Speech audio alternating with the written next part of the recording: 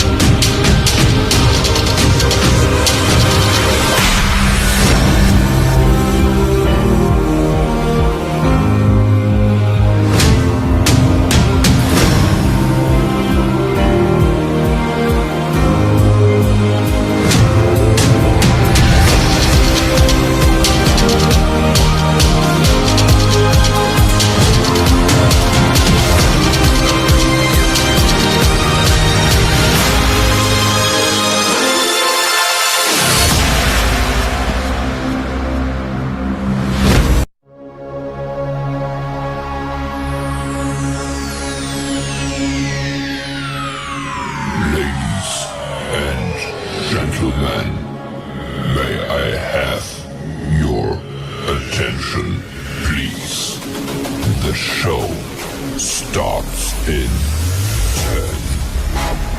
9, 8, 7, 6, 5, 4, 3, 2, 1, go. Good afternoon, respected professors, dean and vice dean, judges, classmates, and our lovely audience. Welcome to the NUAA Academic Writing Presentation Competition of 2026. My name is Abigail, and it's my privilege and honor to welcome you on behalf of the batch of 2025. And I couldn't be more thrilled to be here with all of you today. Whether you're joining us from your dorm room, the library, or somewhere else, thank you for being here. This event isn't just about who has the best thesis. It's about showing up, stepping up, and sharing your voice. You all come from different academic backgrounds, countries, and cultures. And today, we get to see how those perspectives come together in one beautiful showcase of thought and research. And I'm David. I'll be your host together with Abigail for today's session. To our professors and judges tuning in. Yes, we see your serious faces. Don't worry. We're sending you virtual espresso shots to keep things smooth. And to our student presenters. Showing up today already means you have grown. You faced the fear, did the research, and turned ideas into action. Like Einstein said, any fool can know. The point is to understand. Now take a deep breath, because today isn't just a showcase. It's a celebration of effort, of breakthroughs, and of the things we all battled and won. But before we launch this brilliant lineup of research presentations, let us conduct a classic Zoom checklist. First, kindly mute your mic. Second, use the official virtual background, blur, or hide with a creative background. Third, send your blessings to the Wi-Fi gods. Another note to our dear audience, this competition will have some rules. Each group will showcase their presentations, and after the presentations conclude, a poll will be launched on screen. If you like their presentations, you can vote for them. This will account for 30% of the group's scores. This event will also be broadcast live onto the university's YouTube channel. If you enjoy the group's presentations, please feel free to share your likes and comments after subscribing to the channel as well. This will account for another 30% of the group's scores. The group that gets the highest scores on both platforms will be the winner. The winner will be awarded a certificate from the university along with special prizes. Starting your work is getting half of the success already, but today's work comes with awards. And here are the several award categories. We have the first, second, and third place for the Best Thesis Award. And we have the Best Effort Award, Best Team Award, and finally, the Best Content Award. Now that we know our awards, let me introduce our amazing judge panels. Our judges are as follows. Professor Chen, the Vice Dean of Academics of CIE of NUAA, and Professor Diana, the Adjunct Professor from the University of Bolton, United Kingdom, and also the Vice President of Academics of Global Unitalks, which is the world's largest students' online platform. The internal and external judges and the audience will judge today's contest and select the best speakers and presenters. These presenters will compete in various categories.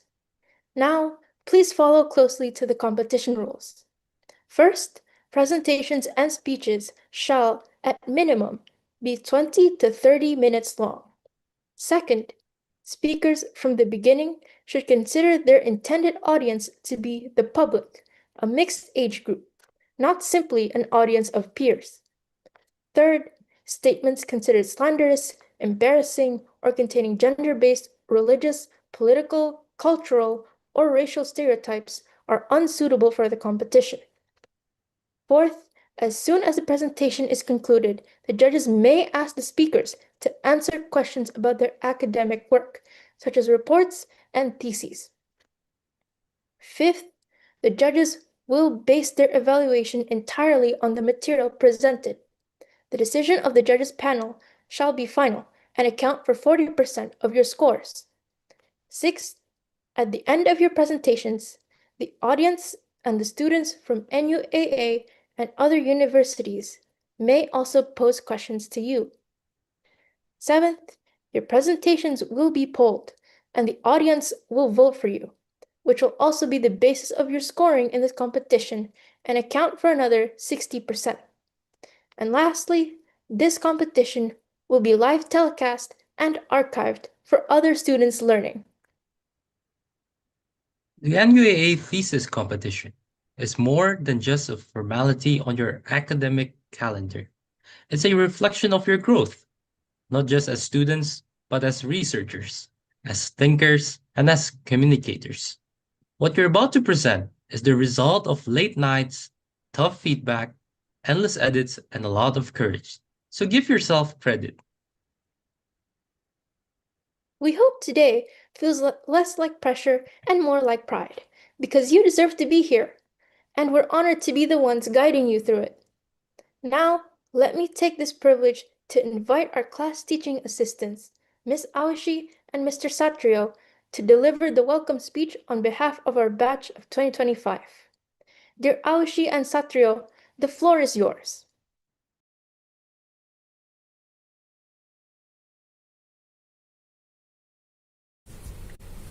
Good afternoon and greetings to respected judges, Dean of CIE, external judges, fellow classmates, and our lovely audience.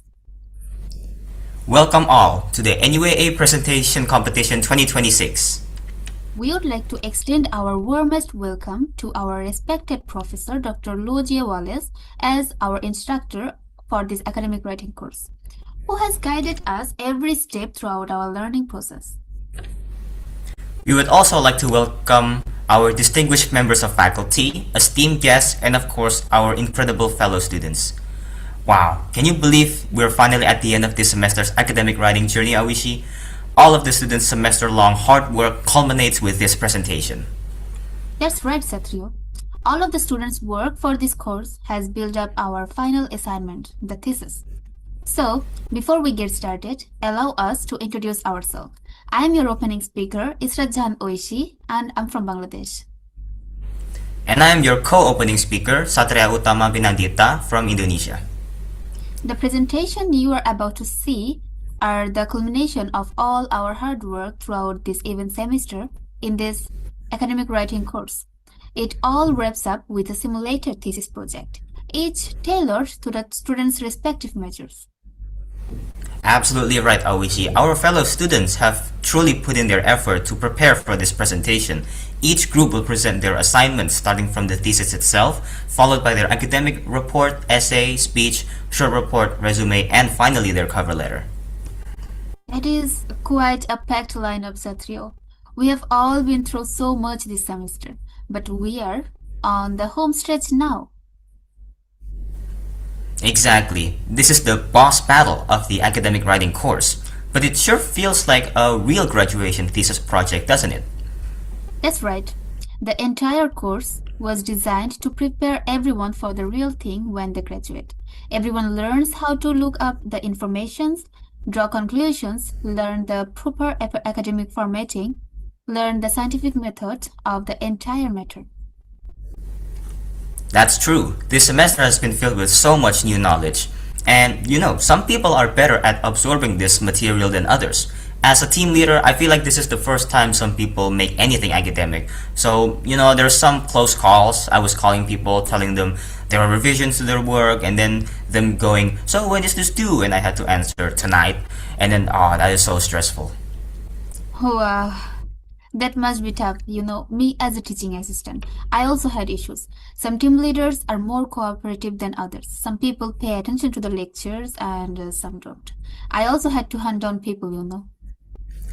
Yeah, we sure had our ups and downs, huh? But what I can tell you is that it's definitely a semester full of learning. Thanks to Professor Wallace's guidance, this semester has been filled with so much new knowledge. Absolutely. But hey, all of that is behind us now. Here we are to present our semester's work. How many teams will be presenting today? Well, I'm glad you asked, Awishi. Today we have 17 teams who will be presenting their semester's work, but only one will be the winner. That's right. And that's so exciting. That's why we give the chance for all our esteemed viewers to vote in the live chat or comment section for your favorite group to win. So, without further ado, Let's get right into the show. Okay, that's Oh, what a wonderful speech and insight provided by our classmates. How time flies. Now it's time to start our NUAA Presentation Competition 2026.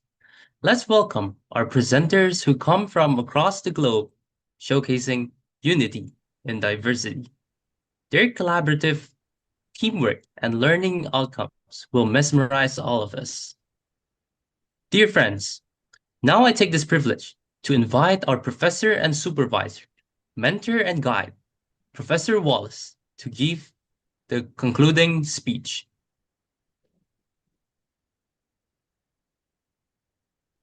Thank you.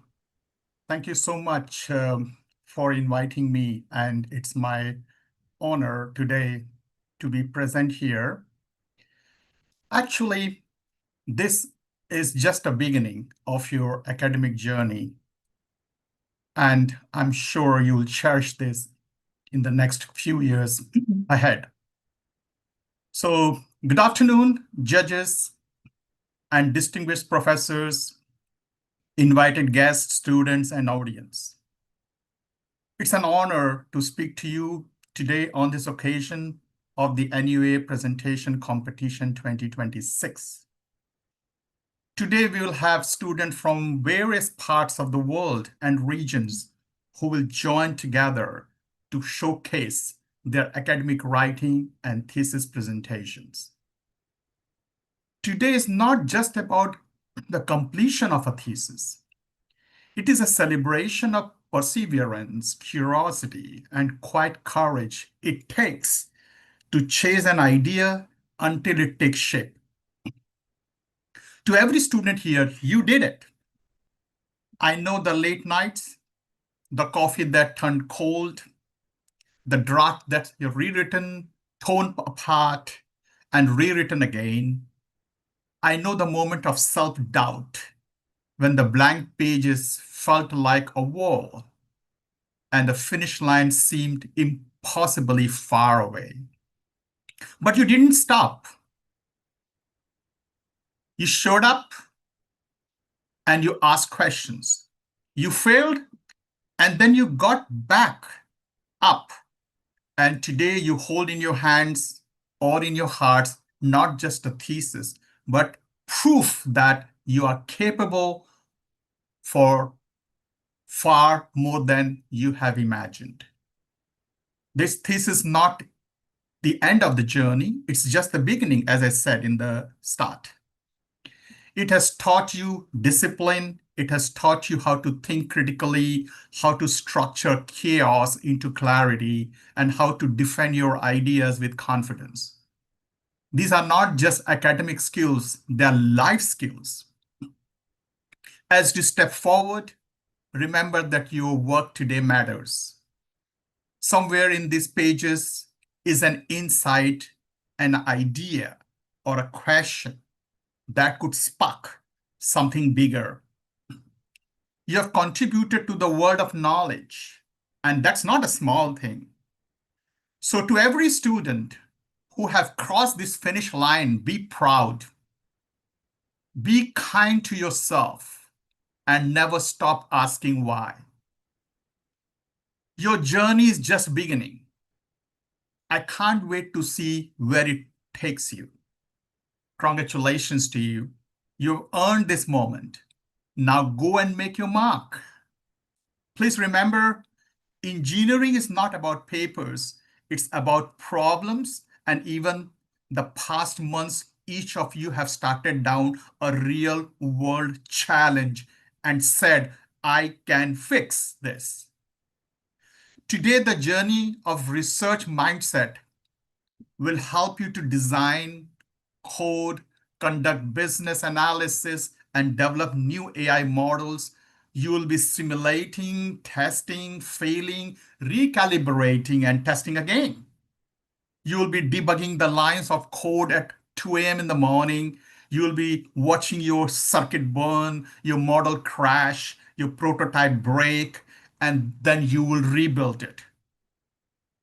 It will be challenging, but without challenges, life has no flavor and meaning. Because that is what engineers do. We don't give up, we iterate. Your thesis is not just a document, it is testament to your technical depth, your analytical thinking, and your refusal to accept good enough. Whether you worked on renewable energy, artificial intelligence, structural design, robotics, or any other field, you have created a value. Remember, this every bridge, every app, every chip, every clean water system began as someone's thesis project. Your work today could be foundational for something that changes lives tomorrow. In future, when you leave this campus, you'll carry forward not just a degree, but your engineering mindset. Question everything, break down complexities, and always build solutions that makes the world better. Be proud of what you can achieve. Be humble what you still have to learn. And never forget the power you hold to turn ideas into realities. Congratulations, engineers and future business leaders. You have built something remarkable that includes yourself. Go out, build more, build better, build the future. I sincerely thank our respected judges, external judges, and professors who took the time to evaluate and validate the academic work of our students. Your contribution will pave the way for these students for their entire lifetime. Good luck to you all and wish you happy summer vacation.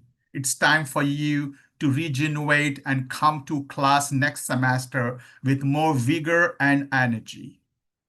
Thank you so much. And I now request our host to take over the next proceeding of this event. Good luck. Wow, what an inspiring speech from our professor. We are so fortunate to have you as our teacher and mentor, Professor Wallace. We all promise to follow your advice and learn from you in the future, and we will make you proud. Now, let me invite our first presentation, which comes from Group 1, presenting their research titled The Physics Behind Thrust Reversers. Landing an aircraft isn't simply about touching the runway. It's about mastering momentum. When hundreds of tons of aircraft meet the ground at nearly 250 kilometers per hour, every second matters. What if the very engine that pushed an aircraft forward could suddenly help bring it to a stop? This group explores the remarkable physics behind thrust reversers, where propulsion becomes deceleration. Now, let's invite Group 1 for their presentation.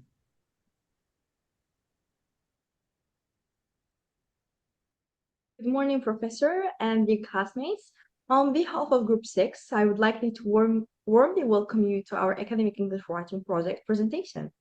Throughout this semester, our team has worked together to develop a comprehensive research project for improving our academic writing, critical thinking, and research skills. This presentation represents the work we have completed as part of our academic English writing course. Aviation has always been one of the greatest achievements in human history.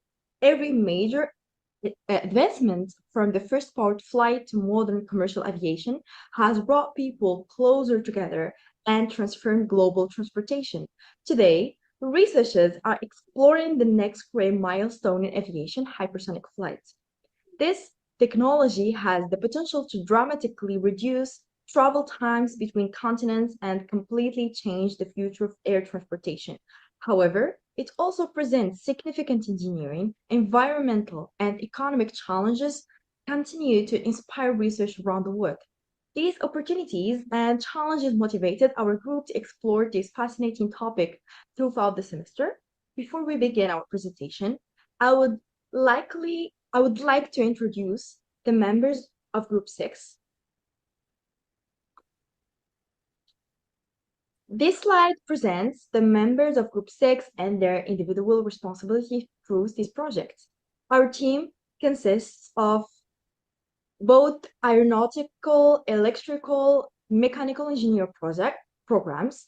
Through this project, each member was responsible for researching and writing one chapter for the thesis, while working together to ensure the quality and consistency of the final work. As the team leader, I coordinated the overall project, supervised organization of the thesis, and prepared chapter 1. Now we would like to briefly introduce ourselves. Hello, my name is Rania and I'm a first-year aeronautical student at Najin University of Aeronautics and Astronautics. I am the team lead of Group 6 and I was responsible for coordinating our project, organizing the team's work and writing chapter 1, the introduction. It is my pleasure to welcome you all to our presentation. Good morning everyone, I am Abdelhamid Bashiri, an electrical engineering student.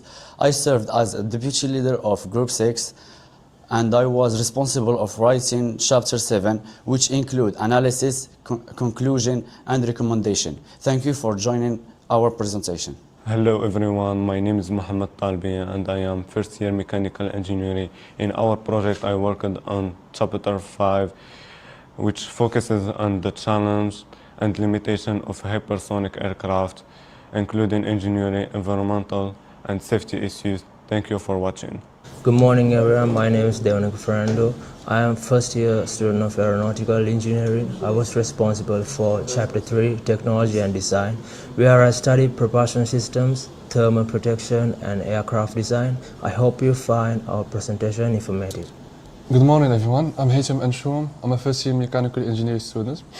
I'm responsible for chapter 4, application and benefits, where I explored the commercial, military and economic potential for hypersonic aircraft. Thank you for your attention and I hope you enjoy our presentation. Good morning everyone, my name is Taha Yassine Elioui. I'm first year aeronautical engineering student. In this project I was responsible for the chapter 2, the literary review, where I explored the historical development of hypersonic technology and current research. I hope you enjoyed our presentation. Good morning everyone, my name is Marwan Haji and I am first year mechanical engineering student. I was responsible for chapter 6, feature development, where I researched emerging technology and the future of hypersonic aircraft. Thank you for being here today. Thank you very much. Now let's take a brief look at the contents of today's presentation. Our presentation is divided into two main parts. The first part focuses on our research project, where we will present our thesis from the introduction through the conclusion, discussing the technology, application, challenges, and future of hypersonic aircraft. The second part presents academic work we completed through the semester, including our thesis documents, academic report, essay, short reports, resumes, cover letters, and finally our learning outcomes and acknowledgements. Now let's begin with our research project. Our research is entitled Hypersonic and Aircraft and Future of Aviation, High-Speed Travel, and the Future of High-Speed Travel. In this study, we will investigate one of the most promising developments in modern aerospace engineering and examine whether hypersonic aircraft can become the future of commercial air transportation. To begin, I will first present the abstracts and the research question that guided our study. The purpose of this research was to investigate whether hypersonic aircraft could become the future of commercial aviation and identify the technological and practical challenges that currently limit their development. The central research question guiding our study is how hypersonic aircraft transform the future of high-speed travel and what challenges might be solved before they become practical for commercial use. To answer this question, we conducted a qualitative literature-based study using more than 100 academic sources, technical reports, and research papers. Our findings indicate that hypersonic aircraft can have the potential to reduce long-distance travel times by more than 80%. However, major challenges remain, including propulsion technology, thermal protection, safety certification, environmental impact, and overall cost. Having introduced the focus of our research, I will now continue with Chapter 1. Before discussing hypersonic aircraft specifically, it is important to understand how aviation have evolved throughout history. For over 100 years, aviation has continuously pushed the boundaries of speed. Early aircraft relied on piston engines and propellers before the introduction of jet engines revolutionized commercial aviation. Later, the Common Road demonstrated that commercial supersonic flight was possible, although its high operating costs eventually led to its retirement. Today, researchers are aiming even higher by developing aircraft capable of hypersonic flight. A hypersonic aircraft travels at speeds greater than Mach 5, which is approximately 6,125 kilometers per hour. At these extraordinary speeds, aircraft encounter physical conditions that conventional airplanes never experience. Air friction generates temperature exceeding 2000 degrees Celsius, requiring advanced materials and highly efficient thermal protection systems. This brings us to the main problem addressed by our research. Despite decades of research, no commercial hypersonic passenger aircraft currently exists. Engineers continue to face challenges involving propulsion systems, extreme heating, structural materials, environmental concerns, safety certification, and economic feasibility. Our research therefore investigates whether these challenges can be overcome and whether hypersonic aircraft can realistically become the future of commercial transportation. This concludes Chapter 1. I would now like to invite Taha Yassine Dewi to continue our presentation with Chapter 2, Literature Review. Thank you, Arne. Good morning, everyone. In this chapter, I will present the literature review, which examines the historical development of hypersonic flight and the major research programs that have contributed to today's advance. The history of aviation can be divided into several important stages. The first stage was the subsonic era, beginning with the Wright brothers' successful flight in 1993. This period focused on achievement to control powered flight and the gradually improving aircraft performance. The next major milestone occurred in 1947 when Charles Yeager became the first pilot to break the sound barrier by flying the Bell X-1 at Mach 1. Following the achievement, the scientists began investigating even higher flight speed. One of the most important experimental aircraft was the X-15, which successfully reached the speeds greater than Mach 6. The information collected during this flight greatly improved scientists' understanding of hypersonic hydrodynamic and high-temperature flight. Today, hypersonic research has entered a new phase. As shown in this table, several important programs that have contributed to the development of hypersonic technology. NASA's X-43A demonstrate the sacred population and achieve speed approaching the Mach 10. DARPA's X-51A awarded successfully complete sustained hypersonic flight using the air-breathing engine. At the same time, the companies such as Hermes, Venus Aerospace, and Denison are developing commercial hypersonic aircraft that may virtually transport passengers across the continents in less than 2 hours. The literature review through our study demonstrate that the hypersonic technology has evolved steadily over the past several decades and continue to receive increasing attention from government, research organizations, and the private industry. The historical background provides the foundation of understanding the advanced technology that will be discussed in the next chapter. Thank you for attention. I would now like to invite Fernando to continue with this chapter 3, technology and design. Thank you. Thank you, Taha. Good morning, everyone. In this chapter, I will discuss the technologies and engineering principles that make hypersonic flight possible. Unlike conventional aircraft, hypersonic aircraft travels at speed exceeding Mach 5, which creates engineering conditions far beyond those experienced by today's commercial airplanes.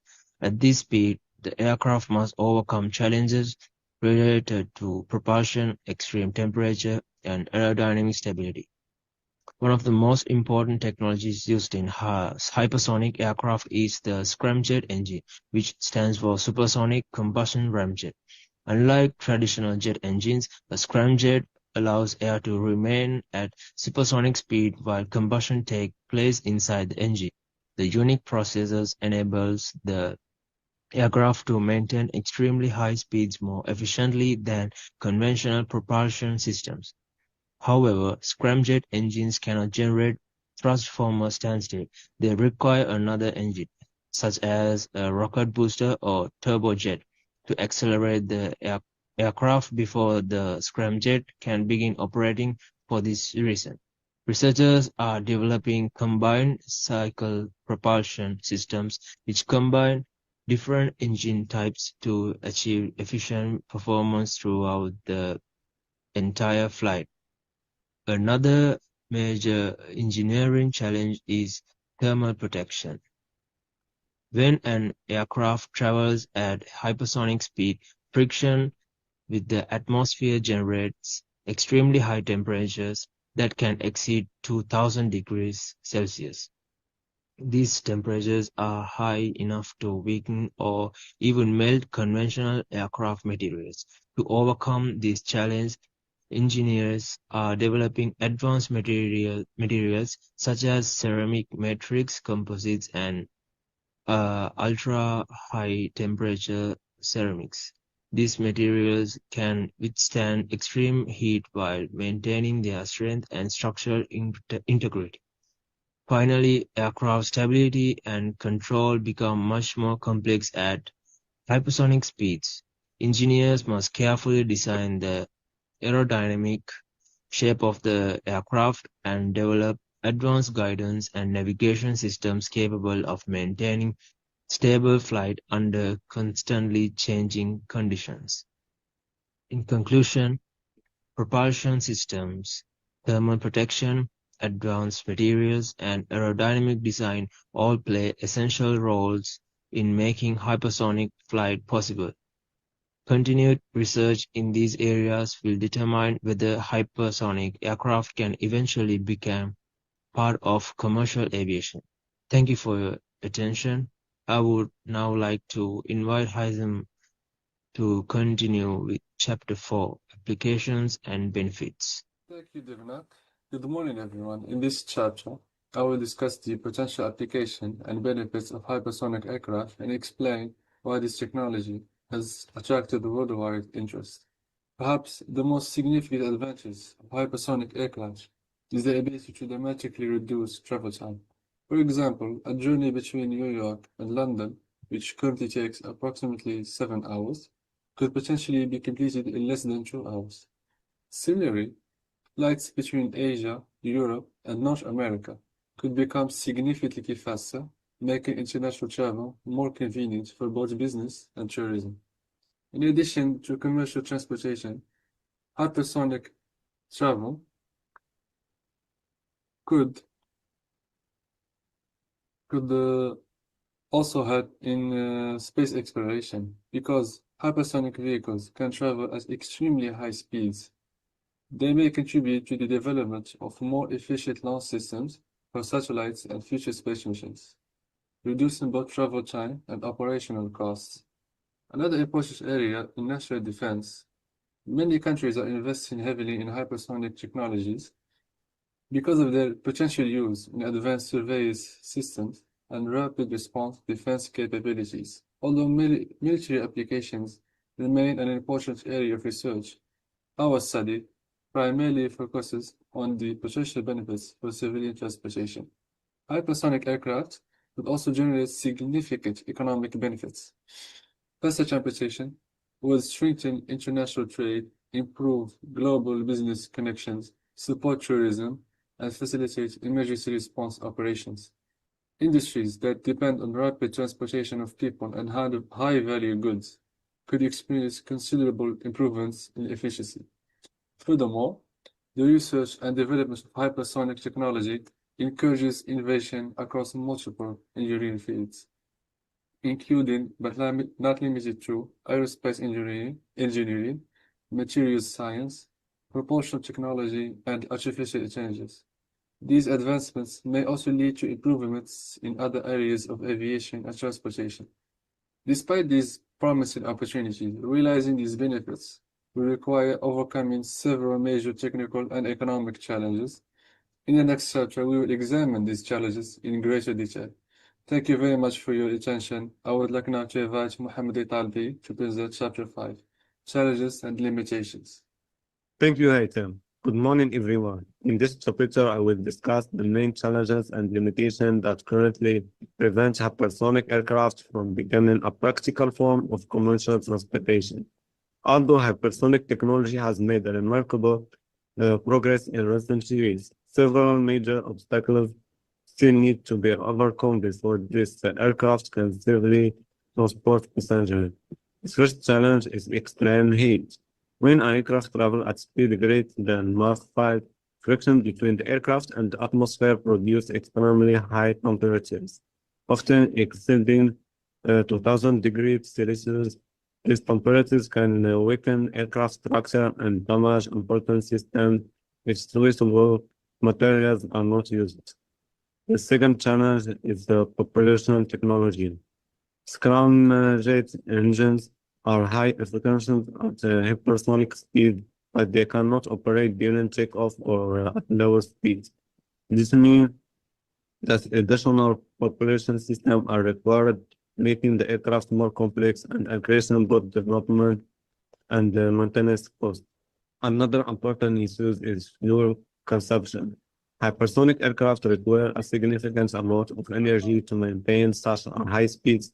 As a result, they consume much more fuel than conventional commercial aircraft, making them expensive to operate and raising concerns about the environmental impact. Safety is another major concern. At a hypersonic speed, even small technical failures can have a serious consequences. Engineers must develop advanced navigation systems, reliable thermal protection, and emergency procedures to ensure passenger safety. In addition, government must establish new international regulations before hypersonic passenger aircraft can enter commercial service. This regulation must address safety standards, noise pollution, environmental protection, and air traffic management. Finally, the cost of development remains one of the greatest limitations. Designing, testing, and manufacturing hypersonic aircraft require enormous financial investment. For this reason, only a small number of countries and aerospace companies currently have the resources to develop this technology. Despite these challenges, researchers continue to make significant progress every year, bringing us closer to the possibility of commercial hypersonic flight. Thank you for your attention. I would now like to invite Marwan Haji to present Chapter 6. Thank you, Marwan. Good morning, everyone. In this final chapter, I will summarize the main findings of our research, present our recommendation, and briefly explain the research methodology used throughout this study. After reviewing more than 100 academic resources, technical reports, and research papers, our group found that hypersonic aircraft have the potential to transform the future of global transportation by dramatically reducing travel time between continents. However, our research also shows that several important challenges still prevent this technology from becoming commercially available. These challenges include propulsion efficiency, thermal protection, material limitation, environmental impact, safety regulation, and the extremely high cost of development. Based on the thesis findings, we conclude that hypersonic aircraft are not yet really ready to commercial passenger service. Nevertheless, continuous advance in aerospace engineering, artificial intelligence, propulsion system, and advanced materials suggests that commercial hypersonic travel may become possible in the coming decades. Our group also developed several recommendations. First, First, government and aerospace companies should continue investing in hypersonic research and international collaboration. Second, researchers should focus on developing more efficient propulsion system and environmentally sustainable fuel to reduce both operating costs and emissions. Finally, future studies should investigate ways to improve passenger safety, reduce manufacturing costs, and establish international regulation for commercial hypersonic operation. Regarding our research methodology, we adopted a qualitative literature review. We analyzed academic journals, conference papers, books, and official reports published by organizations such as NASA and other aerospace institutions. By comparing these reliable sources, we were able to evaluate both the opportunities and the limitation of hypersonic technology. Before concluding this thesis section, we would like to acknowledge the sources and supported our research. Our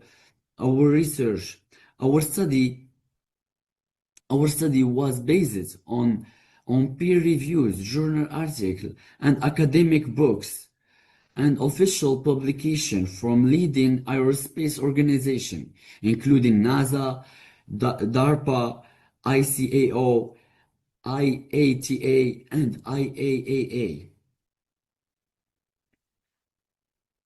These reliable sources provide the scientific and technical foundation for our researches.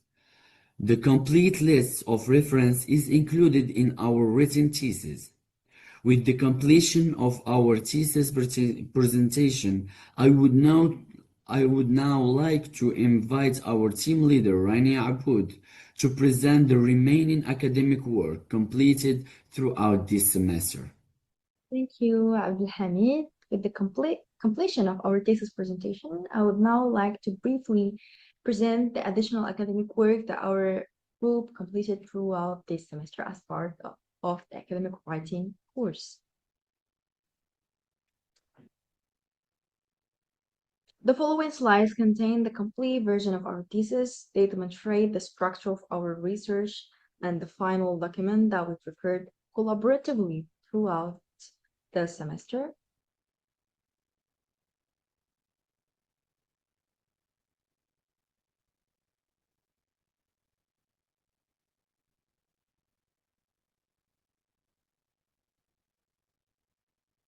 In addition to the thesis, our group completed a comprehensive academic report. This assignment helped us strengthen our research, academic writing, and referencing skills while improving our ability to organize technical information clearly and professionally.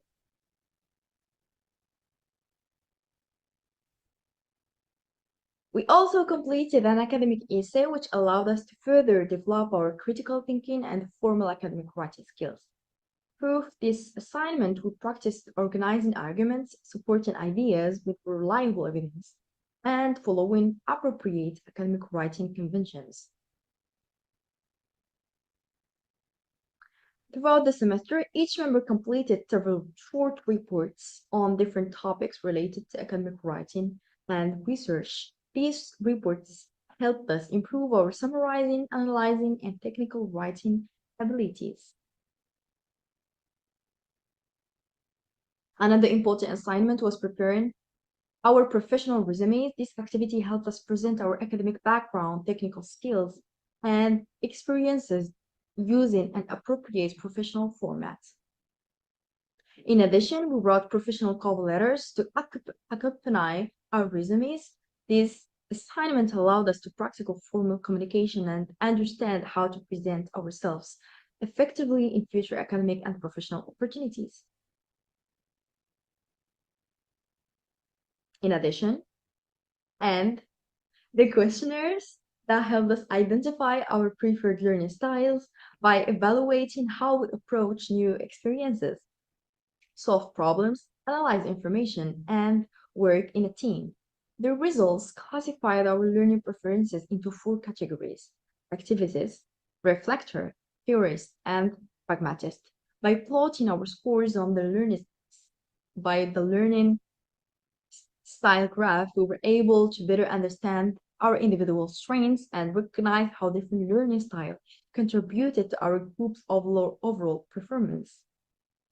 This activity also helped us improve our communication, teamwork, and self-awareness throughout the semester. Understanding our different approaches to learning enabled us to collaborate more effectively and complete our projects successfully. And here are the minutes of meeting. These assignments, together with our thesis, reflect the knowledge and skills we have developed throughout the semester. Finally, we would like to share a short video presenting our learning outcomes and acknowledgements. Hi everyone, this semester our academic writing class taught us a lot. I learned about thesis statements. A strong one should be specific, arguable, and give the reader a roadmap of the paper. I also learned about report writing, keeping a clear purpose, objective tone, and structure of intro findings and recommendations. I learned to start a paragraph using the topic sentence method: topic sentence, evidence, explanation, then a link back to the main argument. I also learned the structure of full essay. The introduction hooks the reader and state the thesis. The body builds the argument and the conclusion tie it together with just repeating itself. I'd like to thank our professor for breaking these ideas down so clearly for us. For me, it was citation and avoiding plagiarism. Any idea or phrase that isn't originally mine needs proper attribution, whether APA, MLA, or Chicago. I also tackled writing a thesis or research paper for the first time, forming a research question, reviewing literature, and presenting findings in a structured way. I focused on research skill, finding credible resources like peer-reviewed journalists instead of just Googling, and checking an author's expertise and bias. I also picked up a key soft skills like management and breaking a big paper into small deadlines instead of cramming. I learned about tone and audience, knowing who you are writing for and avoiding slang or overly casual phrases while staying clear.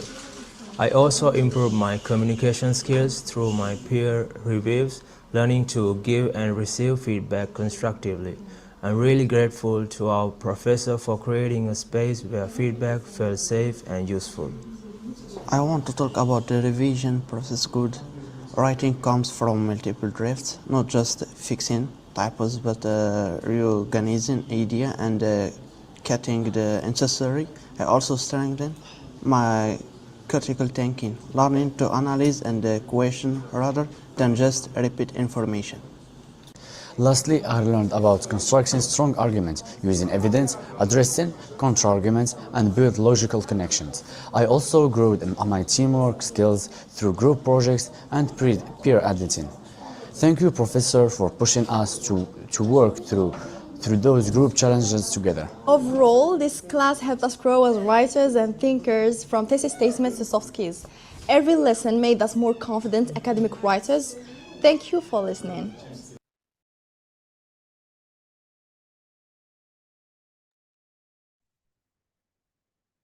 Thank you very much, Group 6. That was a fascinating presentation that gave us all a glimpse to the future of aerospace engineering. Your research now showed not only impressive technical knowledge, but also the ambition to imagine what aviation could become years ahead. Innovation always begins with bold ideas, and your team demonstrated exactly that day. Congratulations on your excellent work.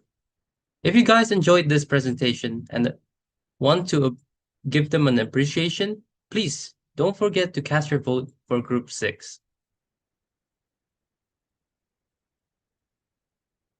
Next, we have Group 2, with their research titled An Analysis of Aircraft Propulsion System. Every successful flight begins with one question. What keeps an aircraft moving through the skies? The answer isn't simply engines. It's a perfect balance of thermodynamics, efficiency, and engineering innovation. From turbofans to turboprops, propulsion has always been the heartbeat of aviation. This research takes us beneath the cowling to discover what truly powers modern flight. Let us continue with Group 2's presentation.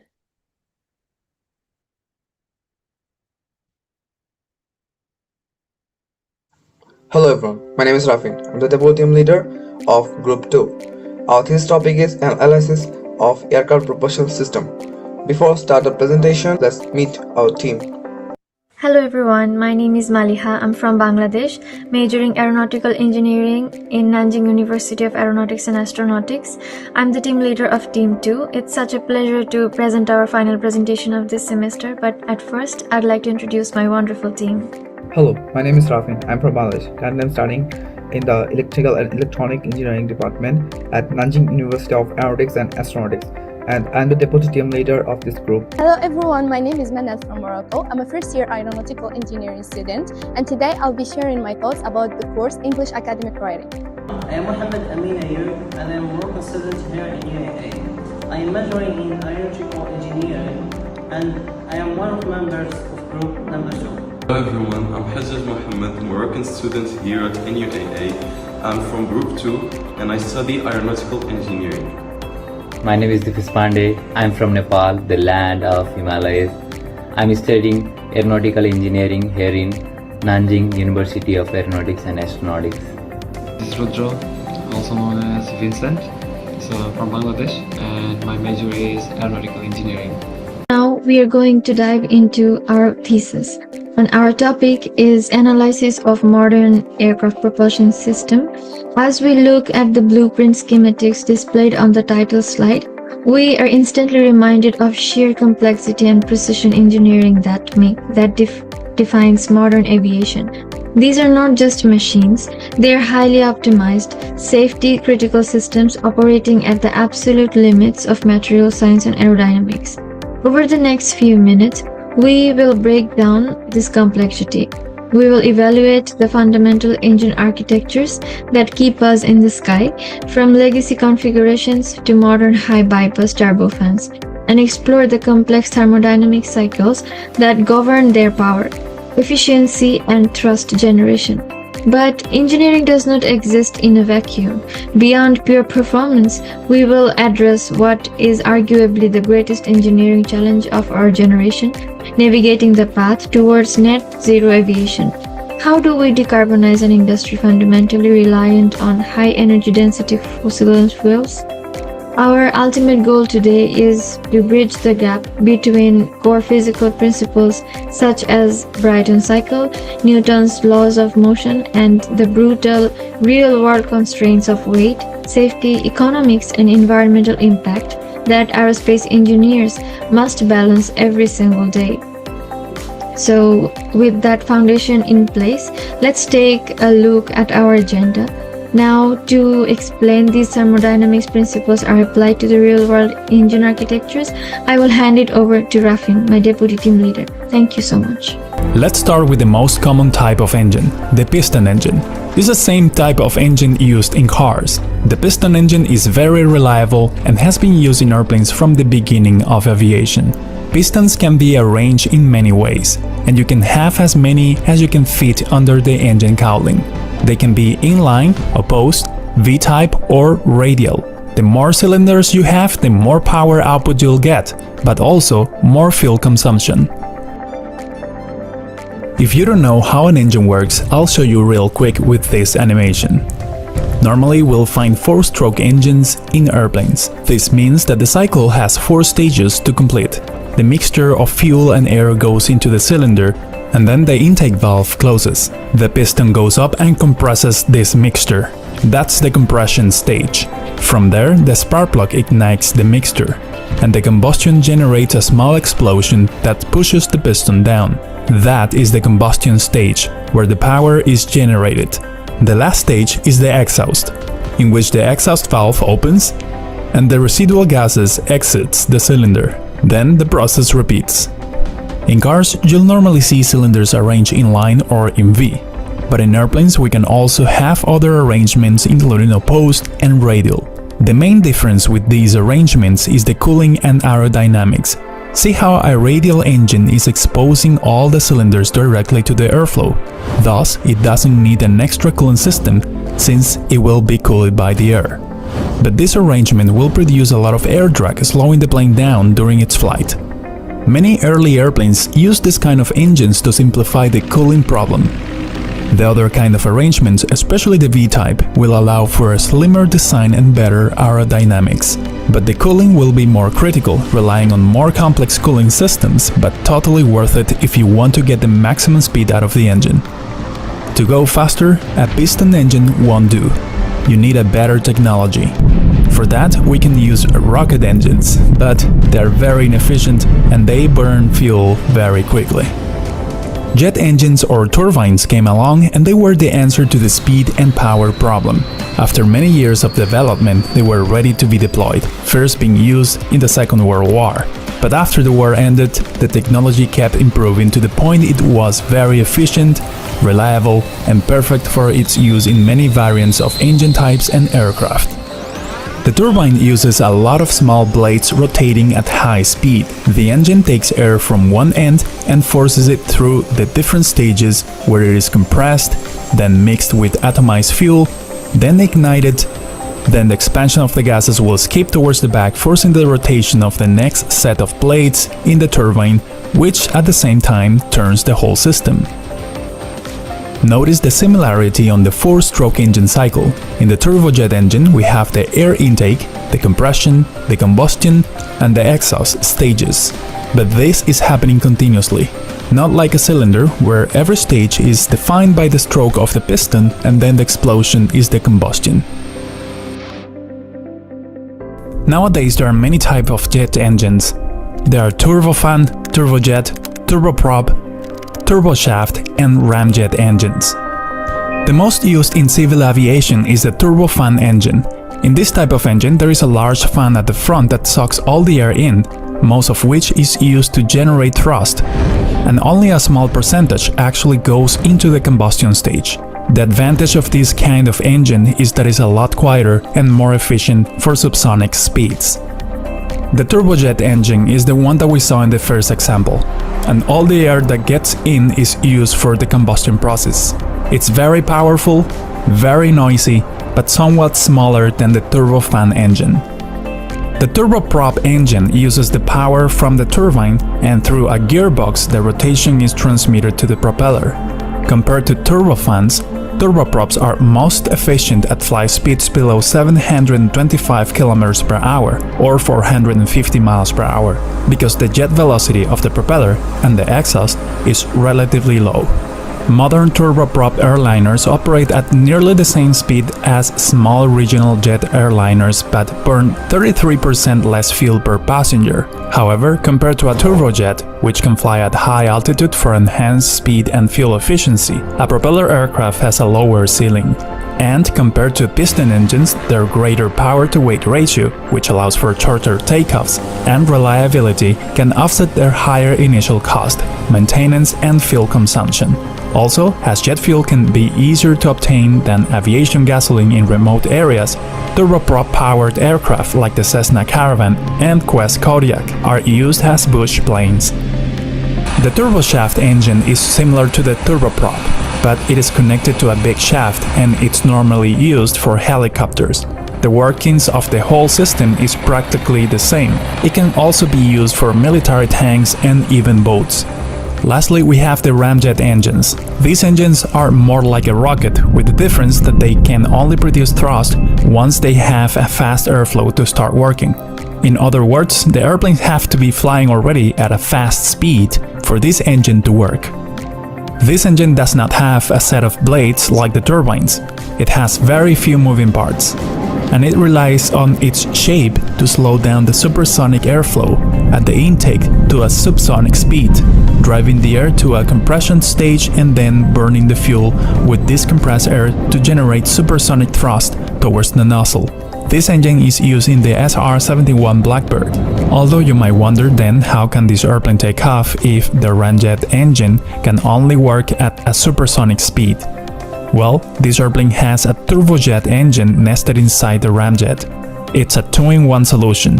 Once the plane reaches the speed needed, then there is a bypass that will allow the engine to work mostly as a ramjet engine. It's a bit more complicated than that, so I suggest you watch the videos from other YouTube channels, which links I provided in the description below, to have a more detailed and better understanding on how the engine works on the SR-71 Blackbird. I could keep talking about other types of propulsion systems for aircraft, like the new electric motors, in which the only limitation we have now is the amount of energy we can store in our current battery technology, but it promises a great future for electric aviation. But I think this deserves an entire video on its own. I will only mention a few weird propulsion systems that are not practical or not developed enough to be used in aircraft.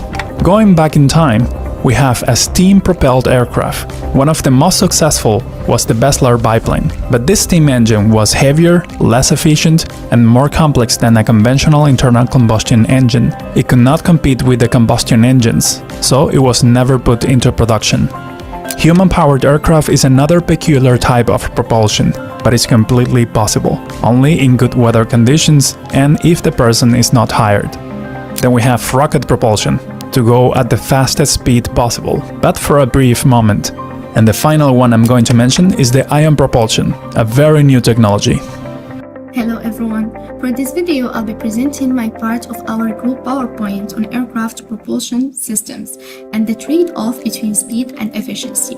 My specific focus is how different engine architectures perform across various speed ranges and how fuel consumption varies as a result. So let's start with the fundamental challenge in propulsion design. Propulsive efficiency is defined as the ratio of useful power output to the total mechanical power input. And here's the key point. This efficiency is maximized only when the exhaust velocity matches the flight velocity. This is a physical rule that no engineering team can bypass. If exhaust velocity is too high, you waste energy by throwing air backward too fast. If it's too low, you don't generate enough thrust. So different missions require different engines. Looking at the operational speed range, we can see four main categories. First, the turboprops. They dominate at low subsonic speeds, typically typically below Mach 0.6, and they work by moving a large mass of air slowly, which gives them excellent efficiency at low speeds. That's why you see them on regional aircraft and short-haul routes. Second, the turbofans. They capture the high subsonic sweet spot between Mach 0.7 and 0.85. They are the backbone of commercial aviation because they balance speed and the efficiency perfectly for long-haul flights. Third, turbojets. They are designed for supersonic flights. They accept significant inefficiencies at low speeds to unlock the performance needed above Mach 1. And finally, ramjets. They take this to the extreme. They actually only become efficient at a very high Mach number, typically above Mach 2, and they are useless at low speeds. Therefore, the clear takeaway is that no single architecture can bend this physical rule across the entire Mach scale. Each engine is optimized for a specific speed region. Now, let's move to the next slide. Yeah. And now let's move to the fuel consumption, which is measured by thrust. Specific fuel consumption, or we call it TSFC. This tells us how much fuel is burned per unit of thrust per hour. Simply put, fuel economy scales directly with propulsive efficiency. Looking at the comparison chart, the differences are striking. Starting with the turboprop, we see a TSFC of approximately 0.35 pounds of fuel per pound of thrust per hour. This is the lowest consumption among all systems. The reason is simple. Moving a large volume of air at low speed is inherently efficient. This makes turboprops ideal for short, low-speed sectors where fuel cost is a major concern. Next is the high bypass turbofan with a TSFC of about 0.5. This is the modern long-haul standard. Engines like the GE90 or the Trent series use massive fans to move huge amounts of air around the core, giving them excellent fuel efficiency at cruise speeds. This is why your international flights are economically viable. Moving to the low bypass turbofan, we see a TSFC around 0.85. These are older designs or military engines that prioritize thrust and speed over fuel economy. They burn significantly more fuel than their high bypass cousins. Then we have the turbojet in dry mode with the TSFC of approximately 1.05. This is the fuel penalty incurred for supersonic exhaust capacity. Turbojets are simpler and can achieve higher speeds, but they pay a heavy price in fuel consumption.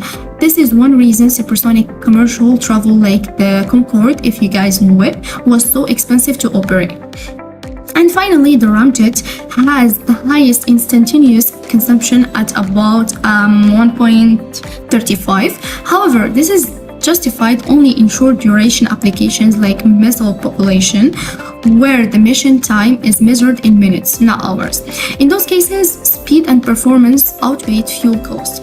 So, to summarize my part in the presentation, there is no universal engine that works perfectly everywhere. The choice of propulsion system depends entirely on the mission profile. Turboprops are best for short, slow routes, and high bypass turbofans are the champions of long-haul commercial flights. Turbojets and ramjets sacrifice fuel efficiency to achieve supersonic and hypersonic speeds, but their high fuel burn limits their applications.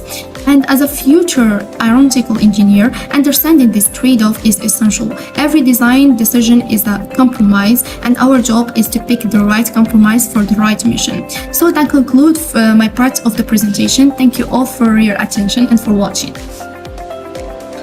Now let's move to the first part, chemical emission breakdowns. Looking at top half, we divide environmental impacts into three main areas: carbon dioxide, nitrogen oxide, and noise. First, let's talk about carbon dioxide, CO2.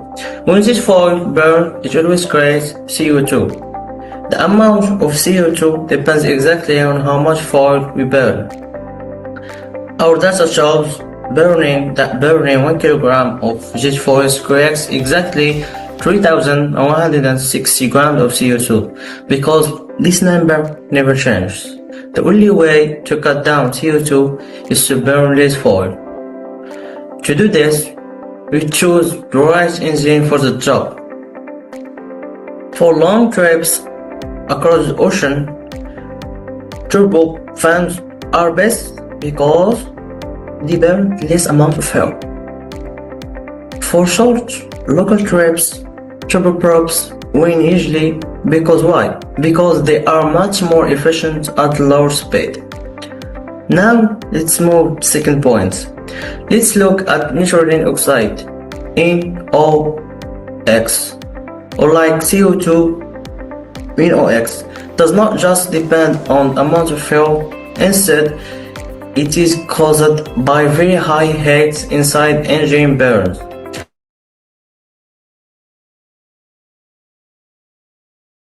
Our chart shows standard level of 15 grams of NOx for every 1 kilogram of fuel burned. To fix this heat problem, the aviation industry uses modern burn technology.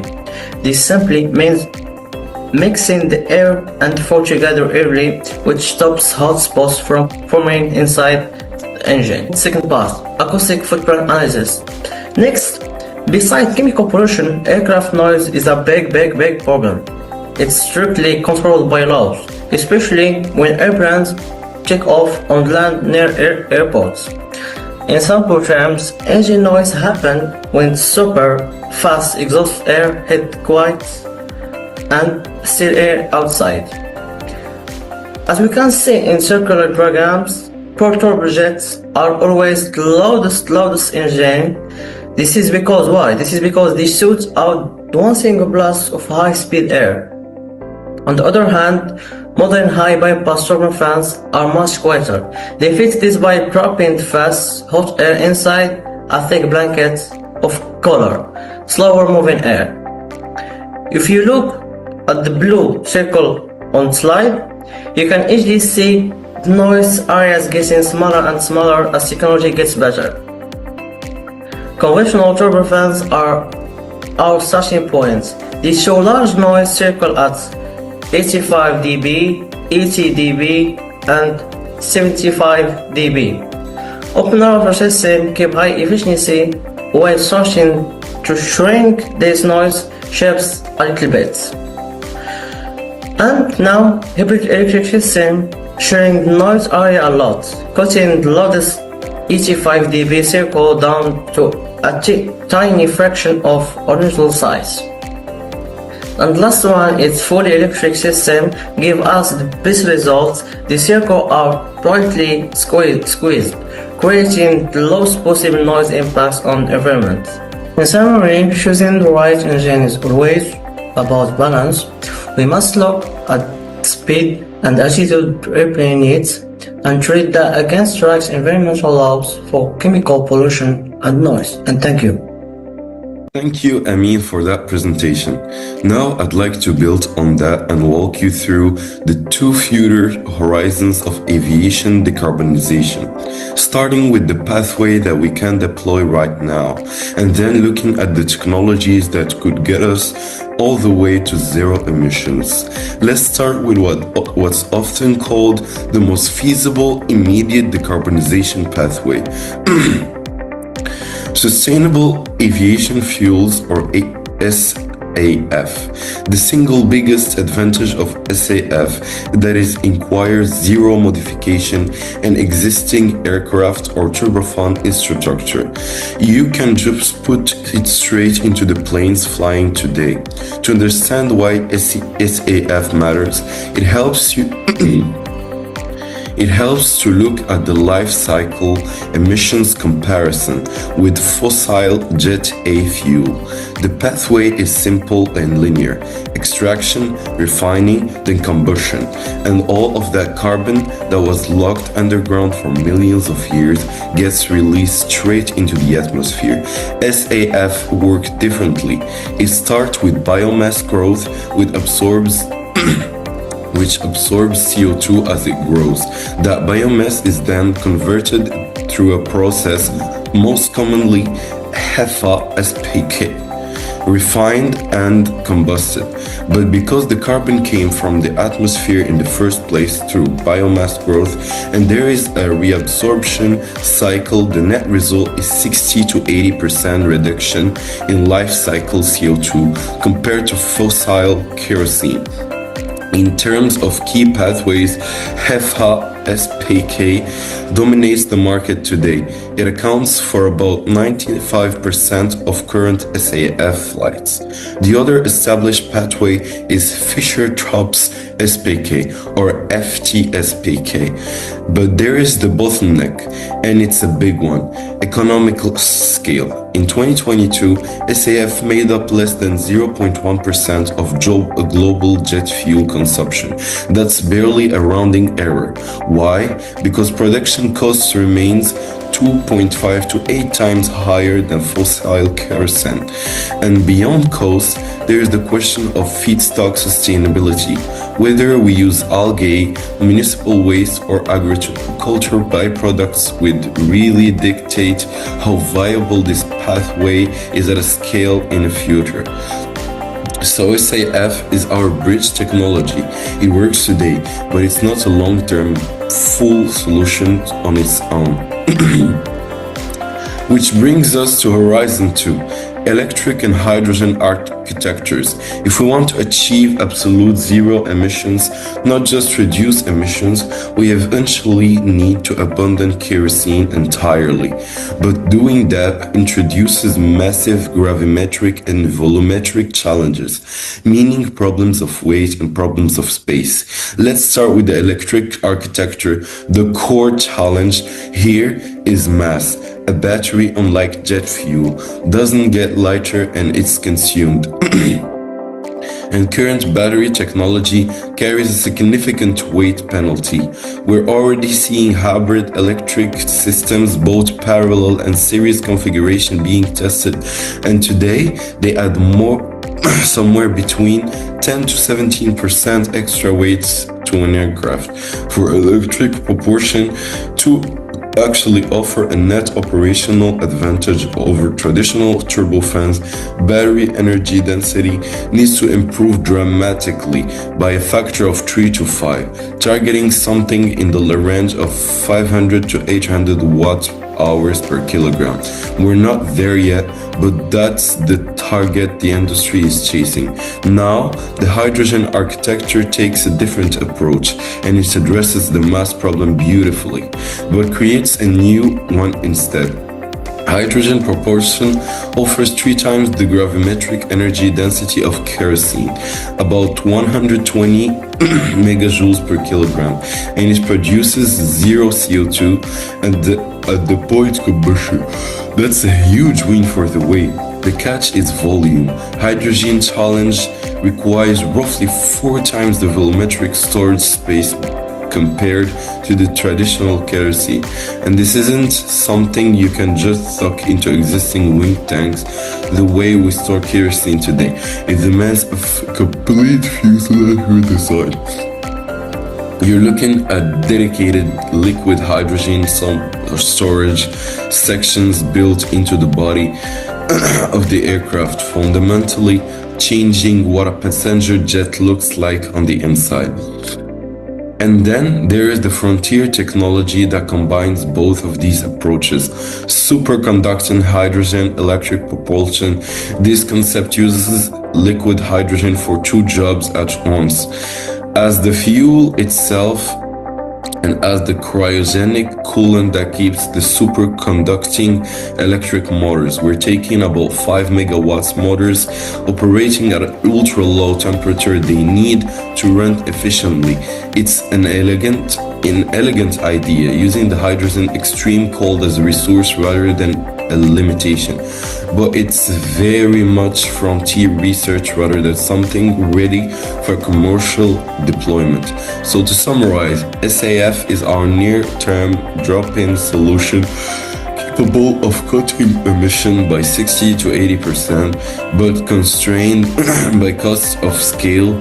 Electric and hydrogen architectures represents the long-term path to true zero emissions, but each comes with its own fundamental engineering challenge. Most of battery volumes for hydrogen and superconduction hydrogen electric propulsion may eventually offer a way to solve both at once. Thank you all for listening. So, this is our thesis work. Through this project, we believe our project has the potential to make a meaningful contribution and can be further used in the future. Hope you will enjoy.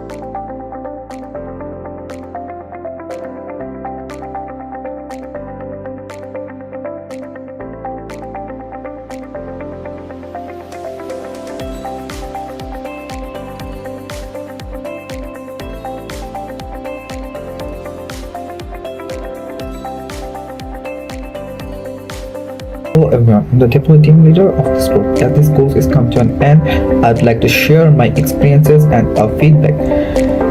Overall, I found this course is very informative and helpful. I learned new things from this course and improved my skills. I also appreciate the guidance and the support from our instructor.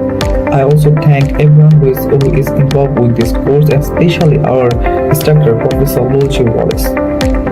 Taking this course has been a great experience for me. Before I started, writing academic papers felt pretty overwhelming, but this class broke everything down and taught me the basics. I learned how to organize my essays, how to cite my sources correctly, and how to build a strong argument. It also taught me how to write clearly and avoid plagiarisms. The biggest change for me is how much my confidence has grown. I used to stare at a blank screen and have no idea how to start writing. Now, I don't feel stuck anymore because I have a simple plan to follow. I make an outline, write a draft, and then revise it. These skills are already helping me write much better engineering reports and assignments for my other classes also. Overall, this course has incredibly practical and all the other knowledges, and I know it will help me through the rest of my time in the college. This course taught me the fundamentals of academic writing, how to structure essays, cite sources properly, and build strong arguments. I also learned to avoid plagiarism and write with clarity. My biggest benefit is my confidence has grown. I no longer feel stuck when starting a paper. Now I have a clear process, outline, draft, revise. This skill is already helping me in my engineering reports and other subjects. Overall, this course was practical and valuable for my academic journey. Hello everyone, academic English writing has been a very interesting class this year because we have learned a lot of new skills such as how to write a report, how to do thesis, and how to work as a team. This semester, academic writing was a great experience for me. I learned a lot of things like do research and write a thesis and reports. Also, I learned useful skills like write a professional resume and cover letter. Finally, working with my group helped me to improve my communication, my time management, and my teamwork. That's it. Thank you. First, I like to express my sincere gratitude to our Professor Wallace for the guidance, patience, and encouragement provided throughout this course. Your dedication to teaching has greatly improved my writing skills and boosted my confidence in academic and professional communications. Through your instruction, I have learned how to write effective essays, well-structured report, professional resume, and research thesis. The knowledge and practical skill you have shared helped me to understand the importance of clear organization, critical thinking, proper formatting, and academic. By the end of this course, we were able to write effective essays, well-structured report, professional resume, and research thesis. We have developed skills in organizing ideas clearly, applying critical thinking, using proper formatting, and maintaining academic integrity in our writing. Thank you, Professor Wallace, for your course, academic writing. Throughout this course, I have learned a lot of things in me. I have developed my leadership, my charisma, my management skills. You work as an inspiration for me. I would like to implement all those things I have learned from you in my personal life and in my professional life too. Thank you, Professor Wallace, after all. As we end our presentation, I want to say a big thank you to our Professor Wallace for your help, your guidance, and your support this semester. Your lessons improved our understanding of academic writing. Also, I want to thank my teammates for their hard work, also for audience of your time. And I hope you like and vote for our presentation, and thank you. Finally, thank you, Professor Wallace, for your guidance, patience, and support. You made this course really enjoyable and rewarding. I really appreciate it. Group 2's presentation reminded us that behind every successful flight is an incredible amount of engineering. While passengers focus on reaching their destination, engineers focus on countless systems working together to make every journey safe, reliable, and efficient. One thing that stood out was how engineering is a process of continuous improvement. Every aircraft component is carefully designed and refined to achieve the best balance between performance, safety, and efficiency. Often, the biggest innovations come from not from reinventing technology, but from making existing systems even better. Today's presentation gave us a deeper appreciation for the research, teamwork, and innovation that continue to drive aviation forward. A powerful engine may generate trust, but great engineering generates possibilities. Thank you, Group 2, for such an insightful presentation. Thank you again, Group 2, for such an informative presentation. We hope everyone enjoyed learning more about the engineering behind modern aviation. If you found their presentation engaging and insightful, don't forget to show your support by casting your vote for Group 2. Our next presentation is by Group 3, titled Analysis and Optimization for Takeoff and Landing Mechanisms for Electrified Short-Haul Aircraft. The future of aviation isn't just about flying farther, it's about flying cleaner. But replacing conventional engines with electric propulsion introduces a new challenge, making every joule of energy count. Takeoff and landing are among the most demanding phases of flight, and optimizing them could define the next generation of sustainable aviation. Let us see how Group 3 tackles this challenge.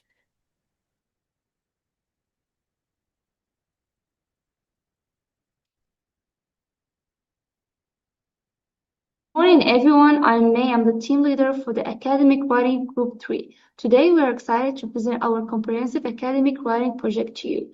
I'd like to introduce our team members. First, me, which is the team leader, then Ihsan, our deputy leader, Peter, Omer, and Anashe and Reda. We worked together over the past month to produce a complete academic writing, and today we'll walk you through our work. We have organized our presentation into 8 main sections. First, we present our research thesis on optimizing and takeoff and landing mechanism for electrified short-haul aircraft. Then, we share our individual report contribution, followed by our essay compilation work. We also showcase our professional resume and cover letters, present the result of our questionnaire analysis, discuss our learning outcomes, and finally, share our miscellaneous insight before concluding with gratitude in our final assessment. Let me begin my presenting our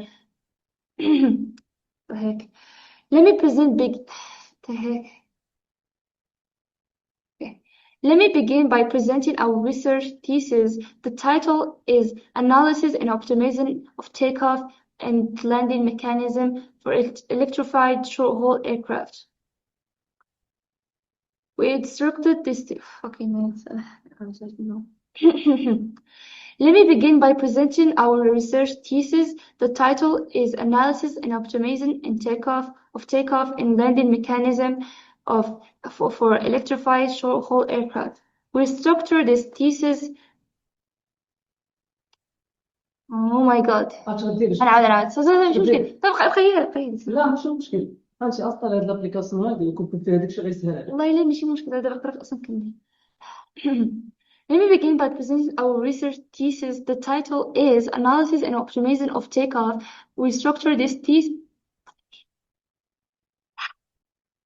Let me begin by presenting our research thesis. The title is Analysis and Optimization of Takeoff and Landing Mechanism for Electrified Short-Haul Aircraft. We structured this thesis into 5 main sections: Introduction, Mission and System Requirement, Modeling and Methodology, Optimization Framework, Results, and Conclusion. I now guide you through each section. Electrified aircraft represent the future of our sustainable aviation. The aviation industry is increasingly moving toward electrification to reduce greenhouse gas emission, fuel consumption, and operating costs. Electrified short-haul aircraft have emerged as a promising solution for regional transportation because they produce significantly lower emission and less noise than conventional aircraft. However, the performance of this aircraft during takeoff and landing remain one of the greatest engineering challenges we face. Why is this? Because of 3 major constraints. Battery weight. Batteries are heavy, which affects aircraft performance. Limited energy storage. Current battery technology can store as much energy as jet fuel. Power constraints. Electric motors have power limitation. Therefore, optimizing these critical flight phases, takeoff and landing, is essential to improve efficiency, safety, and overall operation performance. Our research objectives are to understand now how we can reduce takeoff distance, minimize landing distance, and decrease energy consumption for electrified short-haul. Thank you, Mima. I'll now discuss our modeling and methodology approach. To evaluate aircraft performance, we developed comprehensive mathematical models covering 3 key areas. First, aerodynamic analysis. We calculated lift and drag forces using standard aircraft performance equation. Lift is what keeps the aircraft in the air, and drag, the resistance the aircraft faces as it moves through the air. Second, propulsion modeling. We incorporated electric motor efficiency and battery power limitation into our models. Unlike conventional aircraft that use jet engines, electric aircraft rely on battery-powered motors, which have very different performance characteristics. Third, numerical simulation. We conducted simulation to estimate takeoff distance, landing distance, energy consumption, overall performance under different operating conditions. Here, our workflow, we start with defining mission requirements, then build our aircraft model, conduct aerodynamic analysis, run simulation, analyze performance results, and finally apply optimization technique. This simulation provides us with the data we needed for the optimization phase. The goal of optimization is to determine the best combination of aircraft parameters that minimize takeoff and landing distance while reducing energy consumption. Our objective functions are clear: minimize takeoff distance, minimize landing distance, reduce energy consumption. The design variables we can adjust include wing area, larger wings generated more lift, flap angle, flaps increase lift but also added drag, motor power. More power means better acceleration. Battery capacity, more capacity means longer range. Aircraft weight, lighter aircraft perform better. We also had to consider several constraints: safety regulation must be met, stability requirements. The aircraft must remain stable. The aircraft must remain stable during flight. Maximum battery power limit, runway length limitation. Not all airports have long runway. To solve this optimization problem, we applied advanced algorithms such as genetic algorithm and gradient-based optimization. This method This method iteratively searches for the most efficient aircraft configuration by testing different combinations of design variables. Okay, thank you, Larsen. Let me present our result and discussion. Our simulation result indicates that optimization significantly improved aircraft performance. Let me share the key finding. First, increasing wing efficiency and selecting an appropriate flap configuration reduce takeoff distance, while maintaining significant lift. For example, with optimized flap, takeoff distance was reduced from 1,800 meters to 1,350 meters, 25 improvements. Second, optimized motor power distribution decreased battery energy consumption by approximately 15 to 20%, from 1,200 km per hour to 1,020 per kilometer per hour. Third, the optimized aircraft demonstrate shorter runway requirement, improved energy efficiency, and better operational capability compared to the baseline design. In our discussion, we conclude that better runway performance allow operation from smaller regional airports. Reduce operating costs make electric aviation more economically viable. Increase efficiency, extend flight range. However, we must acknowledge that battery limitation remains the primary challenge. Current battery technology simply doesn't match the energy density of jet fuel, which emphasize the need for continual research into higher energy density storage system. Before we dive into our results, I want to show you a quick video of the Electra EL9 ultra-short aircraft in action. This is a perfect real-world example of electrified short-haul aircraft we haven't been seen optimizing. Watch how it used hybrid electric blown lift technology to achieve ultra-short takeoff and landing.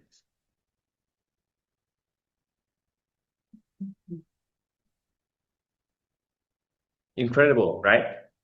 That aircraft just looked and land under 150 feet. Exactly the kind of performance our optimization framework aims to achieve. Now, let's see how our simulation results compare to this real-world demonstration. Umar, over you.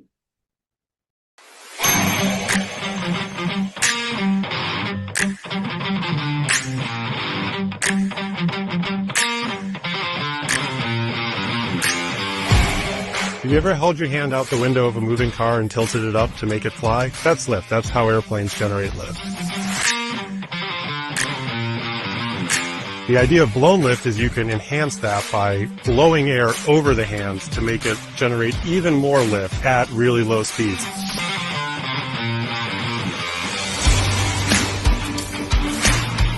The idea of blown lift, that in itself is not a new concept. NASA pioneered this in the 1960s. The Air Force did some demonstrators in the 1970s. By putting the motors right in front of the wing is being bathed in all this high-speed air. And so even though the airplane's not moving because the propellers are blowing the air, the wing sees high airspeed and it makes lift even while we're sitting still. It's been around for decades. We've incorporated blown lift in amazing airplanes like the C-17. The problem is you just couldn't do it efficiently and easily in the old days of piston engines or jet engines because they were complex and they were expensive. It's never really been practical until the emergence of electric propulsion to make this a cost-effective commercial aircraft. But lightweight electric motors and functional hybrid systems are finally good enough to make hybrid electric blown lift viable, and the time has come for that technology. Hello. What's changed today is the Hello. advent of electric propulsion, particularly what we call distributed electric propulsion. Distributed electric propulsion allows us to distribute the propulsors across the wing in an efficient and effective manner. Makes it feasible to have a large number of propulsors, like 8 here, on the wing. This started as a student project. There was a group of us at MIT proving this idea of the effectiveness of electric propulsion for blown lift. And we built a subscale aircraft in 2019, which was the first proof of concept. So all that work that was going on at MIT transitioned over to becoming the Electra team that did the early design and then the development and flight test of this aircraft.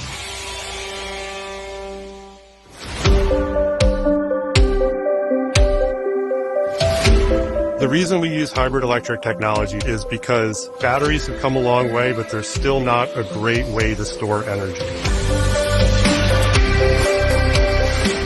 So this battery holds about as much energy as this cup of jet fuel, which means if I wanted to replace all the jet fuel I needed to fly hundreds or thousands of miles, I would need a lot of these batteries, and it would make the airplane way too heavy to take off or carry enough energy to fly any sort of useful mission. It's an electric aircraft because we use the electric motors for the blown wing technology. And then we use the hybrid technology to get the best of both batteries and jet fuel to enable the ultra-short takeoffs and landings and have the really long hundreds of miles ranges that the market requires.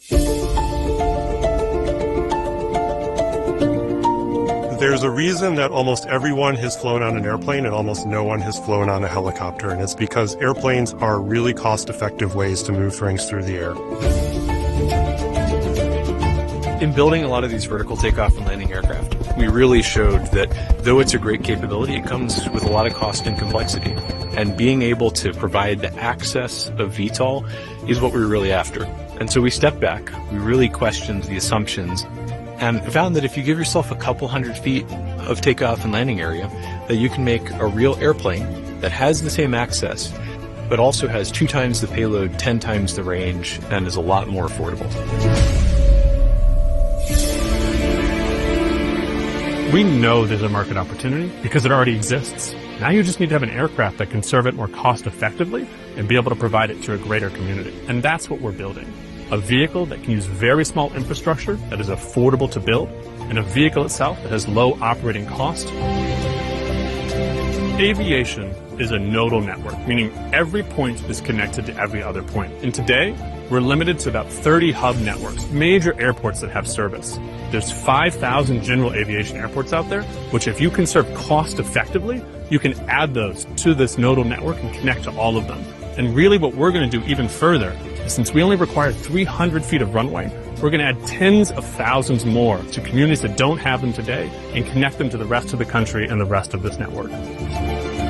Designing a fixed-wing aircraft that can take off and land in a football field is an amazing thing. You now don't have to go through the airport anymore. You can take off and land in a parking lot, from a piece of road, from a barge, any number of spaces. That means you can put a lot more of these wherever you want. We are bringing together a number of technologies that have been proven individually, but never integrated onto a single platform. And that is the purpose of the EL-2 aircraft behind me. You could not have built this aircraft more than 5 years ago, because we did not have the batteries to enable hybrid electric propulsion train like this. So today, because of the electric technologies that are being developed and matured, we can make this whole new powertrain that achieves this level of performance and fundamentally unlocks the ultra-short aircraft and industry.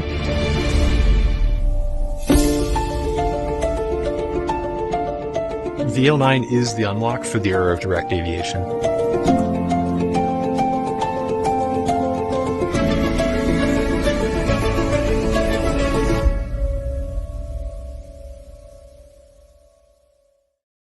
This study demonstrates that optimization methods are effective tools for improving the takeoff and landing performance of electrified short-haul aircraft. Our key conclusions are: optimization improves aircraft performance by carefully selecting design parameters. We can significantly enhance aircraft capabilities. Lower energy consumption Our optimized design reduced energy consumption by 15 to 20%, shorter takeoff and landing distance. We achieved 25% reduction in requirement runway length, enhanced operational efficiency. The optimized aircraft can operate from smaller airports and carry more passengers or cargo. Future research is required. Battery technology advancements is critical for realizing the full potential of electric aviation. Future work should focus on advanced battery technologies with higher energy density. Hybrid electric propulsion systems that combine electric and conventional power. Real-world flight validation to verify our simulation results. By integrating aerodynamics analysis, electric propulsion modeling, and optimization algorithms, it is possible to reduce runway requirements while minimizing energy consumption. Thank you, Peter. I'll now present our reports. Now, let me briefly walk you through our group report, Contribution on Aircraft Aerodynamics. I wrote the introduction to the lift section, covering how wings create lift using camber and pressure difference and explaining Bernoulli principle. As a team leader, I also edited and reviewed this entire document for consistency. Lesson wrote conclusion section summarizing all the key concepts with a flight phase table showing how lift, drag, flaps, and wing work together during phase of flight. Peter wrote the angle of attack section explaining what angle of attack is, how we affect lift, and covering aerodynamic stalls with real-world aviation examples. Continue with the remaining contribution. Anashe wrote the type of drag section, explaining parasitic drag and included drag when each type is dominant and how aircraft are designed to minimize drag. Romer wrote the how flap helps section, covering how the flap increases both lift and drag, the difference between takeoff and landing flap settings, and he included a paper airplane analogy to make it easy to understand. And finally, Reda wrote how the wingless help section, explaining how wingless reduce wingtip forces and decrease drag. With the real-world example like the Boeing 737-800 full savings that cover all our report contribution. And now, let's move to the individual reports. First of all, we have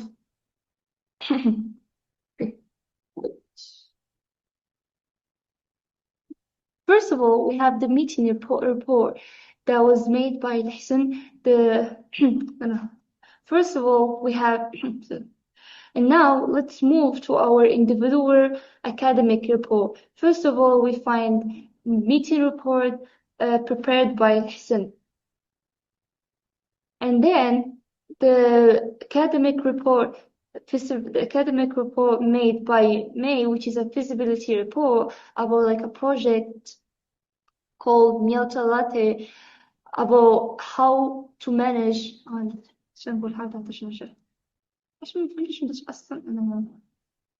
Okay. Now moving to the individual academic report. First, we find the meeting report made by Lesson. Then we find the feasibility report made by May. Then the progress report made by Reda about the management progress. Then we find the trip report made by Peter about business Shanghai trip. And then we find the incident report made by Anashe about a Challenger disaster joint failure at 73 seconds. Then finally, we find the investigative report made by Romer about the Black Dahlia. which is a famous case. Thank you, Umayma. Now I present our essay compilation on space exploration. Umayma wrote the introduction and conclusion. Bishar and Omer wrote the introductory purpose section, covering Earth observation, climate monitoring, Mars exploration, and NASA Artemis program. Anasha wrote the global citizen section. Rida wrote the ethical section, covering proprietary rights and asteroid mining. And I wrote the strategic thinker section, focusing on the overview effect, international collaboration like the ICS, and how space is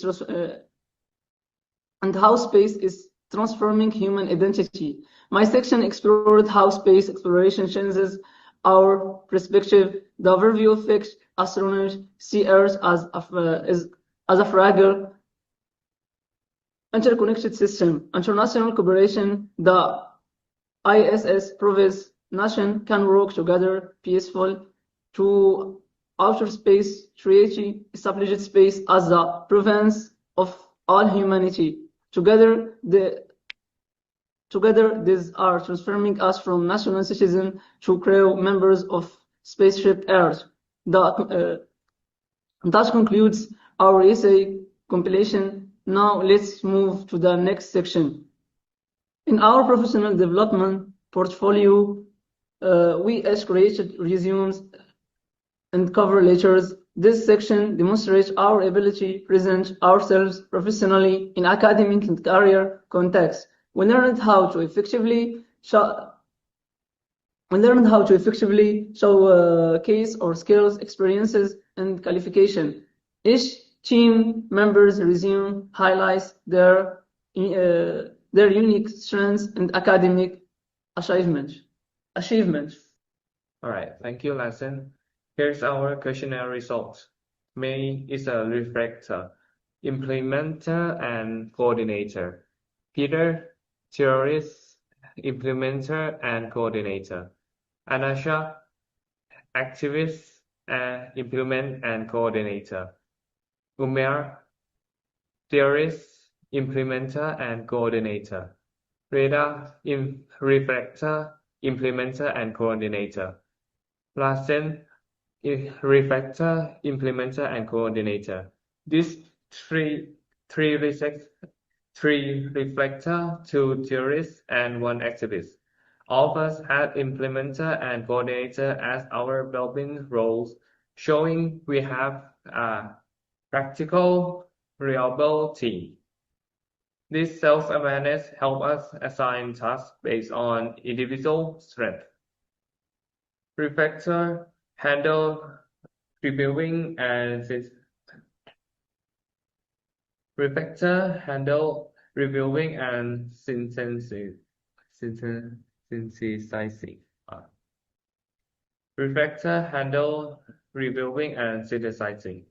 Theorists handle technical accuracy, and activists make the content practical and engaging.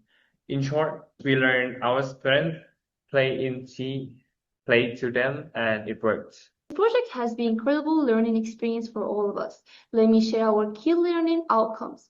First, academic writing skills. We learned to structure essays, reports, and thesis sections with their introductions, body paragraphs, and conclusions using formal academic language. Second, team collaboration. We divided tasks based on individual strength, communicated regularly, shared feedback, and worked toward common goals.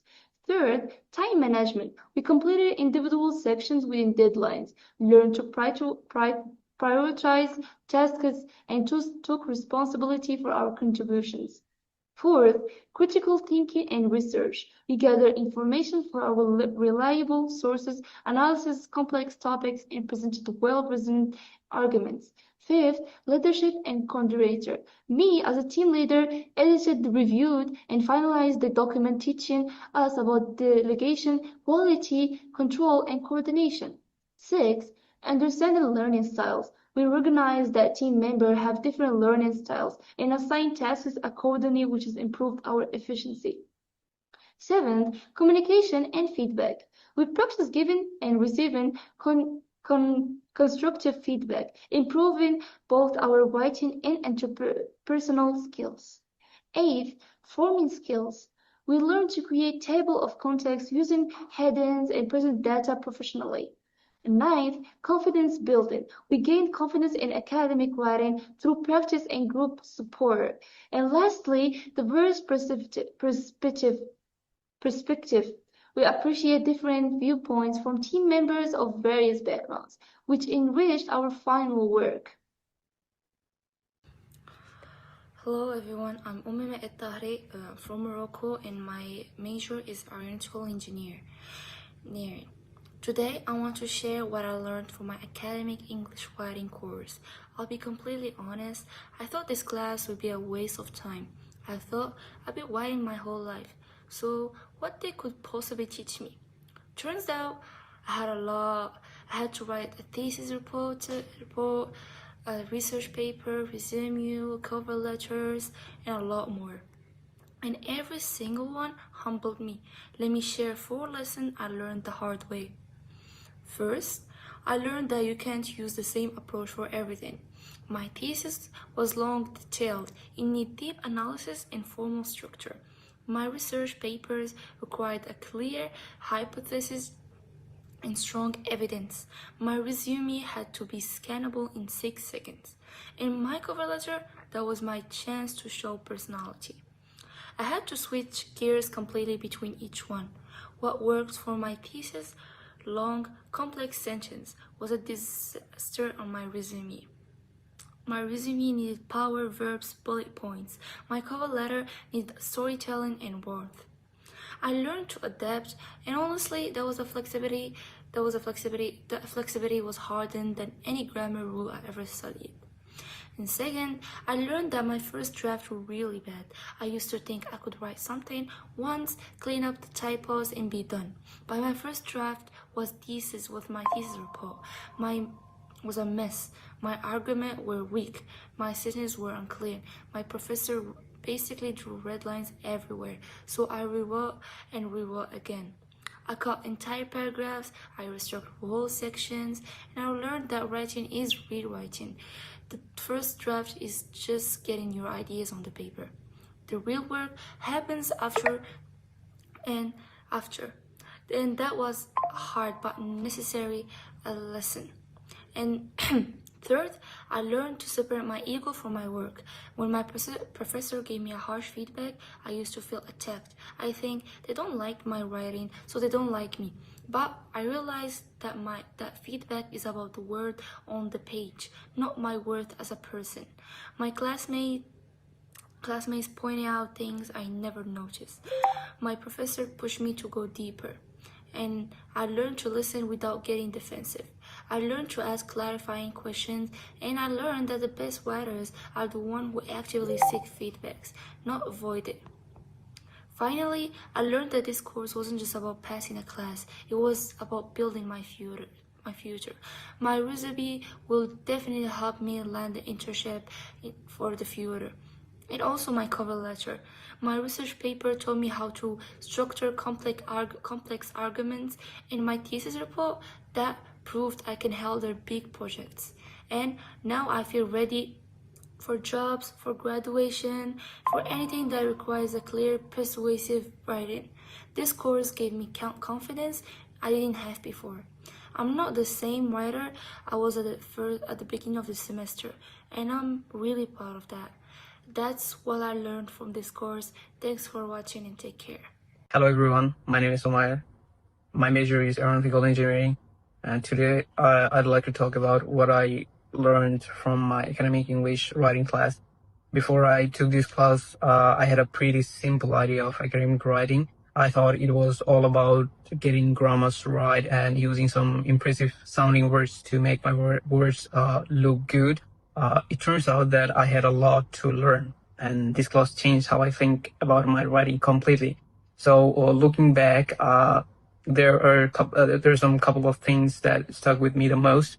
One of them is how writing changes for who you're writing to. For example, I realized writing isn't the same no matter what are you writing in this class? I had to write so many different things like a thesis, report, a research paper, even a resume, a cover letter, and every single one felt totally different. The thesis was strict, formal, and super structured. The resume had to be short, direct, and to the point. The cover letter needed to feel personal and convincing. I learned how to switch my tone, pick the right words, and organize my writing differently based on my audience. It's not about just writing well, it's about writing appropriately. That's the skill I know I'll use forever. And secondly, I found that writing isn't something you just do alone. We were put into random groups for a big project. At first, we didn't really know each other, and we all had different habits and opinions. I felt a little awkward at the beginning, but once we started sharing drafts and giving each other honest feedback, everything changed. My writing got clearer, my mistakes got fixed, and I even noticed things in my own work I have never seen by myself before.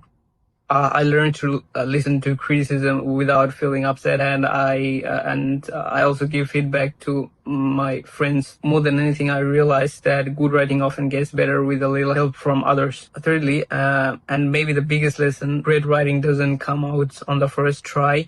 My first drafts were always messy, sentences were confusing, ideas were weak, and I used the same words over and over again. I used to think revision just fixed typos, but this class taught me better. Real revisions means rethinking your logic, making your point clearer, or cutting anything that doesn't need to be there. And I started reading my own writing like someone else would, and that made all the difference. And finally, I understand now these writing skills aren't just for schools, they're for my future. After this class, I can write a professional resume. I can write a cover letter that feels genuine, not just generic. I can organize a research paper so people actually understand what I'm saying. This course didn't just make my English better. It made me feel more prepared, my confidence, whether I'm applying for a job, an internship, or continuing my studies. I know I can express myself clearly and seriously. I'm really proud of how much I grew, and I can't wait to use these skills in real life. That's what this class meant to me. Thanks for listening. Have a great day. Bye-bye. Hello, everyone. My name is Lahsan. I'm from Morocco. Today, I want to share what I learned from Introduction to Programming course. Before this class, I thought coding was just about memorizing syntax and typing fast. I thought you had to be a mad genius to do it, but I was completely wrong. This course taught me so much more than how to write code. Let me break it down into 4 key lessons. Lesson 1, thinking like a programmer. First, I learned that coding isn't about knowing all the answers, it's about solving problems. I had to build a simple calculator, design a basic game, and debug a broken program. Each task required a completely different approach. The calculator taught me logic, the game taught me creativity, but debugging that taught me patience. I learned to break big problems down into tiny, manageable steps. It's a way of thinking that helps with everything, not just coding. Lesson 2, failure is part of the process. Second, I learned that failure is not the enemy, it's the teacher. My code crashed constantly. I will get error messages that looked like a different language. At first, I felt frustrated, but I learned to read those error messages. I learned to use tools like Google and Stack Overflow to find solutions. I learned to stop being afraid of the read text. Now I see a bug as a puzzle to solve, not a sign that I'm a bad programmer. Lesson 3, creativity is a real superpower. Third, I learned that coding is actually incredibly creative. I used it to think it was just dry math and rules, but writing code is like writing a story. You have to design the user experience. You have to make it efficient and clean. You have to build something from nothing. I realized that the best coders aren't just technical, they are creative thinkers. They know how to build things that people actually want to use. It's like digital art. Lesson 4, confidence, career readiness. Finally, I learned that these skills are not just for Finally, I learned that these skills are not just for a grade, they are for my future. I can now build a simple website, I can analyze data, I can automate boring, repetitive tasks. This course didn't just make me a better coder, it made me more confident. I feel prepared for my next step, whether that's an internship, a side project, or just having a skill that makes me stand out in a job interview. I am proud of what I built, and I'm excited to keep learning. That's what I learned from this course. Thanks for watching, and take care. A good day to you all, ladies and gentlemen. I'm Anashika Chio from Zimbabwe, studying aeronautical engineering.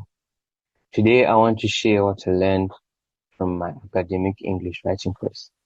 Before this class, I thought academic writing was just about correct grammar and fancy vocabulary, but I was wrong. This course taught me so much more. Let me break it down into 4 key lessons. Firstly, I learned that writing is not one size fits all. I had to write a thesis report, a research paper, a resume, and a cover letter, and each one required a completely different style. The thesis was formal and structured. The resume was short and powerful. The cover letter was personal and persuasive. I learned to adapt my tone, my vocabulary, and my structure depending on who I was writing for. That skill is something I'll use for the rest of my life. Secondly, I learned that writing is not a solo activity. My team was chosen randomly. We didn't know each other, but we had to work together to produce one final report. At first, it was challenging, different opinions, different writing habits, but through peer review and honest feedback, my writing improved a lot. I learned to accept criticism without taking it personally. I learned to give useful feedback to others, and I learned that a team effort always produces a stronger result than working alone. Thirdly, I learned that great writing doesn't happen in the first draft. My first drafts are always messy, weak arguments, unclear sentences, repetitive vocabulary. But through revision, re-revision, transformed my work. I stopped just fixing typos and started improving the logic and clarity. I learned to read my writing from the reader's perspective and learned to cut unnecessary words. That was a game changer. Fourthly, I learned that these skills are not just for getting a grade, they are for my future career. I can now write a professional resume. I can write a cover letter that actually stands out. I can write research papers that are clear and credible. This course didn't just make me a better writer, it's made me more confident. I feel prepared for my next step, whether that's a job, an internship, or my studies. I'm proud of what I achieved, and I'm excited to use these skills in the real world. Thank you for listening and watching. Take care.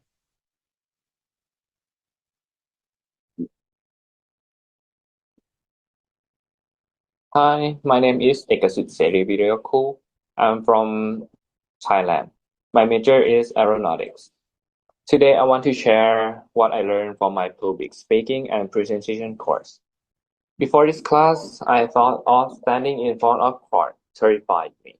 My hand would sweat, my voice would shake. I would read directly from my slides just to survive. But this course completely changed my relationship with speaking. Let me break down the 4 biggest lessons I learned. Lesson 1, the content is the king, but the structure is the queen. First, I learned that great speech starts with great structure, not great memorization.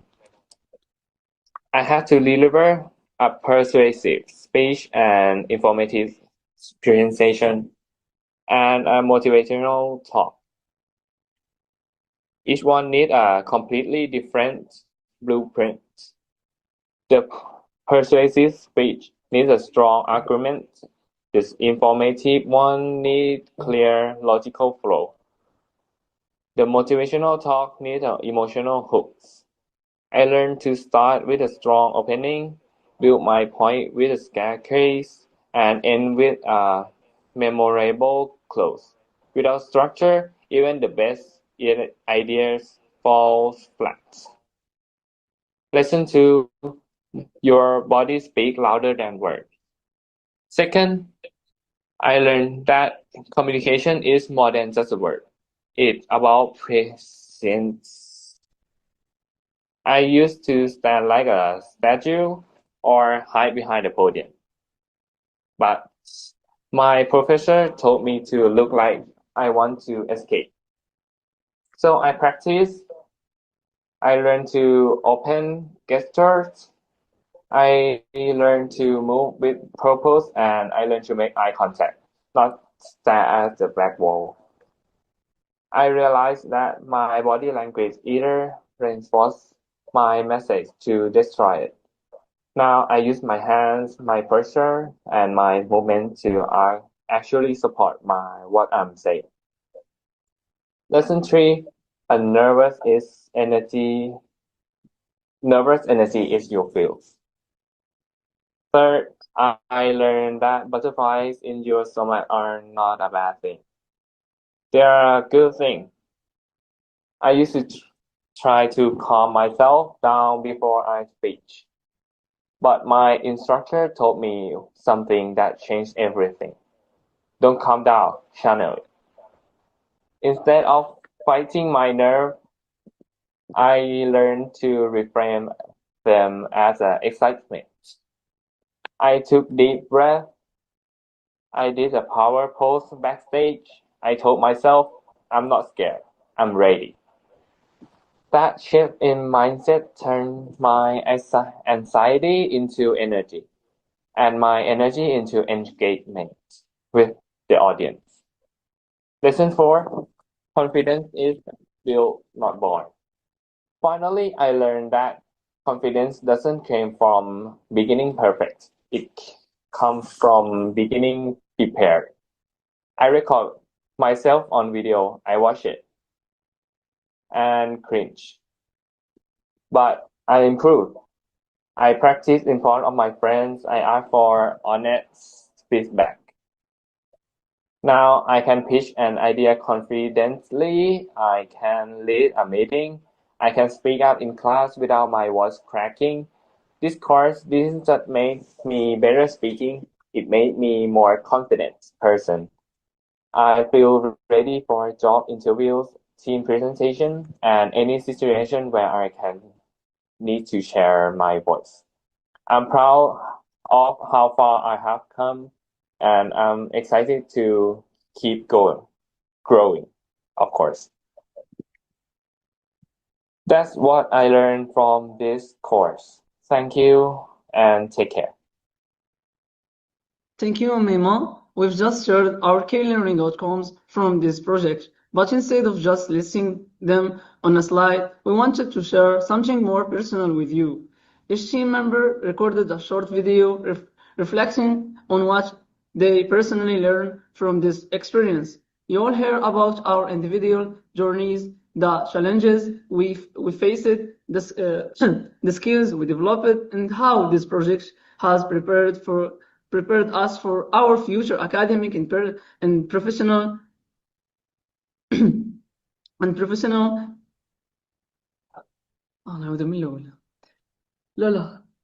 endeavors. Okay, endeavors. So without further ado, here's our team sharing their learning outcomes and their own routes and our words after video. This okay. Thank you, Mima. We've just shared our key learning outcomes from this project, but instead of just listing them on a slide, we wanted to share something more personal with you. Each team member recorded a short video reflecting on what they personally learned from this experience. You will hear about our individual journeys, the challenges we faced, the skills we developed, and how this project has prepared us for our future academic and professional. So without further ado, here's our team sharing their learning outcomes in their own words.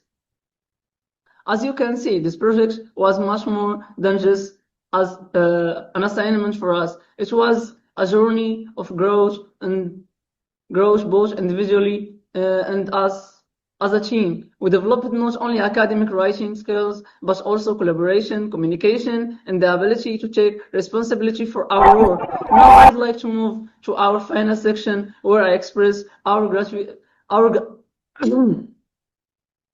Now I'd like to move to our final section where I express our gratitude. Our gratitude. Our gratitude.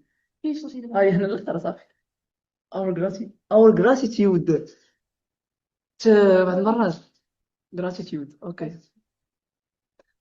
Now I'd like to move to our final section where I express our gratitude to everyone who made this possible. All right, thank you, Lesson. Now I'd like to express our sincere gratitude to everyone who made this project possible. First and foremost, to our professor, Mr. Wallace. Thank you for you. Oh.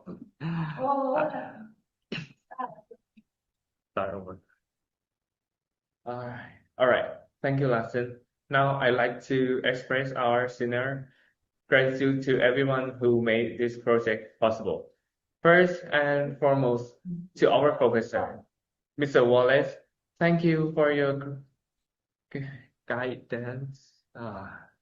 Thank you for your guidance, patience, and valuable feedback. Throughout this semester, your insight pushed us to think deeper and write better. We truly appreciate your dedication. You start with stop to roll, so I think you should Yes. stop. Read it all first and then read it to the end. Perfect.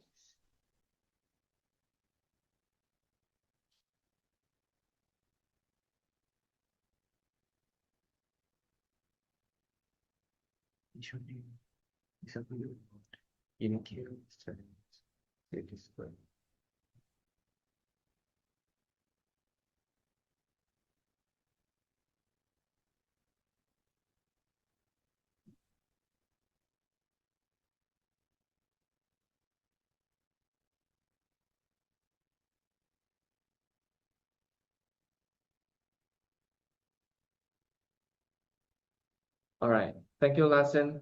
Now I'd like to express our sincere gratitude to everyone who made this project possible. First and foremost, to our professor, Mr. Wallace. Thank you for your guidance and patience and valuable feedback. Throughout this semester, your insight pushed us to think deeper and write better. We truly appreciate your dedication to our learning. To my amazing team members, Lassen, Peter, Anasha, Umer, Rida, and Mike. Thank you for your hard work, commitment, and positive attitude. Each of you brought unique strengths to this group, and I'm proud of what we achieved together. Thank you, and please vote for us.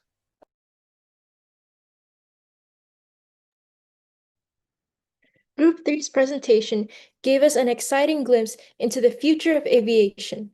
As the industry continues to evolve, engineers are looking beyond speed and performance to create aircraft that are cleaner, quieter, and more sustainable.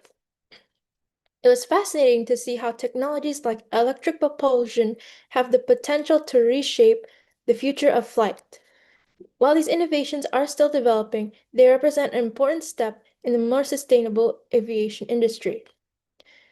Group 3's presentation reminds us that every breakthrough begins with a simple question: how can we do this better? Innovation isn't measured by how loudly an engine roars, but by how intelligently it performs. Thank you, Group 3, for giving us a fascinating look into the future of electric flight. Thank you once again, Group 3, for that wonderful presentation. We hope everyone enjoyed learning about exciting possibilities of sustainable aviation. If today's presentation inspired you and gave you a fresh perspective on the future of flight, don't forget to show your support by casting your vote for Group 3. Our next presentation comes from Group 4, titled The Effect of Winglet Height on Drag. a computational simulation study using flow. Sometimes the smallest design changes create the biggest impact. A few centimeters at the tip of a wing can determine whether an aircraft burns more fuel or flies farther with it. Using computational flow simulation, this research dives into the invisible world of airflow, turbulence, and wingtip vortices to discover how winglet height impacts aerodynamic efficiency. Let us watch Group 4's presentation.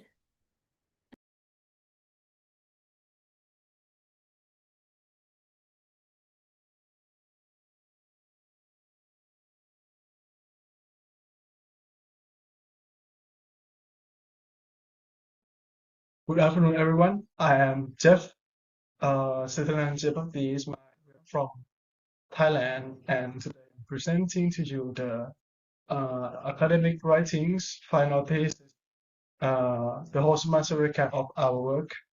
Our group is Group 4, and our final thesis on the wingtip height on drag reduction. So begin. So these slides shows all the work within this semester we have done.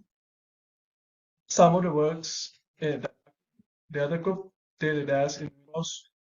We did it as a group. We have less member than 5. So we start the effective of winglet which is the thesis, and so we have the data evaluation data for what we found. Then multicultural work and improve performance in modern society. It's our social media segment. We did some of the parts, not the whole part, accessing difficult some members. Then we have the group reports. This is the where usually it's gonna be by only 1 or 2 people, but we did it as a whole group since we have less individuals. And then endurance, personal works, we the resume and cover letter. Finally, we have the member characteristics, which are the personal learning types and team type questionnaires that we did at the first to get to know each other and see our human resource for setting the appropriate of team. And finally, is miscellaneous and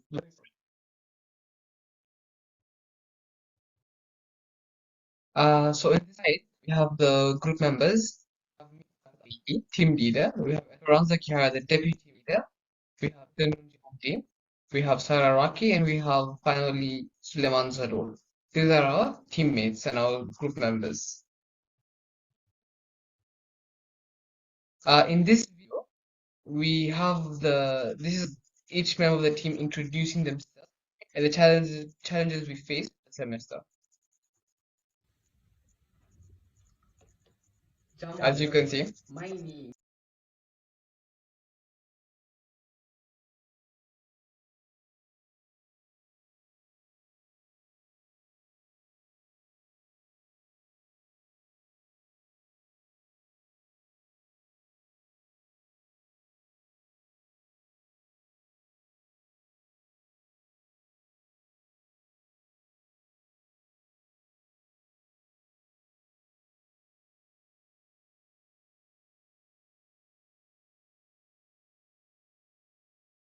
an argument. Sarah Raki was the monitor evaluator. She checked accuracy of analysis and calculations, gave feedback on drafts. And Suleiman Zalur was the questionist. He contributed technical or design input for key sections.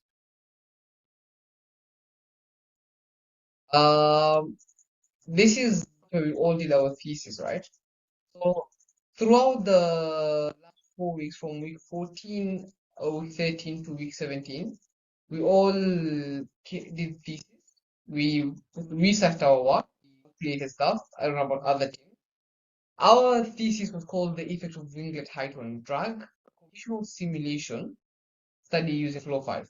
We were researching on the relationship on winglet and drag reduction. Okay. So throughout the research, we created our own wings, as you can see in this wing here. We did use an app with flow 5 and did research with it. And this is our thesis. We wrote everything here throughout. It's a final thesis. It's proof everything is correct and accurate. You'll find our graphs are there, our drawings, everything is literally there. Also our methodology, the ones we use to research, the developing the modules. It was fairly decent and simple. We also had a validation approach, so we had to did anything. We had to, before comparing across the 9 winglet height, we did the wing, which was independently checked against 2 references. So to make sure our work was accurate and good.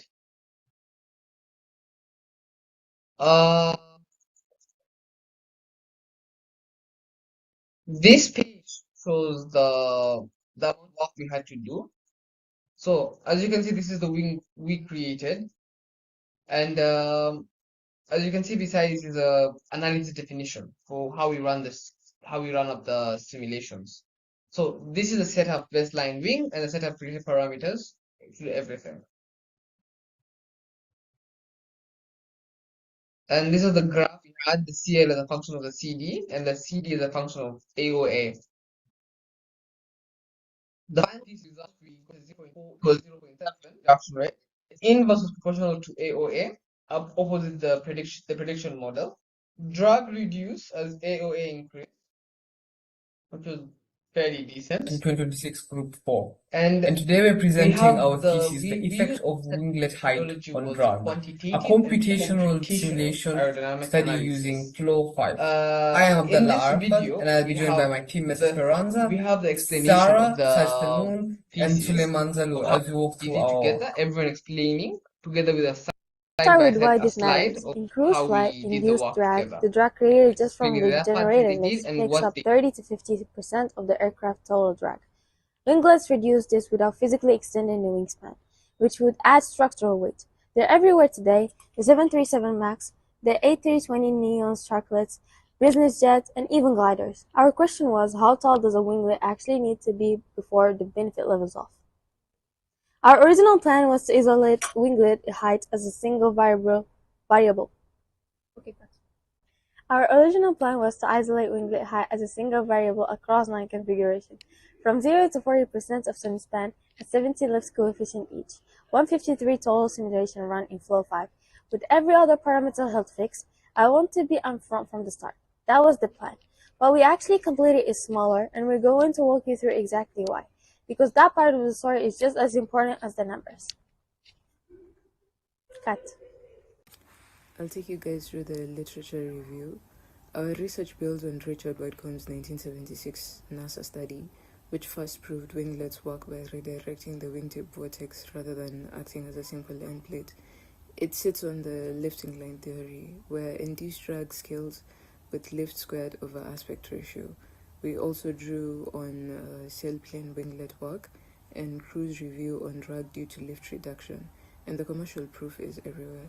There is Boeing's advanced technology winglets, and then there's also Airbus Sharklets and Aviation Partners split schemator retrofits. I'll take you guys through the literature review. Our research builds on Richard Whitecomb's 1976 NASA study, which first proved winglets work by redirecting the wingtip vortex rather than acting as a simple end plate. It sits on the lifting line theory, where induced drag scales with lift squared over aspect ratio. We also drew on sailplane winglet work and cruise review on drag due to lift reduction, and the commercial proof is everywhere. There is Boeing's advanced technology winglets, and then there's also Airbus Sharklets and Aviation Partners split schemator retrofits. We designed a 4-module computational system: geometry generation, the Flow VLM solver, post-processing and visualization. Each module feeds into the text. This is the system we built. What we are about to show you next is what happened when we actually tried to run it. Here's our first real obstacle.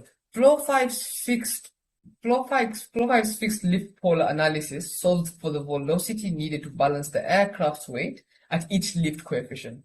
But it needs a mass value to do that. We hadn't specified one, so every single run failed. With a zero mass, not possible to set a balance speed error. The fix was straightforward once we found it. We added a representative mass of 1,620 kilograms, back calculated to give about 60 meters per second at our cruise lift coefficient. The second obstacle was trickier. The Flow 5's viscous drag coupling needs pre-computed airfoil polar data generated separately from before the 3D analysis runs. We hadn't generated that yet. So every operating point failed silent. The log said completed, errors encountered, but 0 data points were actually stored. Once we realized this, we disabled vicious coupling entirely and ran a purely inviscid analysis instead. That's an important caveat we carry throughout the rest of the presentation. Our drag numbers represent induced drag only, not the full vicious plus induced drag column. With both those fixed, here's what we actually completed. 2 real configurations. The baseline wing with no winglet and a winglet at 5% of semi-span height, both swept across an angle to attack from 0 to 8 degrees. The remaining 7 planned heights from 10 to 40% semi-span were not completed in the time we had. We're reporting that honestly rather than filling the gap with estimates. Slide 9 then introduces the real geometry validation. Before trusting any simulation results, we validated the geometry itself. This screenshot shows our baseline wing in Flow 5's wing editor. The wing area is 16 square meters, aspect ratio is 6.25, exactly matching our design target. Confirming this before running any analysis is what lets us know or trust that any drag difference we see later comes from the winglet and not from a geometry error. This is the actual proof. This is a direct screenshot of Flow 5 populated polar data table, 17 real rows. Lift coefficient and drag coefficient value straight from the solver, not estimates, not modeled after any textbooks. This is what our simulation actually produced. Here is that same real data plot. Drag coefficient versus angle of attack for the baseline wing versus wing with winglet installed. You notice the two curves nearly overlaps. That's honest. Because the real effect measured is very small, around 0.5%. We are showing you the real scale, not the exaggeration. This chart isolates the percentage difference. The measured drag reduction of our wing ranges between 0.48 to 0.7%. And the interesting part is that the drag actually decreases a little bit as the angle of attack increases, which is the opposite of what the simplified theoretical model would predict. We are flagging that openly rather than glossing over it, because this kind of honest discrepancy is exactly what real research is supposed to show. Slide 13 then introduces the real drag polar. This is the same comparison as our conventional drag polar, lift versus drag. The key takeaway here is the winglet configuration sits consistently to the left of the baseline. That's a lower drag at every single point across the entire sweep, with no exception and no signed reversals. That consistency is itself evidence this is a real aerodynamic effect and not just solver noise. Now moving on to slide 14, which is the comparison with literature. So how does this compare to published research? Whitcomb's original and internal results show 6 to 9% drag reduction, much larger than our 0.5%. We don't think that's a contradiction. His winglet was taller, fully viscous corrected, and aerodynamically optimized. Ours is a small, simplified, inviscid-only test case. The difference in magnitude is explainable. The direction of the effect matches the theory. So here's where we land. What this proves. The winglet effect is real, measurable, and consistently repeatable in an actual flow pipe simulation, and it's the correct direction predicted by theory. What it does not prove, the full height versus drag relationship, since we only tested one of the 9 planned heights. That distinction matters, and we want to be precise about it rather than overstate our results. To be upfront about our limitations, our analysis is inviscid, so it can capture viscous separation at the wing-winglet junction. We completed only 2 of 9 planet configurations, and our sample size is small. These are real constraints we run into, not things we're hiding. Looking ahead, our top priority is completing the remaining 8 winglet height cases. We know exactly how to do that, since we've already solved the obstacles that were blocking us after that, enabling viscous coupling once we generate proper airport polar data. Validating against a full viscous RENS CFD analysis, exploring multivariate optimization across cant, angle, and sweep, and eventually wind tunnel testing. To conclude, our real flow 5 simulation confirmed that winglet reduced drag, a small but consistent measurable effect at 5% semi-span height.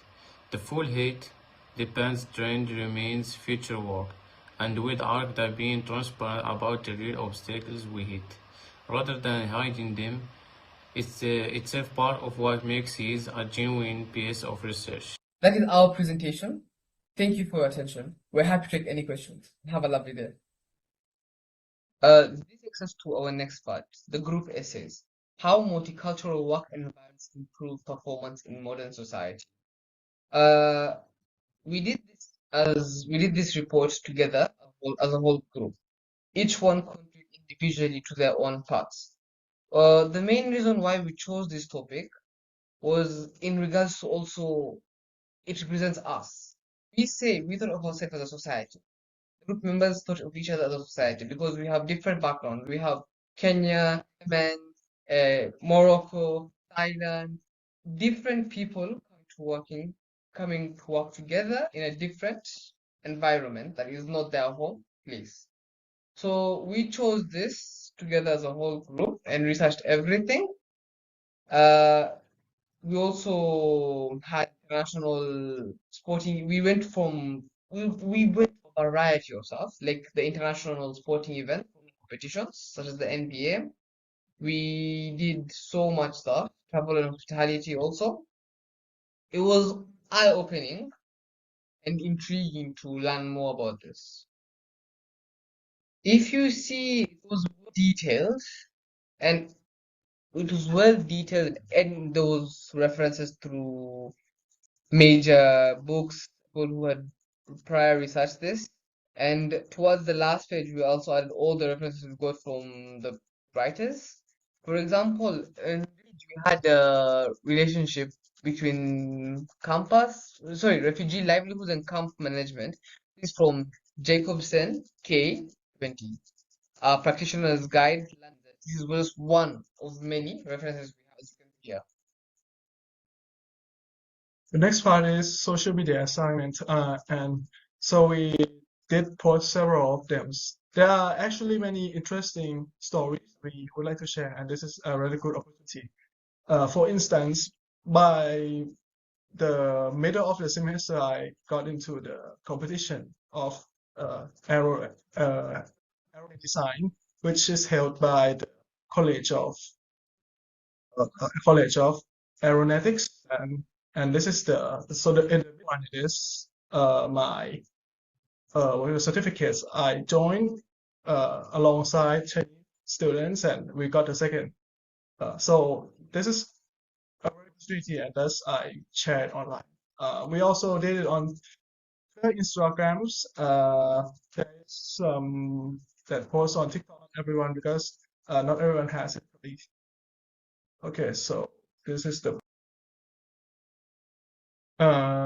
The next part is group report, which actually should be the individual reports of only people, but since we are heavily loaded with reports each already from the 5 packets, so we do 1.2 each, right? Because we have 5 people, therefore it adds up to 6 reports in total. And it turns out to be a really good experience since this is the first report that we did in groups.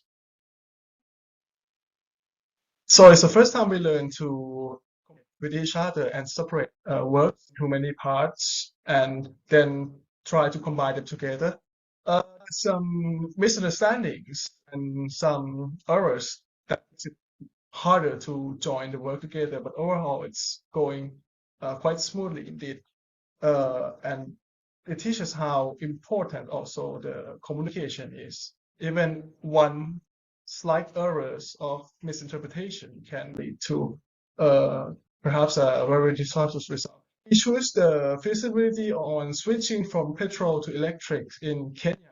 First of all, because 2 of our members are from Kenya, and 3 also it's because this is a trend that many countries already have. For instance, China in quite a large. So it would be interesting to see how the other countries that are potentially possible, how feasible, how would it be to change it to new kind of energy for individual or civilians transportation.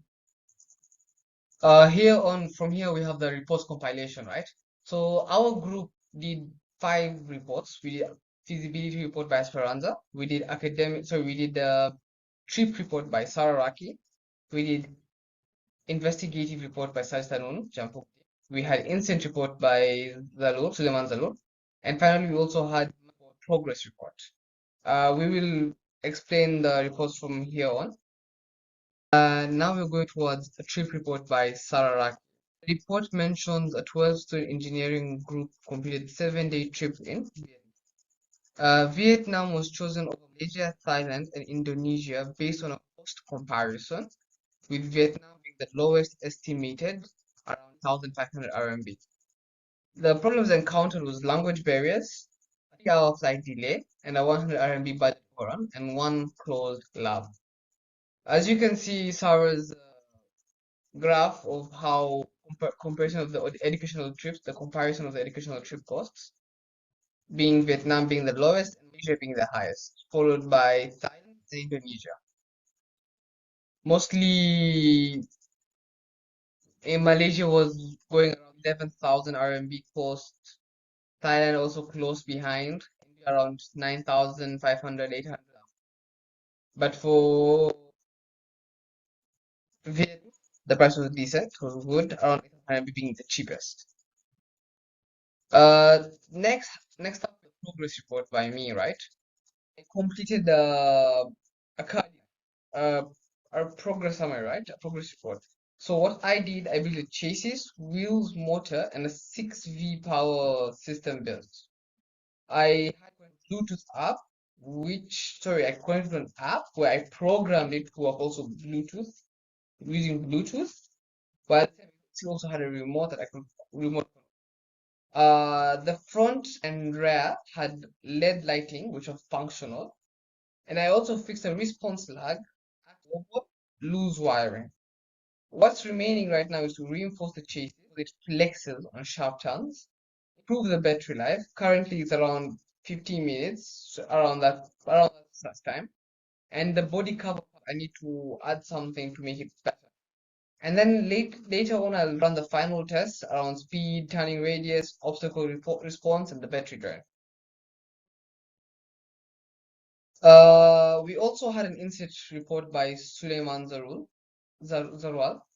His report invests the case of the left engine of a Boeing 737-800 experienced complete thrust failure during takeoff roll due to a fuel control unit malfunction. No injuries occurred, but the aircraft sustained minor engine damage, resulting in flight cancellation, passenger delays, and maintenance costs. 3 recommendations were provided: regular fuel control mandatory inspections, improved fault detection technology, and ongoing pilot training for takeoff phase engine failure. So for me, the investigative report, yes, this is the problems that I encountered during high school and I haven't had chance to investigate it. Therefore, it's a really good opportunity. So it investigates on my hobby projects in aircraft design that was flown and then crashed, and then I actually did the reason, but didn't have time to write as a report. So going through the report is actually very simple, just a basic introduction parts, discussion and conclusions. Try to keep it short so it doesn't take so much time for the whole report. We also here have the meeting minutes, right? The consistent documentation ensured every member stayed informed and accountable. When we held every because we had weekly meetings every time we met up, and meeting and note of that current meeting, and we revised the minutes again the next meeting. This helped us have a detailed event we agreed on, and whatever happened, if someone what they did, they could have gone through the minutes and what they did. It was well detailed by Piranza herself. We also had the agenda. Everything was there. Everything was inside. So no one, if someone missed, although no one did miss, it was okay.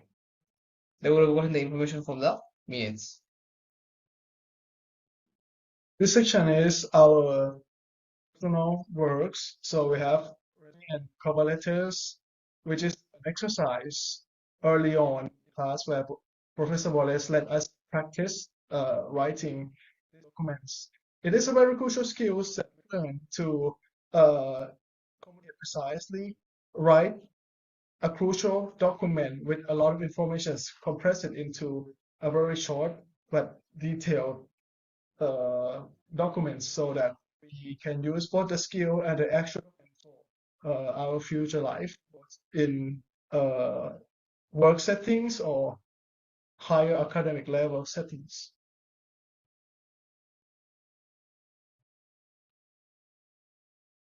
So these are our samples.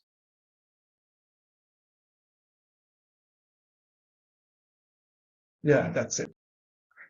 For member characteristics, both the learning type, questionnaires, and even team type. So we also define in the similar time frame with resume and cover letters. So we get to know the characteristics of each members and the combination of the member characteristics as a team, so we know the configuration of our team's human resources and thus set up appropriate work guidelines so that the team works together smoothly. So it's the summary. As you can see, we have a variety of people by what we call team type. None of us are in the same, but maybe in minor to major, but like compare major to major, we are all different, which actually makes a very interesting combination. So for miscellaneous, we have management, document samples, and planner samples. Those are screenshots showing how we document our work in order to track our progress. The time is vastly done by Speranza, our deputy, since she is already responsible for meeting minutes. After the meeting minutes is finalized, she uploads and updates the document every time we have the meeting to track the progress and see and plan what the next step is. While the is added later on since we had some misunderstanding. So I decided to make another separate sheets to track all the works that we have done, and so to finalize what are left. So this is the capture screen for the actual document. For the individual outcomes, each of us have different duties and different views on what we have learned and result, since our environment in what we are working are different depending on the tasks we are given. So this is a summary.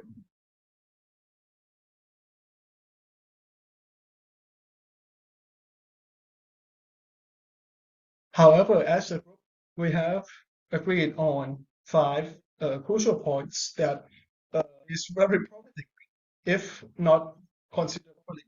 Academic writing skill itself, everyone have a little different idea on what the actual term is for the specific parts. So this makes the compilation or combination of separate parts a little bit difficult, since there are some misunderstanding.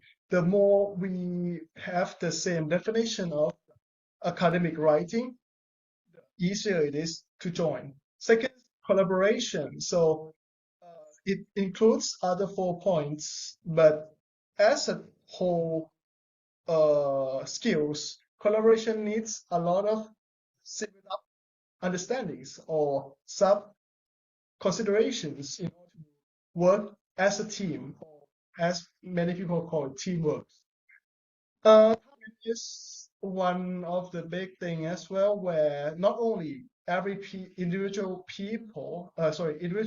have to have their own spare time to commit, but also as a whole, everyone must consider when to complete tasks with safety factors.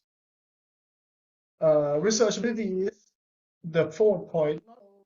Hard nowadays since we have AI, but still the verification of the source is quite crucial, and the easier we are to get used to verifying by accessing the site or by checking the originality of the site or the actual information. This is really helpful if you do it quicker. And finally, team communication. So both by misinterpreting, just like the kind of writing skill, which is the subset of the team communication, or the time, the place, where, like, if somebody mistook it, it causes time, unnecessary delays, which the more accuracy it is, the higher the efficiency of the work. So these are 5 outcomes. These 5 lessons, I'm certain are really good lessons that will transform us to a better teamwork, and in the future will be very helpful in the work setting or in the higher studies. Final summary. This semester had a transformative journey, from crafting of thesis to exploring Belvin learning styles and professional documentation. The skills we developed in academic teamwork and critical thinking will serve us in future academic pursuits and professional careers alike. We invite your comments, reflections, and feedback. Your insights help us grow further. We have here a learning outcome video of how everyone perceived the learning outcome. This course, and that engineering knowledge has value only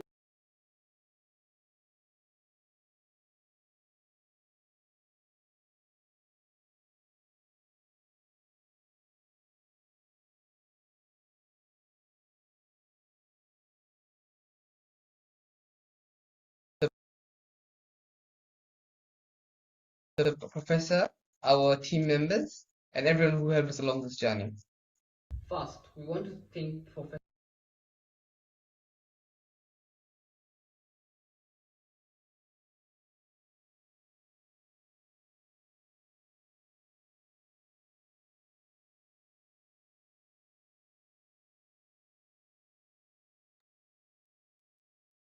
Group 4's presentation reminds us that in engineering, the smallest details often have the greatest impact. A component that seems simple at first glance can play a critical role in improving an aircraft's performance, efficiency, and safety. One of the most fascinating aspects of aerospace engineering is that progress doesn't always come from major breakthroughs. More often than not, is the result of small improvements that, over time, lead to significant gains in performance and reliability. Group 4's presentation shows us that every design decision matters, and that even the smallest innovations can make a remarkable difference. After all, in aerospace engineering, details don't just matter, they define performance. Thank you, Group 4, for sharing your work with us today. Thank you once again, Group 4, for that insightful presentation. We hope that everyone enjoyed it and gained a new appreciation for the importance of thoughtful engineering design. If today's presentation gave you a fresh perspective on aircraft design and the role that small details play in aerospace engineering, don't forget to show your support by casting your vote for Group 4.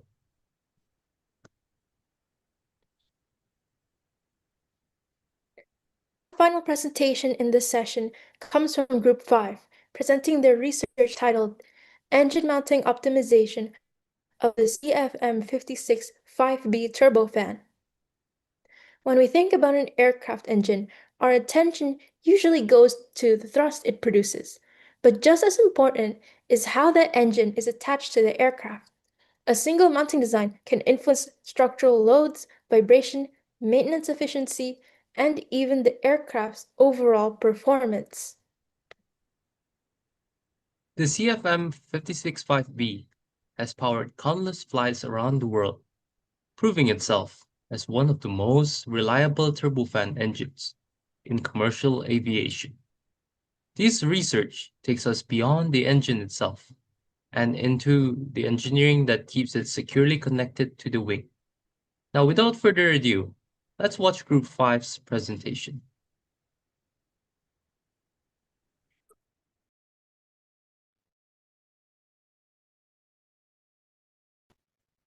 Good day, everyone. My name is Shekaina Manase. I'm an undergraduate student at NUAA, and I will be presenting our thesis overview as well as the culmination of all our past work over the last semester.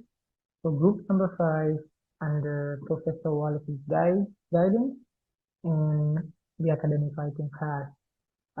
Joining me today is my group partner and comrade, Aya. Aya, how are you feeling today? I'm fine. How are you? I'm good. I'm good. Today we'll be going through our work. Are you ready? Yes, I'm ready. Okay. Let's start. Let's go through our group members first. Let me show you. As you can see, we try to structure this according to our hierarchy. The first person to your left is Jack. He's our group leader, our team leader, a very competent fellow. And Taufik is vice executive, or his executive. He has done a lot for this group, as well as everybody else, but we like to acknowledge their presence. And there's Faith, there's me, and there's Aya, of course. What follows next is a video of ourselves introducing to you and showing you what we are doing, because we are really doing so we'll show you what we did, and as we explain ourselves in the introduction video, we'll also be talking about our different parts and contributions in the thesis, which is engine mounting and structural optimization. Let's proceed.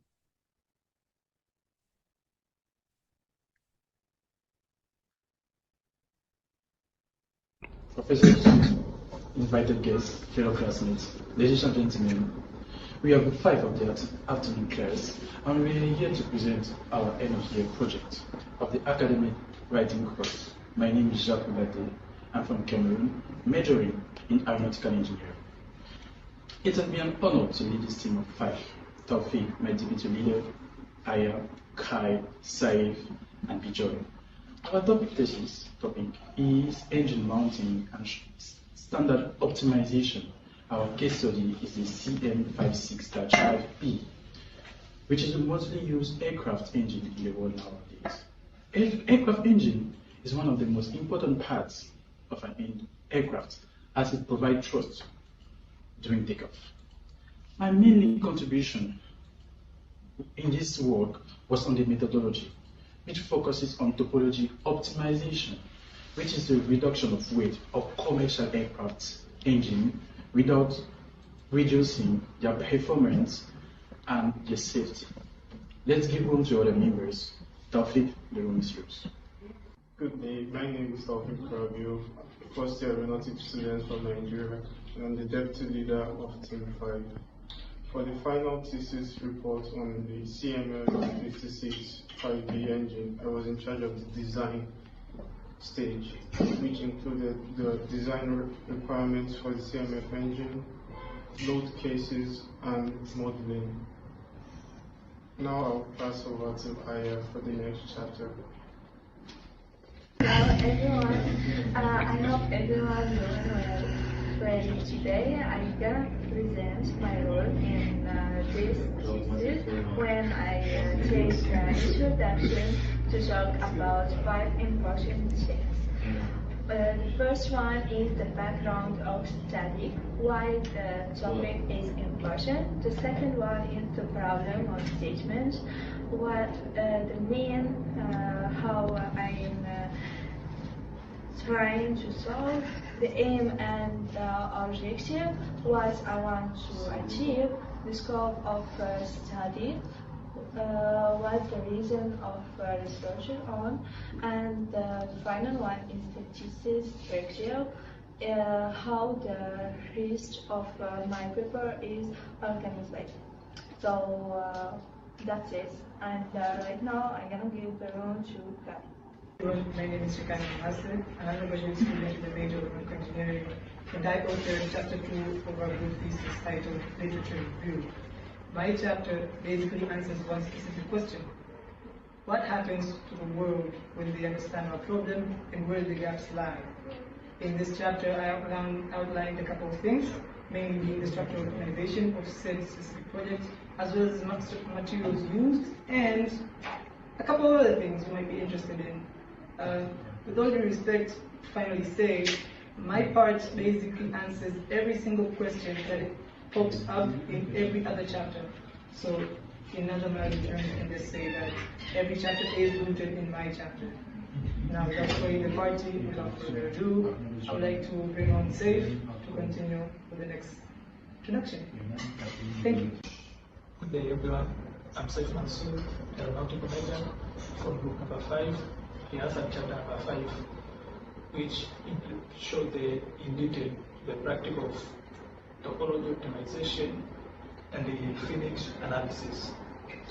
Thank you for listening. I hope you find our thesis educative and more enjoyable. Thank you. As you can see, that was our group. And Aya, what do you think? Do you think we're ready? Yes, we are ready. Let's go. Okay.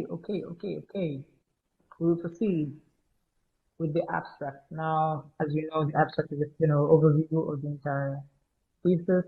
So we'll just be skimming through it. This section presents the critical evaluation of the CM56-5B turbofan engine and the advancements of its forward engine mount taken through topology optimization.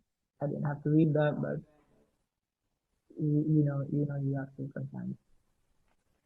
The overview of the CFM56-5B engine itself.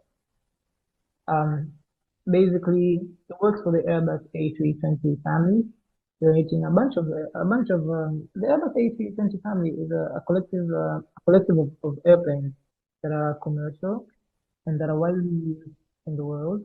And another key note for the engine itself is that it produces 120 kilonewtons of thrust.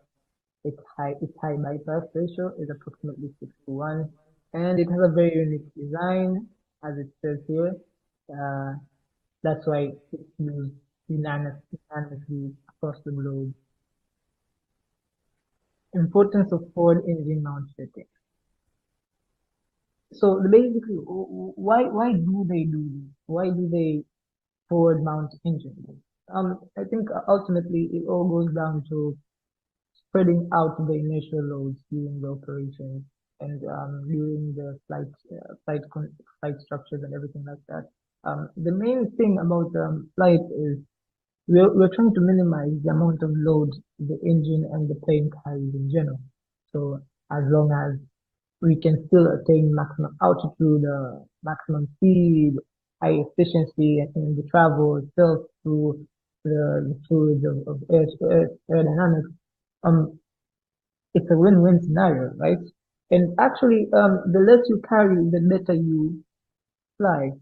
So this case study is basically diving into the efforts of man and the engineers specifically, and how they manage to either reduce the load of these engines because the engines make up the massive load, the bulk of the load of the entire aircraft, but also in the way they had to like go through it to actually be able to reduce 15% of it as the bare minimum.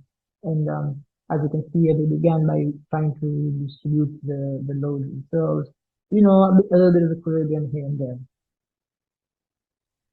The objectives of topology, the primary objective of the topology of study is systematically use the math as we see. We should also consider the fact that the 15% is the bare minimum, which is most likely the standard for aircrafts these days, especially the A320. The methodology employed is the solid isotropic material, the SIMP method, which we will discuss further on, but it is the one that they use right now as of date. The key findings, they successfully reduced the fitting mass to 2.7 kilograms. Now, this might not seem much to you, but in aerodynamics, it is a lot by a huge mile, and it surpasses the 15% reduction target. So this is a massive win. And due to this, they achieved a first natural frequency of 78.3 Hz. We'll talk about the frequency in terms of resonance and how the loads themselves inside the static loads inside the engine and the vibration isolation systems in the engine itself. We talk about them later on. Now we're done with the abstract. We'll proceed with the introduction. The introduction itself, it shows the critical foundations of the study, including the turbofan engine itself and its significance and the motivations of how people went through the construction, as well as the design and the findings that they had to get to the point where they had to minimize the load or they had to distribute the load because it was becoming a hindrance to aircraft. And as you know, humans, they tend to make things work with enough time and enough effort. That is the nature of our species. The background of the study itself, the CFM56-5B dash is a pivotal turbofan engine, as we discussed early on, and it has a high performance. It has ensured stability in flight conditions. It is very dynamic, and it produces a maximum takeoff thrust of 120 kilonewtons, which is very impressive. The problem statement. Traditional engine mount systems often impose a trade-off between static load capacity and dynamic vibration isolation. Oh, this is the most interesting part about this. The main issue here is we have a static load capacity. How much weight or how much weight or load can the engine carry in a static position, and how much is it contrasted to the dynamic vibrations caused by this load itself? Now, due to these vibrations themselves, there'll be like scenarios where there's frequencies and there's like we have to talk about resonance, but all of this will be talked about in due time. So bear with me. The aim and the objectives, as we've discussed, the principal aim is to optimize the engine mount through a systematic topology optimization framework, as well as the implementation of a robust multi-objective optimization algorithm. Basically, we use an algorithm to restructure how we want the engine to look for the best outcome possible and the best prototypes, as well as the efficiency, aiming at reducing the amount of load carried by the engine. That is the ultimate goal. Scope of the study research focuses solely on analytical study and information. We have not been theorized. We have taken to go through the schematics. We have taken to go through the findings themselves. We have gone through case studies. We have also gone through direct intervention of being visibly in the presence of such engines and looking at them and gaining further insights as well from personnel and technicians and people with real world life experience. And we've gathered the results of our findings and we are about to show them to you. The thesis structure, okay, basically it will just be the introduction, the abstract you've seen, the introduction, the literature review, the methodology, the design analysis, the results, and finally the conclusions. And after that, we have bonus chapters as well, where we'll be showing the culmination of all our past efforts across the semester as well, including our reports, our resumes, our cover letters, and everything of the sort. And we have also videos that will basically feel that will interest you a lot. So I hope you will continue bearing with us till then. Literature review. The main thing I can say about literature review is like a basic summary of sorts. So literature review. Now, literature review is basically a summary of sorts. In literature review, a person reading our thesis will be able to know exactly what they should expect in the coming chapters, as it is widely known that literature review is the root of all causes, as I like to call it. It gives you a hint of everything, a little bit of everything, a little bit of what we got in the research and what we got in the methodology and stuff. And it basically just gives you a rough take on what to expect. And we'll go through that slightly. Engine mounting systems, as you can see, are critical for transmitting forces and moments while isolating vibrations that could affect the airflow. The vibrations are the ones that we talked about in the static load systems, and we'll be talking about that significantly. Historical practices have evolved significantly from rigid mounts in 1940s. Yeah, we'll see that as well. We do know that with time, we have advanced from primitive structures to advanced systems as of late, so I don't think that's something that is new, something that we should learn to expect. And the early turbojet engines, the historical development of all this stuff. As you can see, during the 1960s, actually, it's a pretty interesting fact. During the 1960s, they actually decided that, oh, there's something called equilibrium. We can actually shift the moment. We can actually distribute the moment of inertia across the entire plane, as well as the engine itself. So we should not deal with the load specifically, but we can actually distribute it. And I think we have to credit them because that was a huge leap in terms of the direction where we are going. We have reached. Now, in high bypass turbofan designs, the forward mount fitting supports axial thrust loads and vertical inertia during circles, which is a massive, massive component of flight conditions. Without this, I dare say that there would not be any flight possible at all. Vibration isolation theory is essential. It is essential actually for engine mounts to prevent resonance-induced fatigue. Now, one thing you really know is these static loads, when they're moving at specific speeds, especially during air flight, there is likely is a very big understatement. There is the possibility of there being vibrations that disturb the engine and static loads is less than infinite, which means it will probably happen. It obviously happens. Now, these vibrations causes resonance-induced fatigue.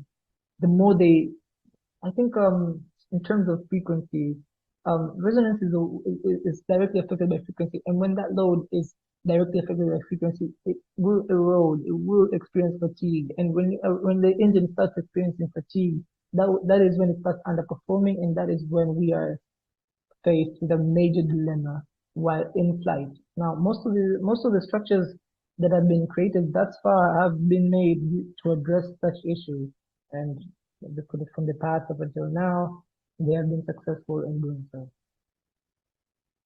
Fundamentals of vibration transmissibility. Vibration transmissibility quantifies the ratio of transmitted force to excitation force. As you can see, I think that is basically understandable. When the mount's natural frequency is set about 1.414 times the excitation frequency, ensuring effective isolation. So this is all in the efforts of making sure that the static flows and the vibrations are isolated as much as possible, so that the frequency and the resonance itself will not affect the stability of the engine. Structural optimization encompasses methods for enhancing performance. Okay, as you know, I don't think it's too much of a stretch to say size, shape, and topology of the engine matter a lot in terms of the structural integrity of the engine itself, as well as how we can distribute the load, isolate the vibrations, and minimize the weight of the engine itself. I think that's easier said than done, of course, but technology as it is right now, it is done simply by redesigning algorithms initially before we even have to make the engine itself. So it's pretty simple right now, but I can't imagine how they were going about it during the days of the past. Overview and classification. As you can see, the size, shape, and topology types are the main classifications of the engine mounts. Solid isotropic material with penalization, the STEMS method, is the prevalent method in topology optimization, which means basically it's the method that is certified to be the most effective one. It drives intermediate densities towards solid or void states, ensuring feasible design. Fair enough, let's see what it means. Materials for engine mount components. There's always titanium alloys, which is a basic component for everything that involves flight. Even in rocket science, we use materials for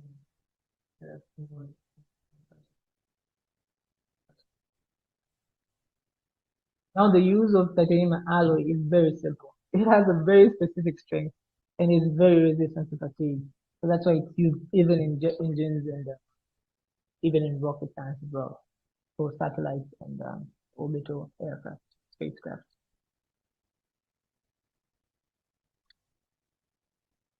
The research gap. Although literature extensively addresses engine mount systems, gaps do remain in applying topology optimization to specific commercial turbofan mounts. The need for detailed, publicized, validated studies necessitates further exploration in this space.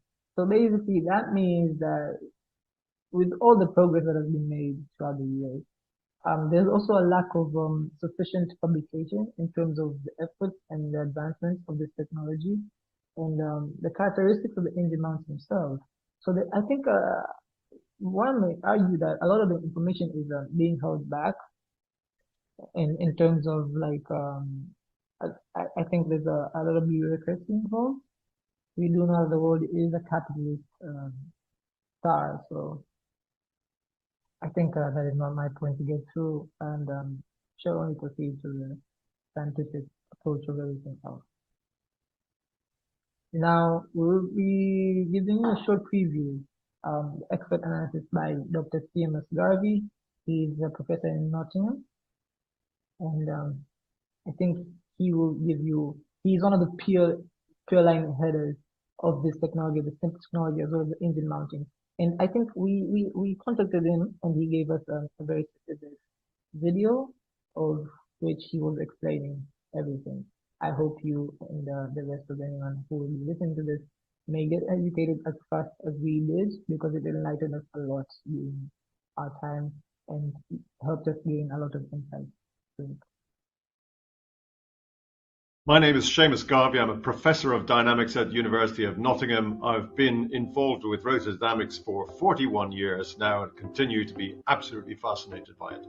So I started my career in 1984 working for GEC Large Electrical Machines in Rugby, and I very quickly became their resident expert on rotor dynamics, and it was very important that rotor dynamics was properly understood for this industry, and I continue to be interested in specifically the rotor dynamics of electrical machines.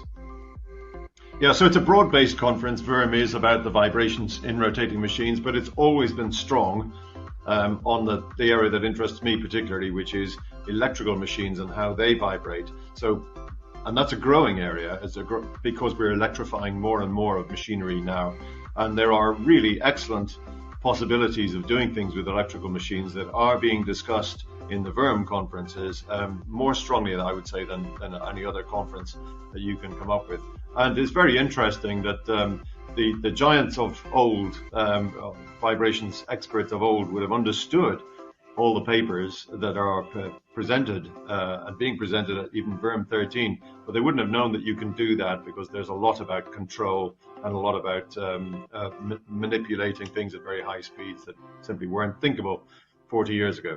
VERM 13 will take place in London between the 16th and 18th of September this year. It's been a conference that has run almost exactly every 4 years for many occasions for a long time, and it has dotted around many different places, mainly in the UK. And it's a chance to get back to London this time, and it's a great location for this conference. Full details of the conference are available at the IMechE website. If you go there, you'll find the full program and the details of how to register. The design considerations for the CFM 56-5B engine. Now, okay, the critical design requirements for low cases and material selection the engine itself are aimed at achieving optimal structural performance. Basically, meaning that the only way to get the best performance is to get the best materials, and the best standards have to be met. So we'll go through that and see what's going on. Now, the requirements: ultimate load defined as 1.5 times the limit load are set to 180 kilonewtons to accumulate the maximum thrust of 130 kilonewtons. Just to be safe, ensuring safety margins and structural applications. That's fair enough. Dynamic performance necessitates a minimum first natural frequency above 70 Hz to mitigate the risk of resonance with engine vibrations. We talked about resonance, we talked about vibration, so these are only safety measures. The low cases, the design of the engine mount fitting, including multiple load cases, critical for certification. Each load case represents varying operation or emergency conditions. So basically, these load cases are for covering the engine and the load itself, but also for making sure they are safe. They prevent it from factors like electric discharge, from damage, erosion, corrosion, and fatigue-induced factors from the other parts of the plane. And because there will be real-life stresses encountered during flights, like even gravitation pull and tension, these low cases are there to prevent that or reduce that to a minimum that will not affect the performance of the aircraft itself. The maximum force thrust, as we know, the axial force is 120 kilonewtons and it must be applied.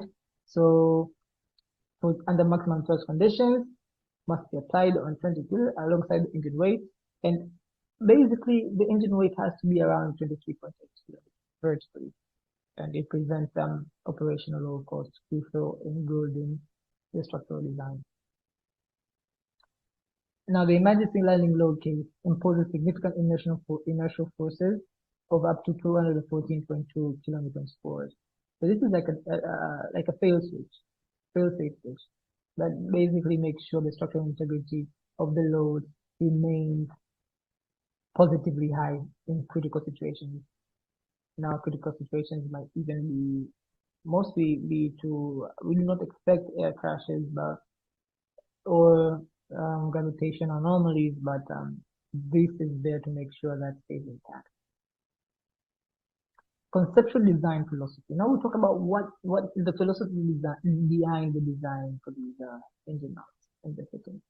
The forward engine mount is conceptualized as a bracket, transmitting thrust and inertial loads efficiently throughout the entire system and evenly.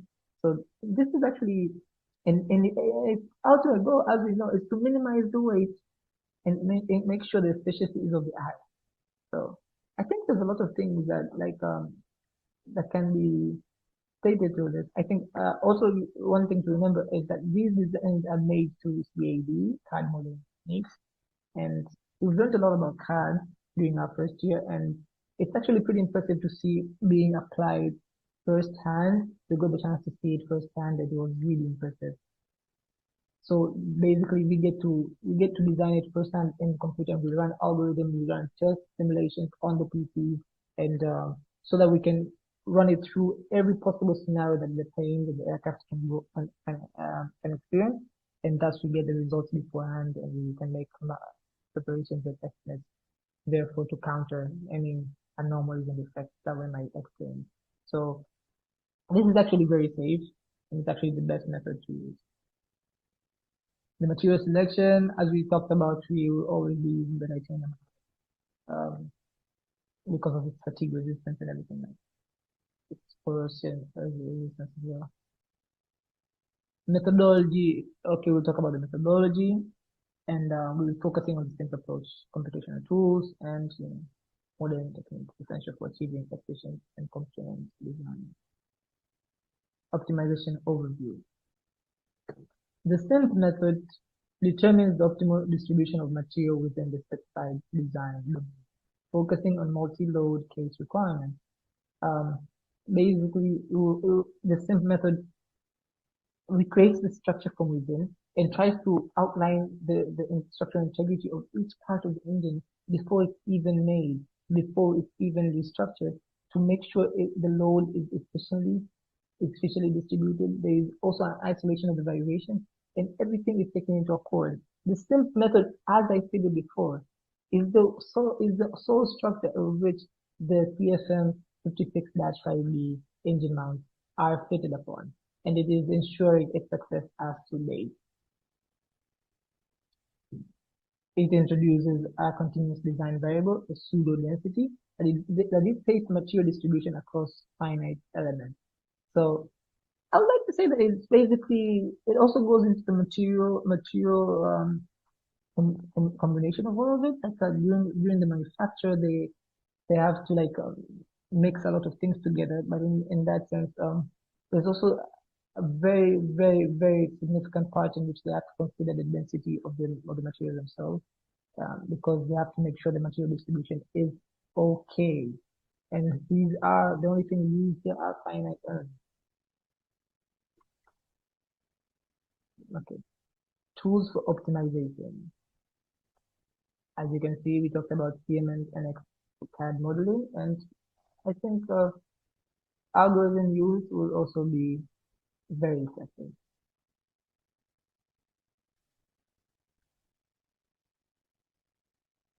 Finite element model setup. Material properties utilized.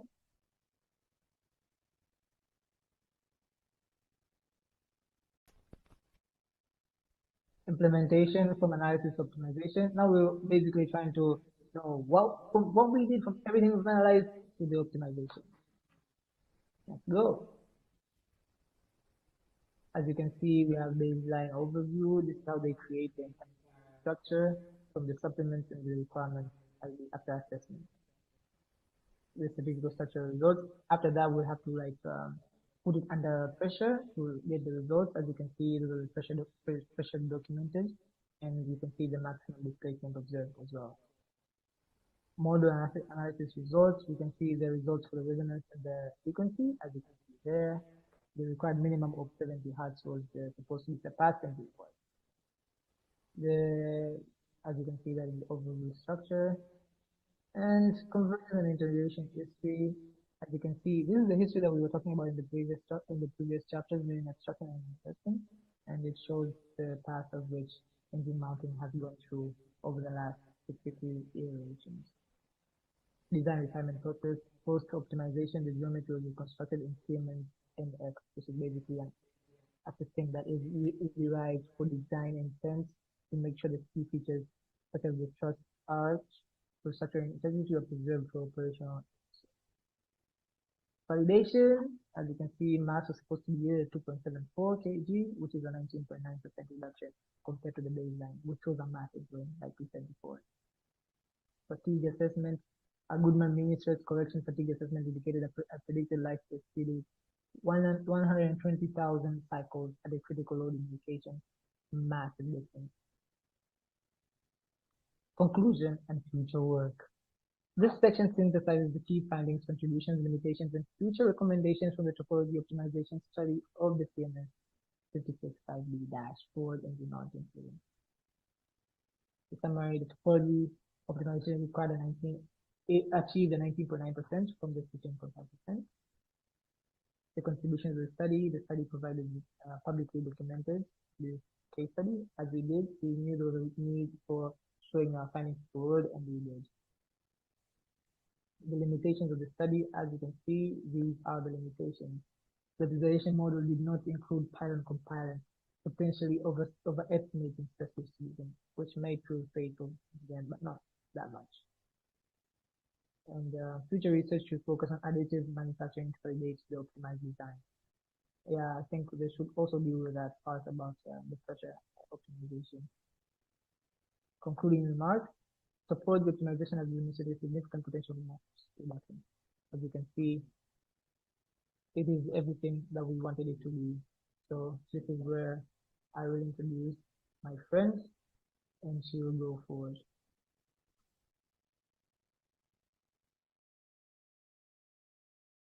Hello. Well, as we see here, we have the thesis work that we work about.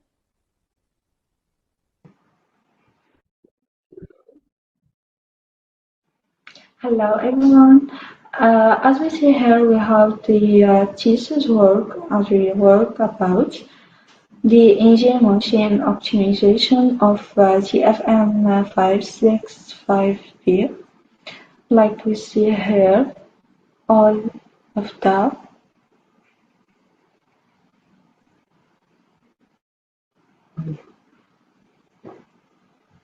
We talk about a lot of topics like implicit, conclusion, etc. Here there is the CV and the cover letter,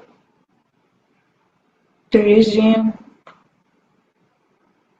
about Aya, then the CV and resume about Jack, CV and resume about Kai, CV and the resume about Save, then the CV and the resume about Sophia.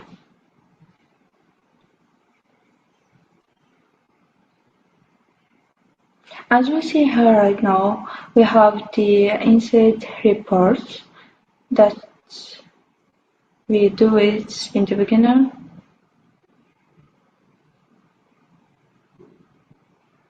Then the analysis of supersonic.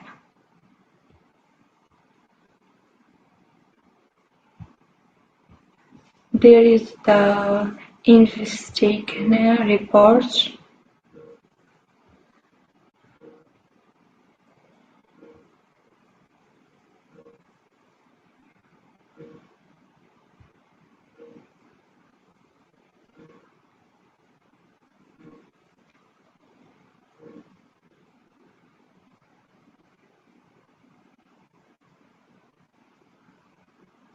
And here, as we see, we have the meeting minutes with what we talk about and our photos.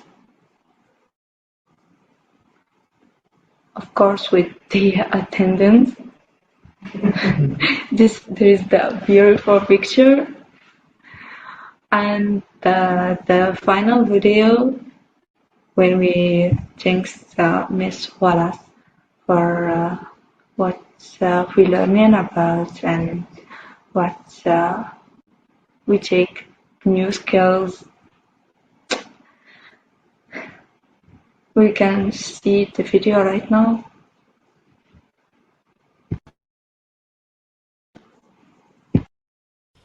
Hello everyone. Hello. Hello. We have successfully reached our last meeting for the 2025-2026. This was a really impressive journey with you guys, and I was really honored to be one of your group member and especially your team member. Who's cutting audience? We remember we all started with a survey on our personalities, where we could have slow learners, big learners, and everything, introvert, extrovert. I remember, and we went up to our CVs, to our motivation letters, then our reports, ACs, and we lastly did our report and some videos that we had to upload. And today we are presenting our thesis in a few days. This was really an amazing journey. And throughout this course, which we had with Professor Joe Wallace, which was our professor, we learned many things. I think it's for engineers. We all thought in the beginning it was something so difficult and writing stuff, writing minutes with our deputy leader here, Taufik. But I think we have to share what we have learned throughout these 4-5 months together. I think. 5 months? Yeah, 5 months. For the entire semester. For the entire It's too semester. fast. It's very fast. So. Very fast, yeah. What do you think you've learned throughout this? There's a lot of things. Like? I just how are you gonna use some short and clear sentence that and how to be honest with the given direct answer. It helped me to organize my idea logically. Organization of idea, that's Yeah. good. Taufik? Yeah, I would say with the reports, well, as you said, for we engineers, we always have to write a lot of reports, especially like incident reports and research reports. So I think it really gives you a good idea on, okay, for future use, this is what I will need to do, and a good template. Yeah.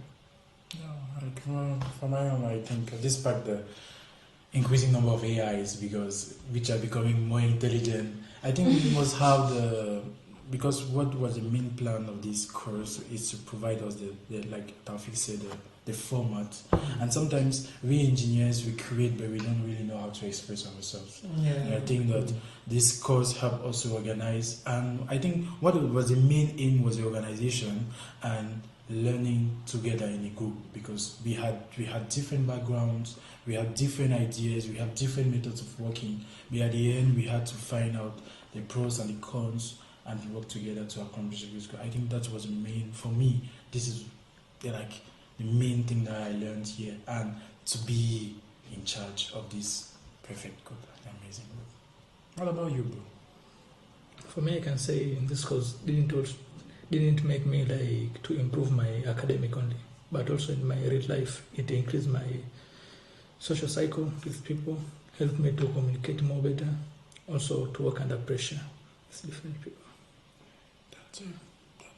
I think the work under pressure really hit the point because the amount of deadlines we had to like scratch over was really nice. I think on the grand scheme of things, like everyone just said, this time we spent together showed us that as engineers, ultimately we have to do the tedious work, the work that we don't really like. Most of us would really prefer to do numbers and things that are very logically explained, but then we're just told to write resumes and essays and CVs and to write theses.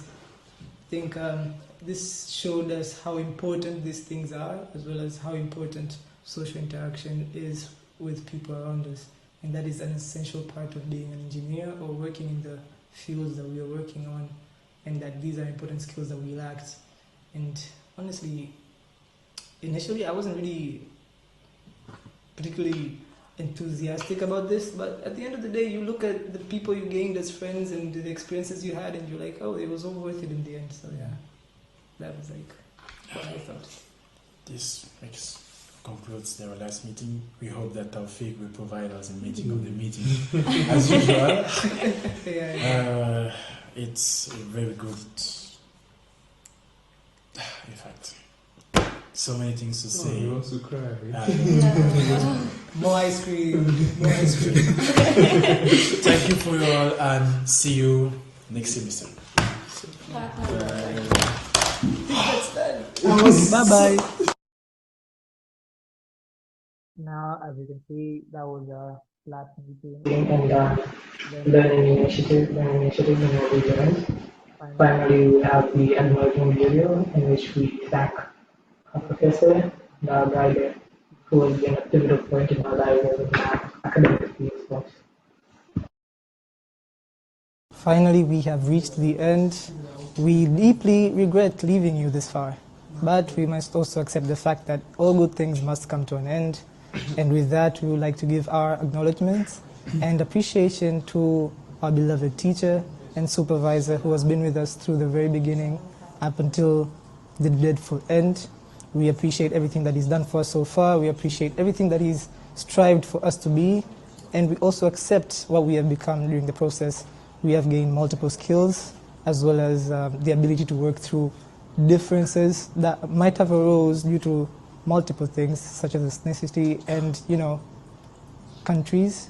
But we got through this far, and without further ado, we like to give him his flowers. His name is Professor Wallace for the academic writing class, and we are group number 5 of the batch of 2025-2026 undergraduate majors.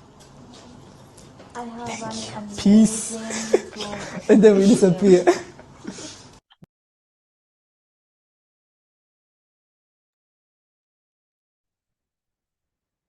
Group 5's presentation shows us that aerospace engineering isn't only about what generates power, but it's also about the structures that carry it.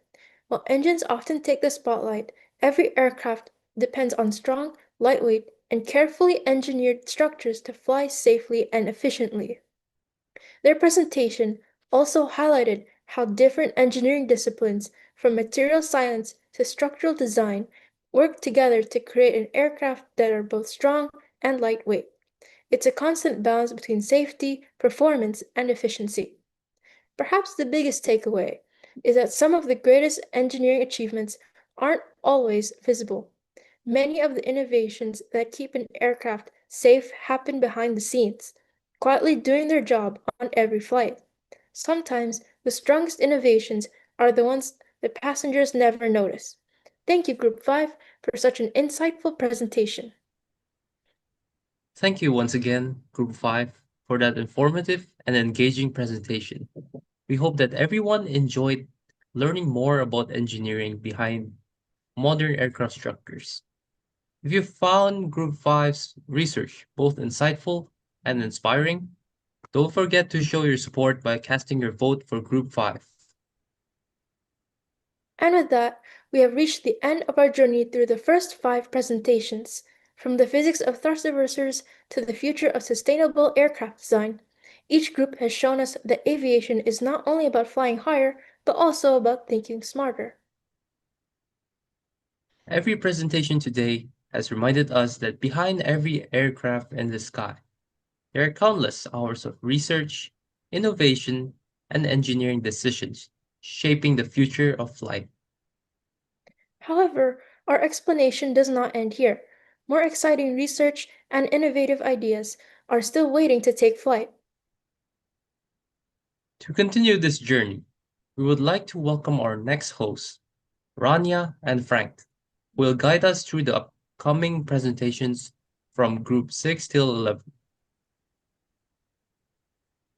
We wish all the remaining groups the best of luck, and we look forward to discovering more groundbreaking ideas together. Thank you, everyone, and let's continue enjoying today's presentation. Rania and Frank, the floor is yours. Good afternoon, respected professors, dean and vice dean, distinguished judges, dear classmates, and our wonderful audience. First of all, we'd like to thank our previous hosts for such a fantastic introduction to today's event. My name is Rania, and together with my co-host Frank, we're delighted to guide you through this session of the NUAA Academic Writing Presentation Competition. Today, we'll be listening to 6 fascinating presentations covering topics from aerospace engineering to international business. Every team has dedicated weeks for research, preparation, and teamwork to be here today. We hope you'll enjoy every presentation, learn something new, and encourage all of our presenters with your support and applause. Thank you, Rania. Good afternoon, everyone. It's a truly pleasure to welcome you all. Today's competition is more than just presenting research. It's an opportunity to exchange ideas, inspire innovation, and celebrate academic excellence. Each presentation reflects countless hours of research, discussion, and hard work. As a member of audience, we invite you to listen carefully, appreciate each team effort, and support them. This presentation you find the most informative and inspiring. We hope you enjoyed today's session. Now, let me invite our first presentation, which comes from Group 6, presenting their research titled The Physics Behind the Thrust Reverses. Landing an aircraft isn't simply about touching the runway. It's about mastering momentum when hundreds of tons of aircraft meet the ground at nearly 250 kilometers per hour. Every second matters. What is a very engine that pushes an aircraft forward could suddenly help bring it to stop? This group explored the remarkable physics behind the thrust reverse, where propulsion becomes deceleration. Let's watch Group 6 presentation.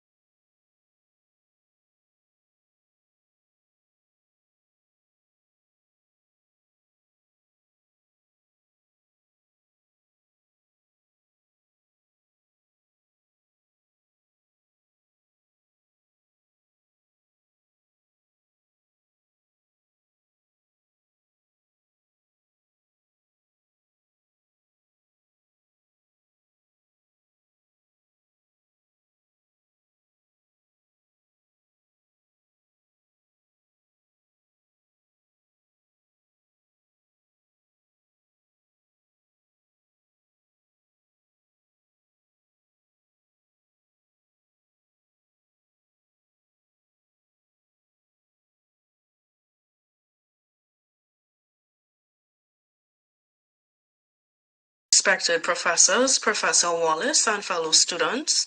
My name is Nuaa Smith, and I am the team leader of Group 1. And today, I, Rachit, and Nuaa will be presenting our group's final project. Alongside this, our presentation will show the progress of our group work throughout our time in this academic writing class.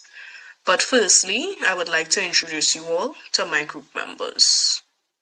Hi, my name is Abigail, and I'm an aeronautical engineering student from Indonesia, currently studying in Nanjing University of Aeronautics and Astronautics. I would like to welcome you all to my group's presentation.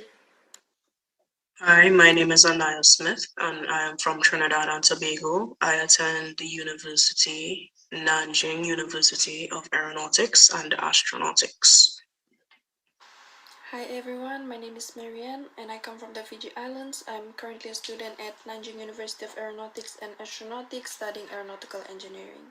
Jambo, my name is Festus Gibiri, I'm Kenyan by birth, an engineer by profession and a student by registration in Nanjing University of Aeronautics and Astronautics. Hello and namaste everyone, my name is Rachit, I'm from Nepal. Currently I'm living in China and studying in Nanjing University of Aeronautics and Astronautics. It is one of the highest university in China and I'm quite fortunate to study here. I'm enjoying my life studying. Yeah, it's fun here and it's thrill to study. Hi, my name is Anwar. I'm majoring in aeronautical engineering and I'm from Morocco. I'm proud to have worked with this team. Our team stayed committed and never gave up, even under pressure. That's what helped us succeed and get to where we are today.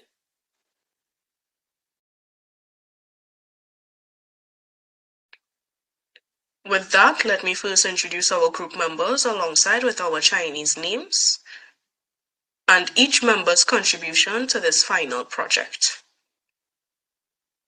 Together, we completed an undergraduate thesis entitled The Physics Behind Thrust Reversers, Principles, Performance, and Practical Implications. The following is an outline of our presentation. This is a table of contents. To start, we should understand what a thrust reverser is and why it is so important. A thrust reverser redirects the engine's exhaust or bypass airflow forward after landing, creating a force that opposes the aircraft's motion and helps it decelerate. This additional braking force is especially important on wet, icy, or contaminated runways where wheel brakes only may not provide sufficient stopping power. In practice, thrust reversers can reduce landing distance by approximately 15 to 30%, extend brake lifespan by 20 to 40%, and play a critical role in the efficient operation of modern high-bypass turbofan. To better emphasize the importance of thrust reversers, we must first understand the different forces that help an aircraft decelerate during landing. Modern commercial airlines touch down with an enormous amount of kinetic energy, and stopping safely within the available runway requires 3 braking systems working together. These are the mechanical wheel brakes, aerodynamic spoilers, and thrust reversers. While the wheel brakes provide the primary braking force and the spoilers reduce to lift maximize tire to runway contact, thrust reversers convert engine thrust into a force that opposes the aircraft's forward motion. The combination of these 3 systems allows aircraft to decelerate safely and efficiently under a wide range of runway conditions.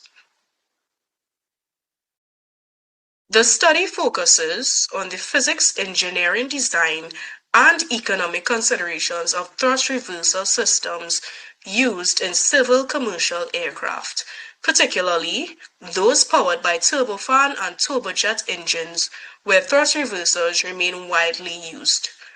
Specifically, we examine how Newton's laws of motion and the principle of conservation of momentum explain thrust reversal, compare the design and operation of cascade, clamshell, and target-type thrust reversers, and analyzed the mechanisms through which these systems help decelerate an aircraft after landing. We also evaluate the economic impact of thrust reverser installation and maintenance. To maintain a clear scope, this research excludes military aircraft, propeller reverse pitch systems, and in-flight reverse thrust applications, as these involve different operational requirements and engineering considerations. This leads me to maintain thesis statement in our research. The thesis of this study is that thrust reversers, despite their unavoidable penalties in weight, noise, and fuel consumption, are an essential safety critical system in modern commercial aviation. Moreover, this research suggests that human factors, in particular the timeliness of pilot deployment, are as significant as the mechanical efficiency of the thrust reverser. That is, no matter how sophisticated the thrust reverser, if it is not deployed quickly and accurately, it will not do its job. Besides good engineering design, safe aircraft operation relies on the interaction between technology and human decision-making.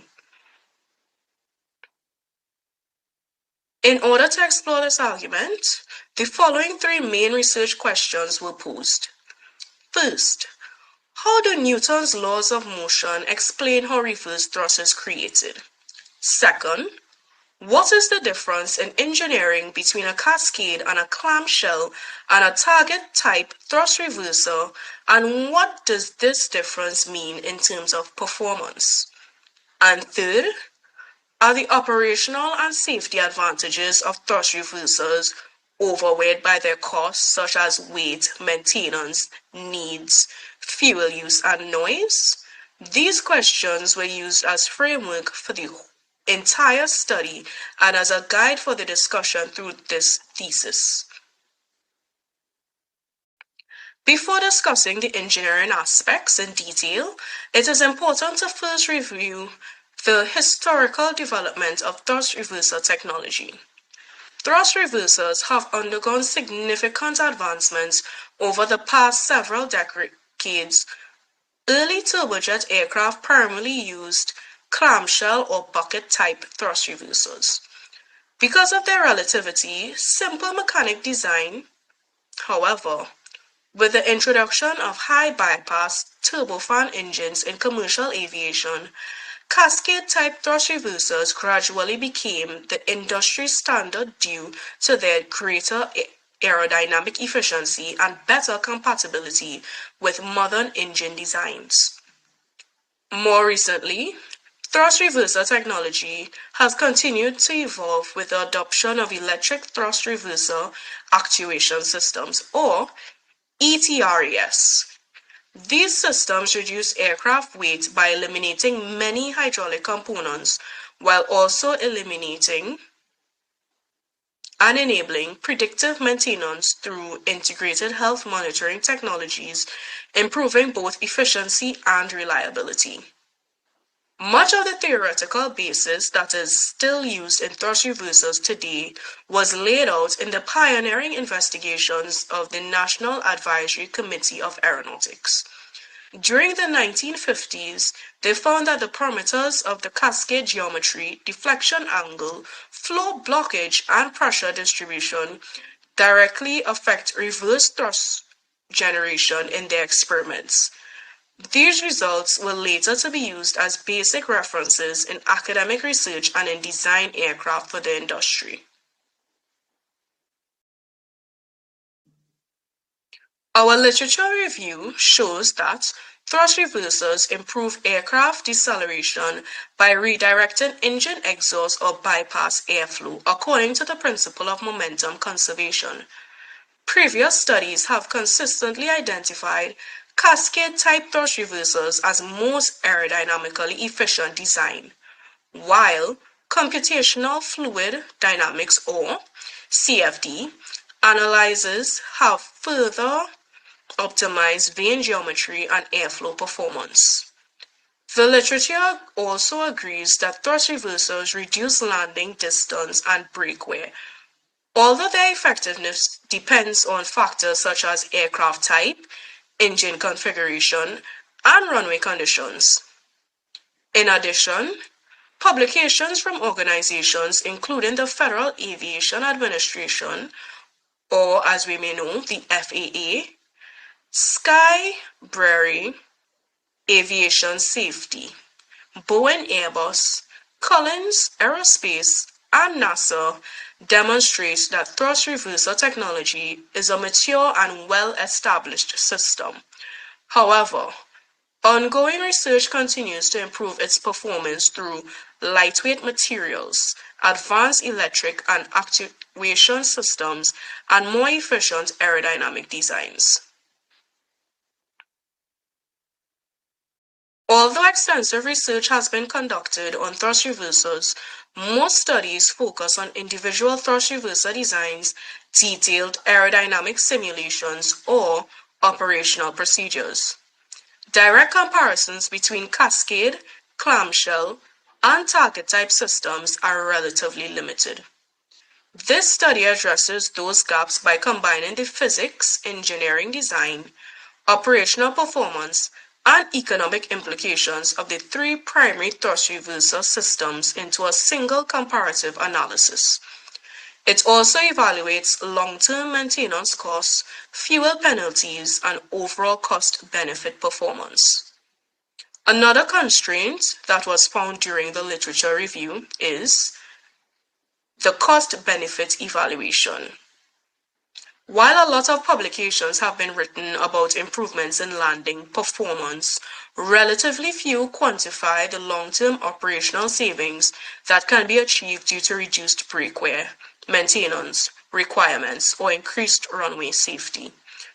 The aforementioned research gaps motivated the present study to be conducted, which, while attempts to merge the theoretical physics with practical engineering considerations to present a comprehensive understanding of aircraft thrust reversers. With the motivation, objectives, and current knowledge established, I will now enter into basic physics of the thrust reverser operation. It is important to understand that these principles, because all thrust reverser mechanical designs are based on the same laws of classical mechanics and conservation of momentum. In any case, the laws of classical mechanics apply to all aircraft and thrust reverser designs. These principles can be used by engineers to estimate the deceleration of an aircraft, fine-tune the performance of the reverser, and enhance landing safety. Newton's first law of motion, or the law of inertia, is the first principle. The law of motion that says that an object moving at a constant speed will continue to move at a constant speed unless a force is applied to it. Upon landing, an aircraft has a lot of forward velocity. For instance, a commercial aircraft usually lands at about 67 meters per second, or about 240 kilometers per hour. If there were no other forces acting on this aircraft, it would continue to fly in a straight line. Thus, a number of forces have to act in the opposite direction in order to safely stop the aircraft.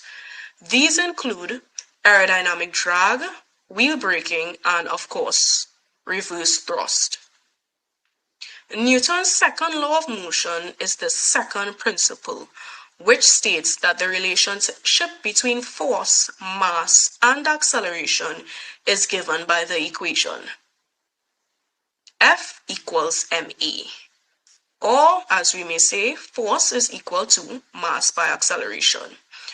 The deceleration of an aircraft is directly proportional to total braking force acting on the aircraft and inversely proportional to the mass of the aircraft. The landing weight of commercial aircraft ranges from hundreds of tons, meaning very large forces are needed for safe stopping distances. Reverse thrust makes a substantial contribution to this overall braking force, especially the first few seconds after touchdown. But the key to understanding the principles of thrust reversers is Newton's third law of motion. Every action brings out and about an equal and opposite reaction. Exhaust gases are accelerated at very high speed behind the engine during normal engine operation. Newton's third law says that this exhaust is moving backward, but the aircraft is moving forward, and that is the case. After landing, the reverse thrust is selected and the exhaust flow is turned around and directed forward by mechanical structures within the nacelle. The direction of the aircraft's exhaust momentum is also altered, which in turn alters the direction of the reaction force to which the aircraft will be subject. The engine is now acting against the aircraft's direction of thrust and is helping to slow down the aircraft. This is the basic idea behind all thrust reversers in use on commercial aircraft today. Moving beyond Newton's laws, reverse thrust can also be analyzed quantitatively using the principle of conservation of momentum. The reverse thrust force is given by the equation. Reverse thrust force equals to m dot multiplied by the sum of v in plus v out times cosine theta. The mass flow rate of the exhaust gases m dot is indicated in this equation. V in and V out are the exhaust velocity pre and post the redirect respectively, and theta is the angle of the redirect of the exhaust flow. This equation shows that there are three important parameters to consider for reverse thrust. The mass flow rate is the first. The more exhaust that is flowing through the engine per second, the more momentum it is changing and the more reverse thrust it will generate. The speed of exhaust gases is second. The greater the momentum of the exhaust, the more braking is provided by the reverser. Third, the deflection angle is the measure of how well the exhaust momentum will be directed. A 180-degree turn would generate the maximum theoretical braking power, but would be impractical due to aerodynamic losses, structural constraints, and potential for the exhaust gases to be ingested by the engine. Modern thrust reversers generally channel the air through a good angle through 135 degrees.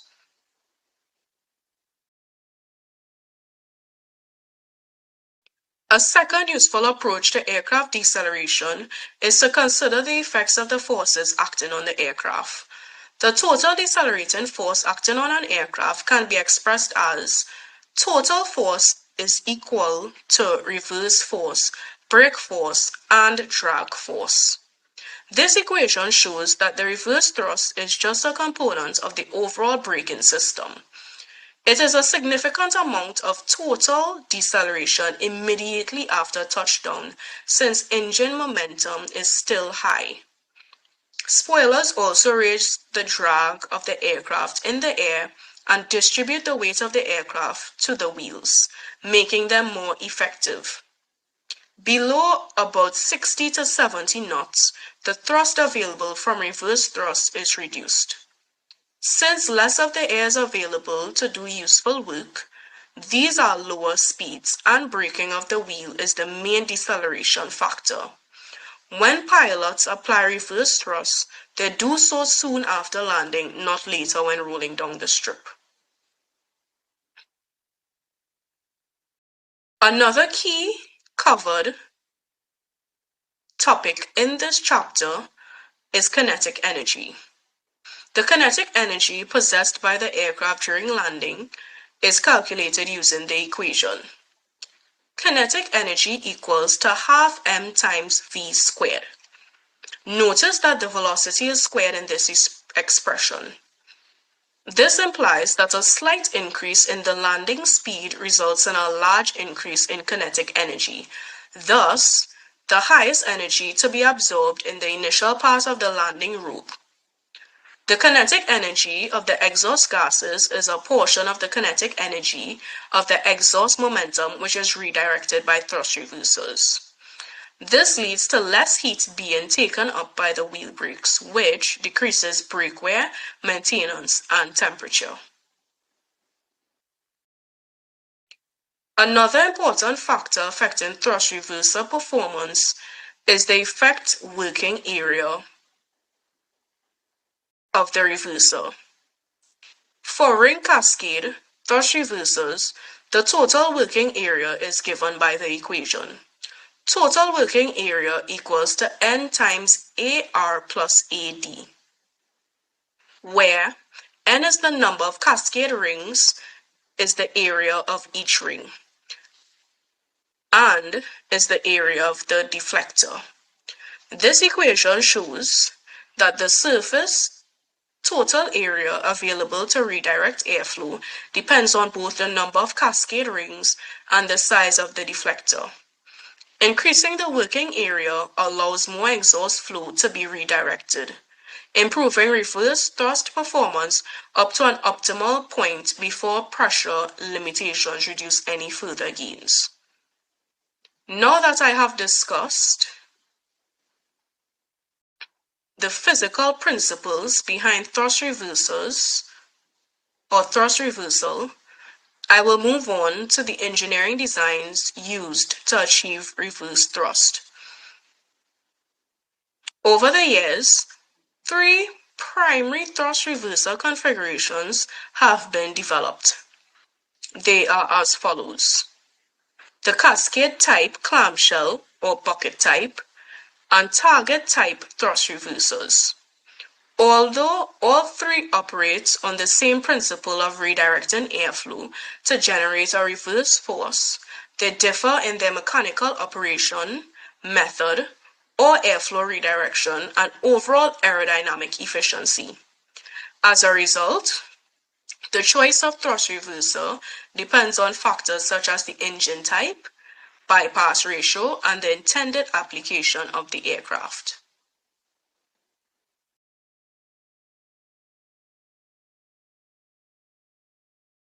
Of the 3 cascade type, thrust reverser has become the industry norm for the modern high bypass turbofan aircraft. The main difference between cascade systems and the redirecting hot engine core exhaust is that the cascade systems redirect the cooler bypass airflow. On deploy, the nacelle backs up, sliding a set of normal airflow path. Cascade vanes forward and closing a set of blocker doors to the normal airflow path. The bypass air is then turned around and back to the front to create reverse thrust. The efficiency of cascade systems is usually in the range of 50 to 60%, and under optimum conditions, it can be as high as 73%. This is because they are very efficient on aircraft with high bypass engines.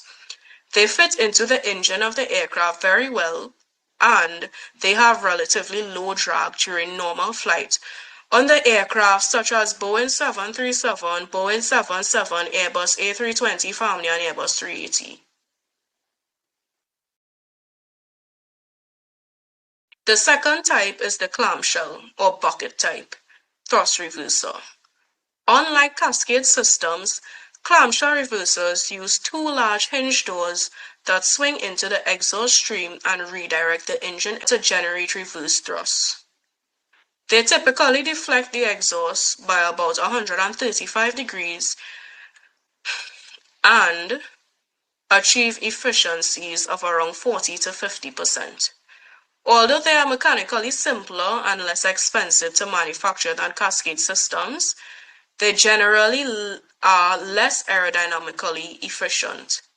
As a result, they were widely used on older turbojet aircraft and are still found on some regional and military aircraft today. The third type is the target type thrust reverser. These systems use one or more curved target buckets to capture and redirect the exhaust gases forward. Their efficiency typically ranges from 55 to 65%, depending on factors such as bucket geometry and airflow conditions. While their relatively simple designs makes them suitable for certain applications, they are less compatible with modern high-bypass turbofan engines and are therefore used mainly on regional aircraft and selected military applications. To summarize these differences, the following table compares the three primary thrust reverser designs in terms of their airflow, deflection, efficiency, mechanical complexity, and typical applications. It provides a side-by-side overview of the key characteristics and engineering trade-offs of each configuration. The accompanying graph then focuses specifically on efficiency, illustrating the typical performance range of each thrust reverser type. As shown, cascade systems consistently achieve the highest reverse thrust efficiency, followed by target-type systems, while clamshell reversers generally produce the lowest efficiencies. Together, the table and graph demonstrate how each design reflects different engineering properties. Cascade systems maximize efficiency for modern commercial aircraft. Clamshell systems emphasize mechanical simplicity for older turbojet designs, and target-type reversers provided a practical compromise for regional and military applications. This explains why cascade-type thrust reversers have become the industry standard in today's commercial aviation. That concludes my portion of this presentation, and I will now hand over to Rachit, who will be presenting the remaining sections of our research. Thanks, Anaya. Now I will be continuing the rest of our presentation with the theoretical principles and engineering design now established. I would like to discuss how does the air thrust reverser operates mechanically and safety guards incorporated with modern aircrafts and the operational benefits during landing. Acquisition system is mainly responsible for the thrust reversal, which develop over the time period and now being modified, upgraded with time to time. There are generally two kind of acquisition system. One is hydraulic and another is electronic thrust reversal acquisition system. Traditionally, hydraulic acquisition system were used. The traditional hydraulic acquisition system used pressures between 3000 to 5000 psi, and it is more reliable. It works on high force density according to Colin Aerospace. Hydraulic acquisition systems accumulated more than 600 million commercial flight, which shows its maturity and dependability. However, nowadays, most of the aircraft use electronics, thrust reversal, acquisition system, also known as ETRAS, because of its low weight, and it enables predictive health monitoring systems.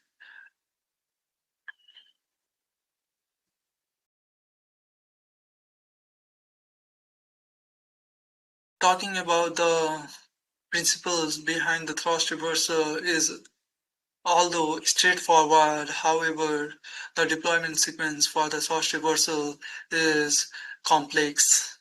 As we can see in the PPT, to walk for the thrust reversal, we need a complicated diagram. First, WOW sensor conform. WOW stands for weight on wheel sensor conform, gives the signal of conformation. Then the total labor position activates, and then actuation trigger, call translation, full reverse thrust achieved. In aerospace, even a small mistakes cause a serious problem, so safety interlocks matter a lot, especially talking about the thrust. So for the safety interlocks in thrust reversal, there are a lot of sensors and systems are used. The first one is WOW, weight on wheel sensors that prevent in-flight deployment. And the second one is ECC logic that blocks unsafe activation, and throttle lock system prevent accidental deployment. If the thrust reversal deployed at a wrong time, then it may cause a serious fatal problem in the aircraft, which leads to the crash landing. Talking about the deployment in flight, however, thrust reversal has a lot of uses, but it is heavily prohibited on commercial aircraft. Besides that, it is permitted on some military and older aircraft with strict certification that ensures ground-only operations.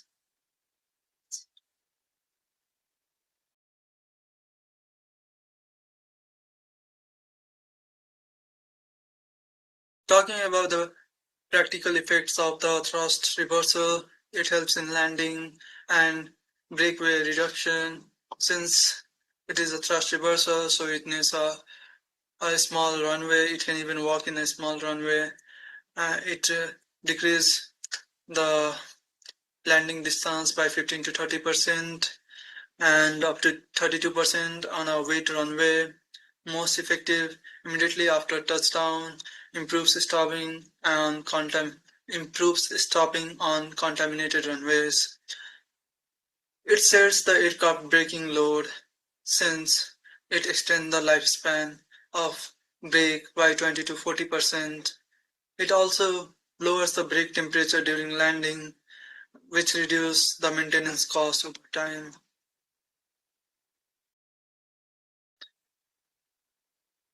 Now talking about the safety outcomes and operational consideration, it reduces the risk of runway overruns, provide braking independent wheel friction, improve safety on wet and contaminated runways, support rejected takeoff and emergency stopping, integrate with auto brakes and spoiler system, automatically adjust brake pressure, reduce brake temperature, and where, as I told before, immediate deployment maximize effectiveness. Everything has its benefits and some limitations, so do thrust reversal has. It is very ineffective at low speed, especially at 70 to 80 knots. Wheel brake become the primary braking system at low speed, and it also causes a serious noise pollution, which affects communities near airport. Some airports even restricted reverse thrust uses. Noise reduction remains a key design objective for the thrust for the engineer. Weight penalty and fuel consumption are another limitation for the thrust reverser, because since it contains waste and it also consumes, since it has a weight, so the aircraft consume more fuel, which eventually affect our environment and maintenance cost. Long-term impact, maintenance cost, and environmental consideration, the same thing that I told before. Talking about the evaluation, it improves landing safety, reduce landing distance, minimize brake wear, lowers maintenance cost. However, it benefits overweigh the trade-off, balance safety, cost, and performance. New technology reduce limitation, remain essential in commercial aviation. Now let's have some case studies of different aircrafts and different types of thrust reversal. Talking about Boeing 737 next generation, it is occupied it is occupied it is occupied with cascade type thrust reversal on CFM 56-7 turbofan engine. Thrust reversal significantly reduced landing distance, particularly on wet and contaminated runway. Integrated into aircraft landing performance calculation and operational procedure, demonstrate efficiency, reliability, and safety to modern cascade type reverser. Now we are going to talk about our next case studies. Airbus A320. This aircraft has electric thrust reverser acquisition system. It also do the same job. Features electric reverser acquisition system. ETRAS reduce aircraft weight, since it contains ETRAS, which has low weight, and health monitoring system. It is much more beneficial for the aerospace agencies. Integrates predictive health monitoring for improved maintenance planning, represent the industry shift toward electrification and smarter aircraft system. Talking about our next case studies, MC Douglas DC-9. It uses clamshell type thrust reversal. This is a clamshell type thrust reverser. It is simple, durable design with reliable long-term operation, lower aerodynamic efficiency. It has lower aerodynamic efficiency than cascade system. That means cascade system is more efficient than clamshell. Demonstrate the trade-off between simplicity and performance. It is simple, reliable, long-term. Now talking about the incident, Southwest Airlines Flight 1248. The runway overrun at Chicago Midway International Airport in 2005. Reverse thrust deployment was significantly delayed after touchdown. Due to delay, this incident happens. This demonstrates how timely deployment is important as system performance. As I have told already, in aerospace field, even a smaller minor mistake cause a serious major problem. Now I would like to show our expert suggestion. So on a dry runway, on a regular hot day, or a regular cold day where there's not any moisture on the runway, also known as water or ice, then they will not use the reverse thrust system to its maximum capability. They will only open it one setting, and that will be just enough to open the reversers and not really do much about it. The brakes, on the other hand, will be doing most of the work on a dry runway, but they always have them open just in case they slip on a patch of ice if it's cold, or hit just a random patch of water if it's a hotter day, if it just rained a few hours ago. So how will the reverse thrust system be activated? The reverse thrust system will be activated by the pilots in the cockpit by the pilots pulling two levers in front of the throttle sticks that will activate the reverse thrust. And the reverse thrust will give the pilots 70 to 80%, depending on the bypass ratio of the engine, to minimize the stopping distance on wet runways, as I already previously stated. This will open doors on the inside of the engine and pull back the engine nacelle for the reverse thrust to be activated and used. They will open doors, and then the doors will come up and block the thrust from exiting the engine. That is how the reverse thrust will be activated. So on private jets or corporate jets, they have what's called the bucket-style reverse thrust system, which is where an exteriorly mounted bucket, so you might say, pushes 100% of the thrust back to the front of the engine to slow it down. On airliners, not including the old airliners, which do have bucket systems, the newer airliners such as the 787, the 737, the 757, the 767, and almost every other new airliner 70s plus is going to have the interiorly mounted reverse thrust system, which is where the doors will come out inside the engine to reverse about 70 to 80% of the thrust. Talking about the conclusion, thrust reversal works on the very basic principle that is Newton's third law. However, it is very convenient and useful. There are multiple types of thrust reversals. However, cascade type reversal outperforms clamshell and target design inefficiency, reliability, and compatibility with modern turbofan engine. Although thrust reversal increase weight, fuel consumption, noise, and maintenance costs, their safety and operational benefits justify their use. However, it has some limitation, but its benefits justify its uses. Thrust reversal remains an essential safety critical system, providing significant improvement in landing performance while demonstrating the practical application of fundamental physics and engineering principles. Talking about the physical evolutionary path of deacceleration system, right now the system has shifted from hydraulic to electric. Later on, the engineers are going to work on the fuel consumption, weight, noise, pollution, and also integrate with some sensors so that the aircraft can work smoothly and read the data accurately. Thank you, Rachit. In the next section, I'll be showing each group member's assignments and the work we completed throughout the semester, followed by discussing the learning outcomes we achieved throughout this course. Here is what we will be covering today. First, I'd like to begin with our undergraduate thesis titled The Physics Behind Thrust Reversers, Principles, Performance, and Practical Implications. This was our largest and most comprehensive project throughout the semester. It involves extensive research into the physics, engineering design, operational performance, and practical applications of aircraft thrust reverser systems. Along with the completed thesis, we have also included a breakdown of each group member's individual contributions, showing the chapters and sections that each of us was responsible for writing. Next, we have our group report on the history of fighter jets. In this report, we explored the historical evolution of military fighter aircraft, beginning with the earliest jet-powered fighters and progressing through the different generations of fighter jet technology.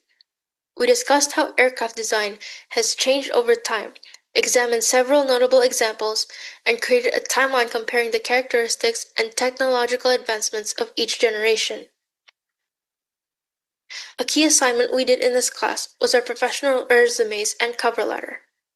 It was one of the first activities that we did, and hopefully we will have the opportunity to use it in our future internships and jobs as a professional document. We learn how to organize our qualifications, highlight our skills and experiences, and present ourselves in a professional manner. Writing a cover letter also taught us how to effectively introduce ourselves to potential employers and demonstrate why we are suitable candidates for a particular position. These are practical skills that will continue to benefit us through our academic and professional careers. We also took a number of learning style tests. Each group member was able to gain a better understanding of how we like to learn and study using these questionnaires. In learning about our own learning style, we were able to see the environment and techniques that best facilitated our learning process and how that can enhance our learning and future professional development. Alongside this, we completed the Belbin team role questionnaire. Unlike the learning style assessment, this activity focused on teamwork rather than individual learning. It identified the roles that each member naturally tends to take when working within a group, such as coordinating, organizing, generating ideas, or completing tasks.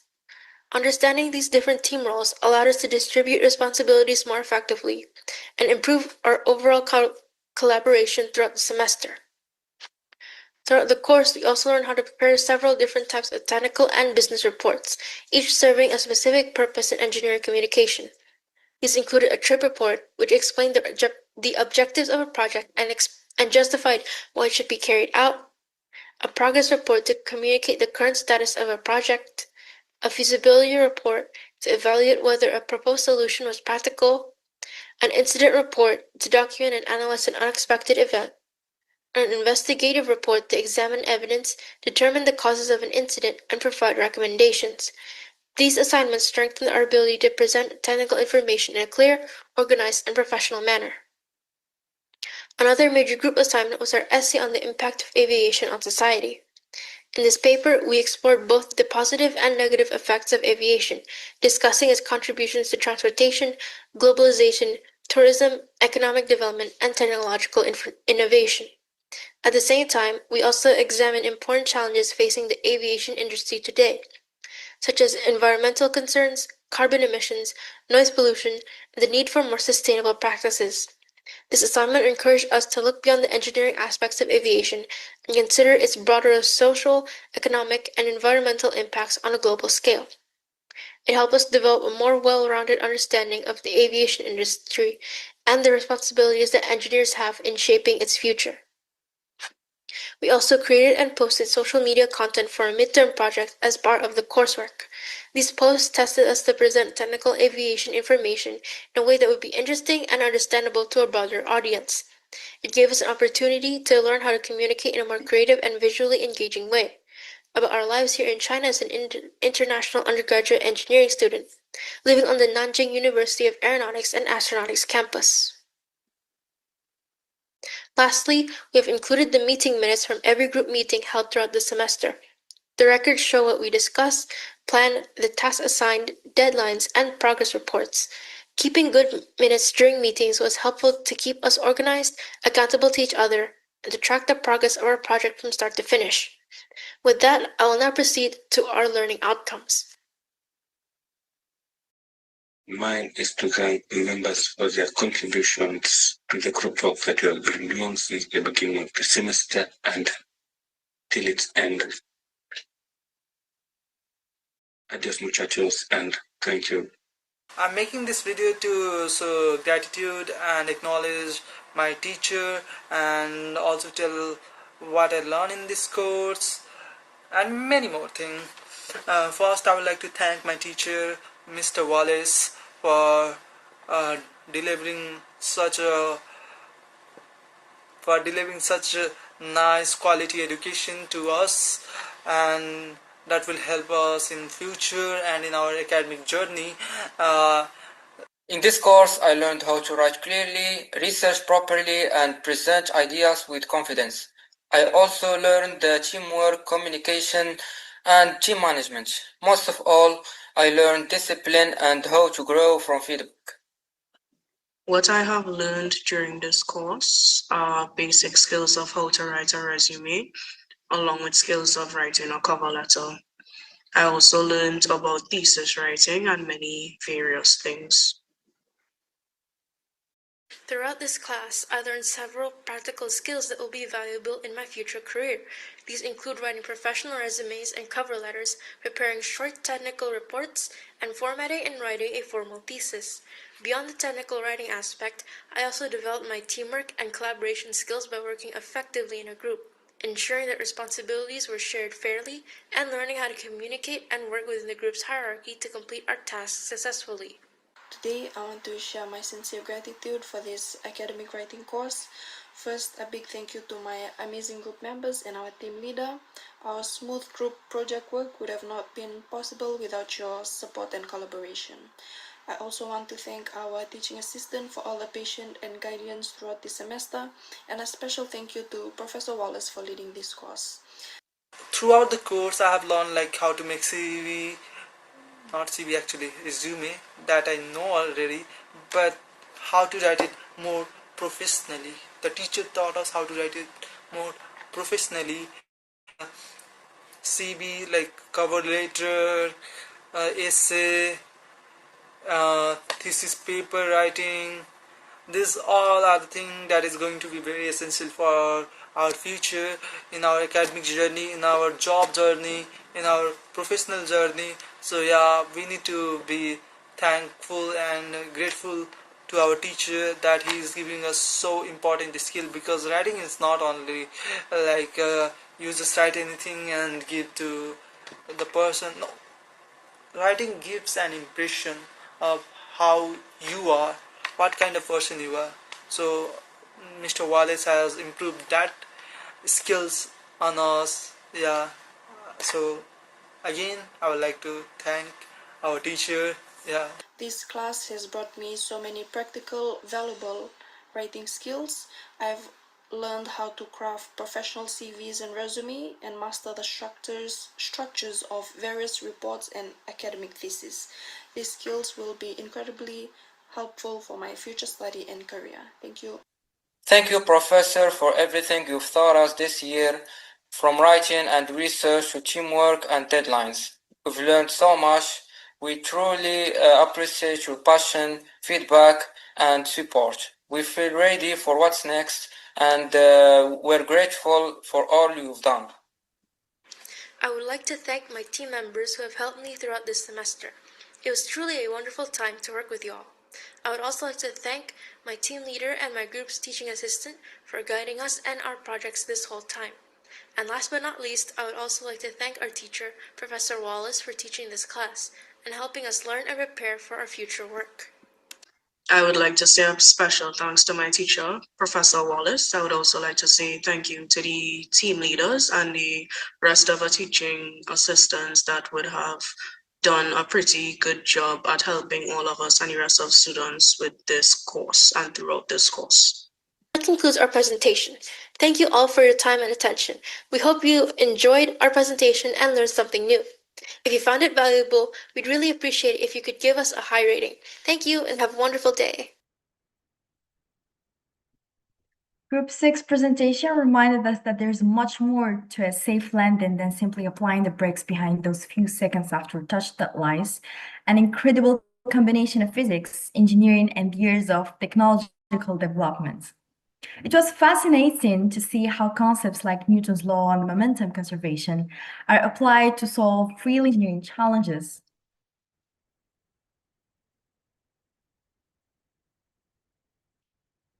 Thank you, Group 6, for sharing your work with us today.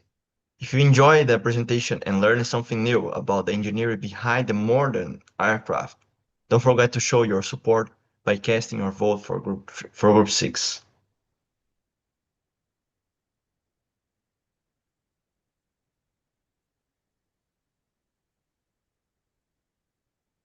Our next thesis is Challenges Limiting the Adoption of Full Electric Aircraft in Commercial Aviation. As the world searches for cleaner and more sustainable transportation, electric aircraft have become one of the most exciting developments in aviation. However, turning this vision into reality is far from simple. This presentation explores the technological, economic, and environmental challenges that engineers must overcome before electric aircraft can become part of our everyday lives. Please welcome Group 7. Greetings, esteemed professor, faculty, fellow students, and guests. We are Academic Writing Group 7 from the Nanjing University of Aeronautics and Astronautics, here to proudly present our final course presentation. This presentation will highlight all of our tasks throughout the semester, which couldn't have been done without the guidance of Professor Dr. Wallace, our instructor, and of course our peers, and also the hard work and teamwork of our members. Our group consists of 7 people: myself, Satria Utama, the team leader; Sami El Chaheb, the deputy leader; Fahad Ahmed, Sefia Kateshi, Mariam El Karuti,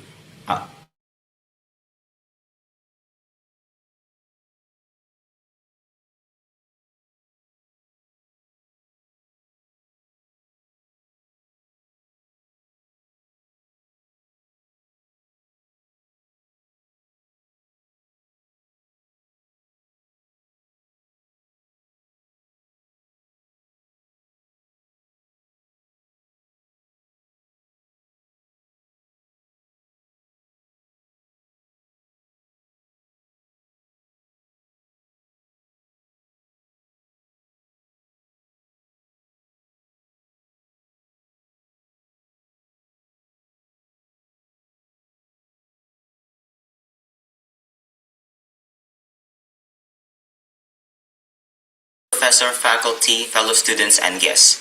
We are Academic Writing Group 7 from the Nanjing University of Aeronautics and Astronautics, here to proudly present our final course presentation. This presentation will highlight all of our tasks throughout the semester, which couldn't have been done without the guidance of Professor Dr. Wallace, our instructor, and of course our peers, and also the hard work and teamwork of our members. Our group consists of 7 people: myself, Satria Utama, the team leader; Sami El Chaheb, the deputy leader; Fahad Ahmed, Sefia Kateshi, Mariam El Karuti, Obed Makatobe, and Tatenda Murigi as members. Here's a short introduction video for our group. Greetings, Professor Wallace, fellow classmates, esteemed guests. We are from Group 7, proudly presenting our final project for the Academic English Writing course. Hello, my name is Satria Utama. I'm from Indonesia, and I am currently majoring in electrical engineering. As a team leader, I am very proud to present our group learning outcomes, our progress throughout this course. I'm very proud of my team's hard work, and I'm very excited to introduce to all of you my group. Greetings there, my name is Sefia Kateshi. I come from Zambia, Southern Africa, and my major is aeronautical engineering. What I've come to understand and learn about academic writing with Professor Wallace is that he has given us an insight of the documents which make our courses more valid in the modern day engineering world, like the thesis development and the report writing. It is very impressive, and it shows an in-depth of how you can go very deep in what you learn about, especially the reports. I really love the reports, so hands down, and I really wish I could do more. Hello everyone, my name is Mariam and I'm from Morocco. I'm a first-year aeronautical engineering student here. So the academic writing course was incredibly helpful, especially because we worked in groups on different technical topics, which really pushed me to improve my teamwork and communication skills, as I learned how to collaborate effectively, share ideas clearly, and merge different writing styles into a single coherent report. Greetings, my name is Obed Frank. I'm from Tanzania. My major is aeronautical engineering. My comments about the course is that the instructor gave us clear guidance on what to do, especially when dealing with academic writings. So I really appreciate that. Thank you. My name is Tatenda Mureg. I'm from Zimbabwe. I'm majoring in aeronautics engineering. I'm currently taking academic writing course, which I find it to be the important and valuable part of my studies.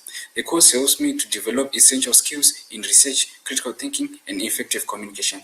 These skills are important not for only academic success, but also in my future career of aeronautics engineer, where clear and professional writing is necessary for the reports, proposal, and technical documentation. Okay, that was our introduction video.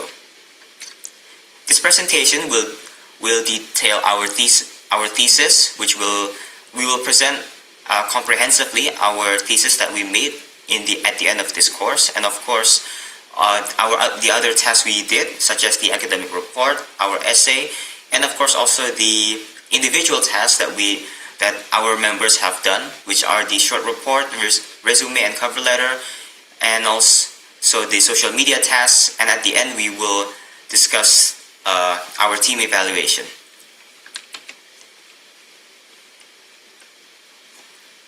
First, let's start with our thesis: the challenges limiting the adoption of fully electric aircraft in commercial aviation. This thesis will detail the engineering setbacks that are facing the aviation industry in electrification, which is a very important topic for us to be discussing, especially in times of climate change like this.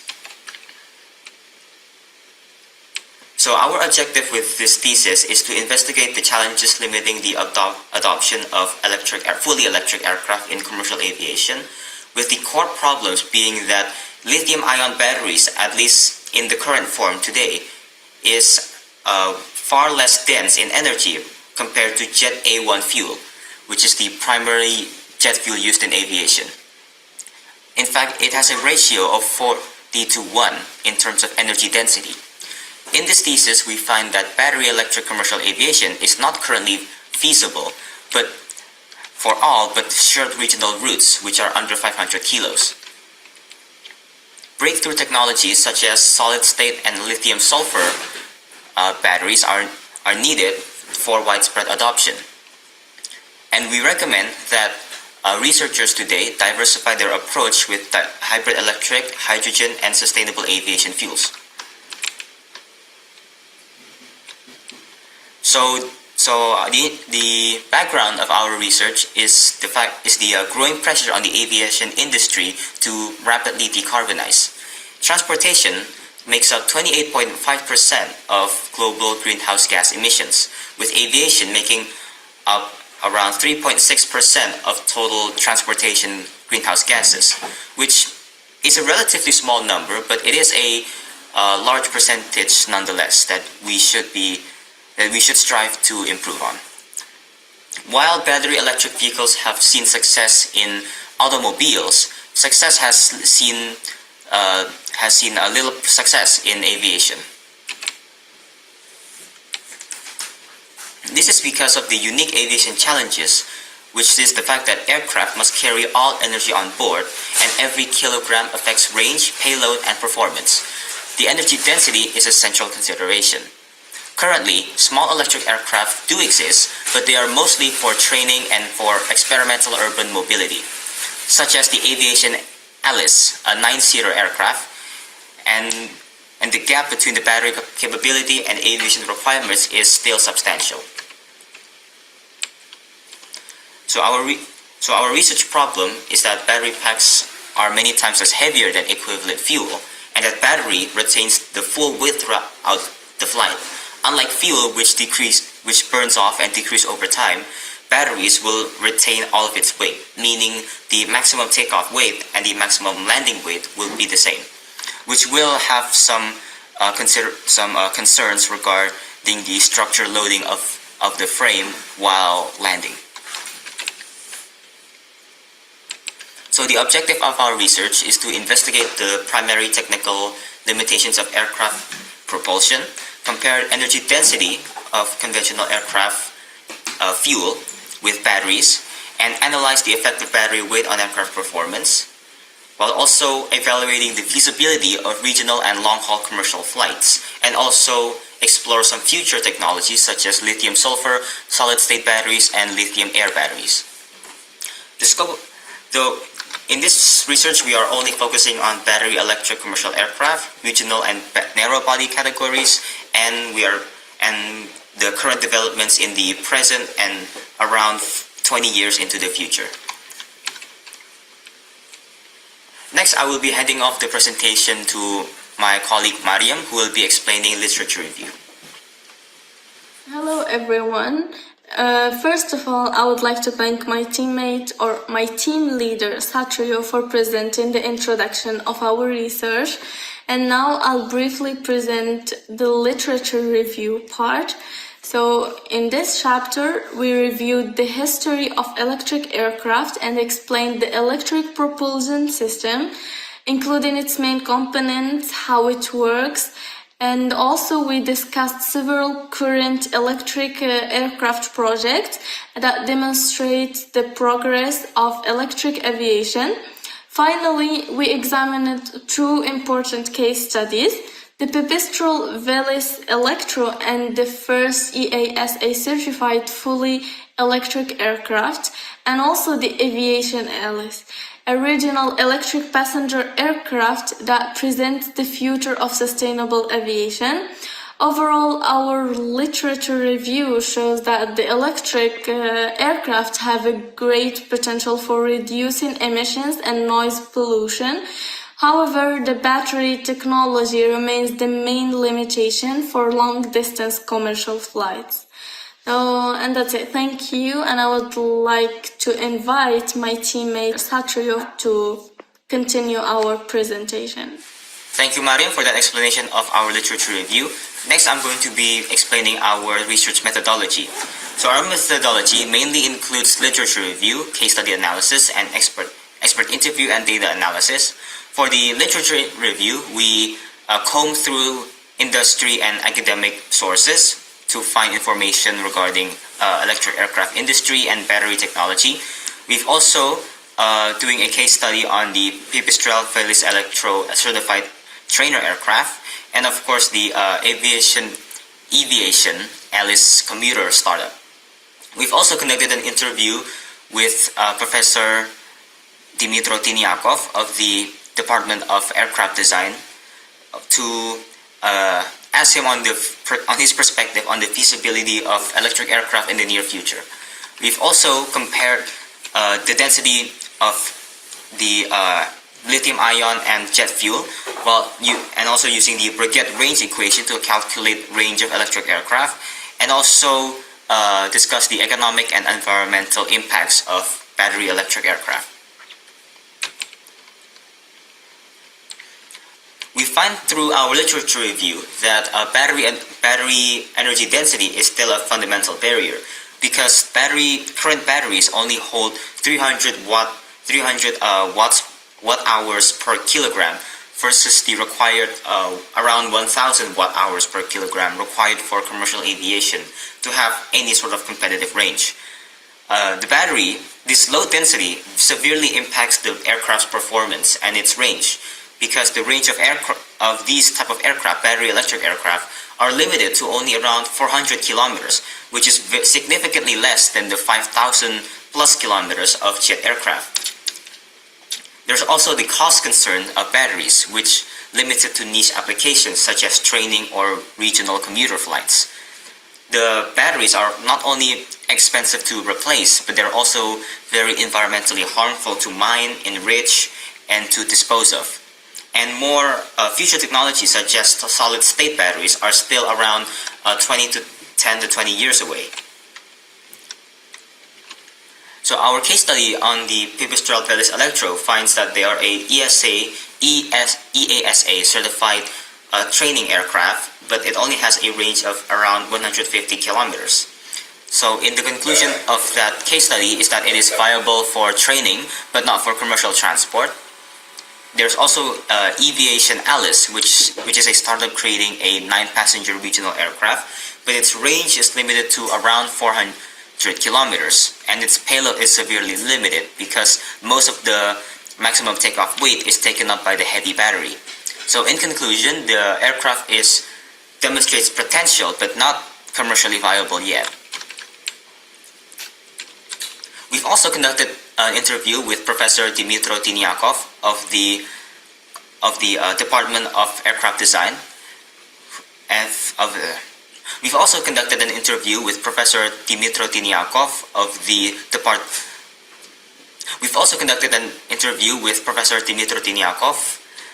Department of Aircraft Design, who is affiliated with the College of Aerospace Engineering at the Nanjing University of Aeronautics and Astronautics.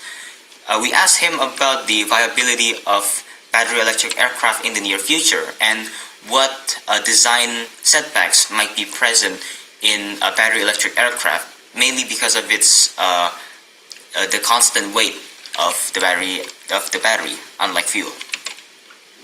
So here is the full interview video. Greetings all, my name is Satria Utama, student ID 192565116 from representing Group 7. Here I am today with Professor Dmitry Tianakov of the College of Aviation. We'll be conducting an interview on the challenges of design challenges of electric aircraft. Okay, Professor. Yes, okay, no problem. Yes, very interesting topic. What is your question? Yes, Professor. The first question is, from a structural and weight distribution perspective, what are the main trade-offs of replacing wing-mounted fuel tanks and engines with heavy underfloor or fuselage-mounted battery packs? And how does the weight constraints of the batteries throughput, of the flight alter the structural loading requirements of two conventional aircraft? Yes, very interesting question and very important because look please, if we have traditional fuel, every time we have fuel consumption, and as a result at the beginning we have very positive specific unloading wing from air forces. For electrical vehicles, if we will apply batteries inside of the wing, the mass will be constant, and we will have unloading of wing from air loading full flight, not only at the beginning. But main trouble in this case that the modern time batteries are very heavy. They are more heavy than existing traditional fuel, oil, or also hydrogen fuel. So it is one of the trouble. So future trend is to the decreasing mass of batteries. Okay. Thank you for your answer, Professor. The next question is that given that the current battery packs have lower specific power than jet engines, what specific operational challenges do you foresee for electric aircraft during takeoff and climb phases? And how do the thermal management systems add to the overall weight and design complexity? Also, yes, your questions are so smart. Okay, trouble, yes, specific thrust, and it is not a problem of batteries. Specific thrust of electrical engines and propellers can be provided similar performance like the for traditional engines.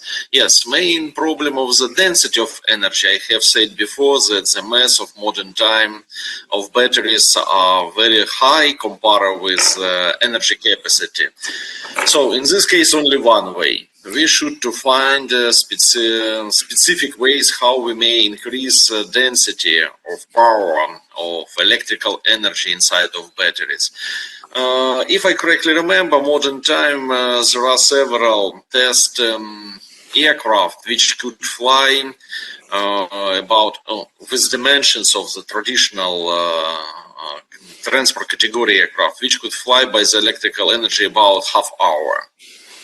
Yes, it is the main position of electrical industry modern time. So only this trouble we see, and really I am not specialist in this area because I am aviation engineer and aviation major. So our colleagues from electrical industry should provide for us more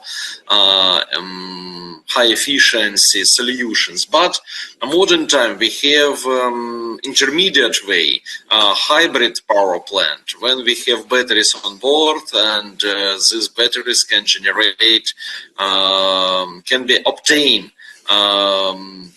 power from traditional engines. Yes, so we should have double circuit of power plant, electrical engines, and traditional gas turbine engines, which can be source of electrical power. So maybe in this time it is only one way how we may provide our skies more clear. Okay. Okay. Thank you, Professor. And the last question for today, Professor, is that based on your experience in aircraft design, what minimum battery energy density threshold do you consider necessary for a medium-sized regional aircraft. And also, I apologize, yes. professors. And what is it? See regional aircraft level. And which emerging technologies do you think is viewed the most realistic pathway for reaching that target? Solid state or structural batteries? Oh wait, I don't think that's your expertise. I apologize. Yeah, so that's the question. Yes, Professor. yes, you have asked very good questions, and really you have said that my major is not related directly with this. No, modern time, if I correctly remember, the density of battery is about 3 kilowatt per watt hour per kg. Yes, it is not so enough. Yes, if I correctly remember, nearby perspective batteries is about 500, 600, so approximately twice time higher.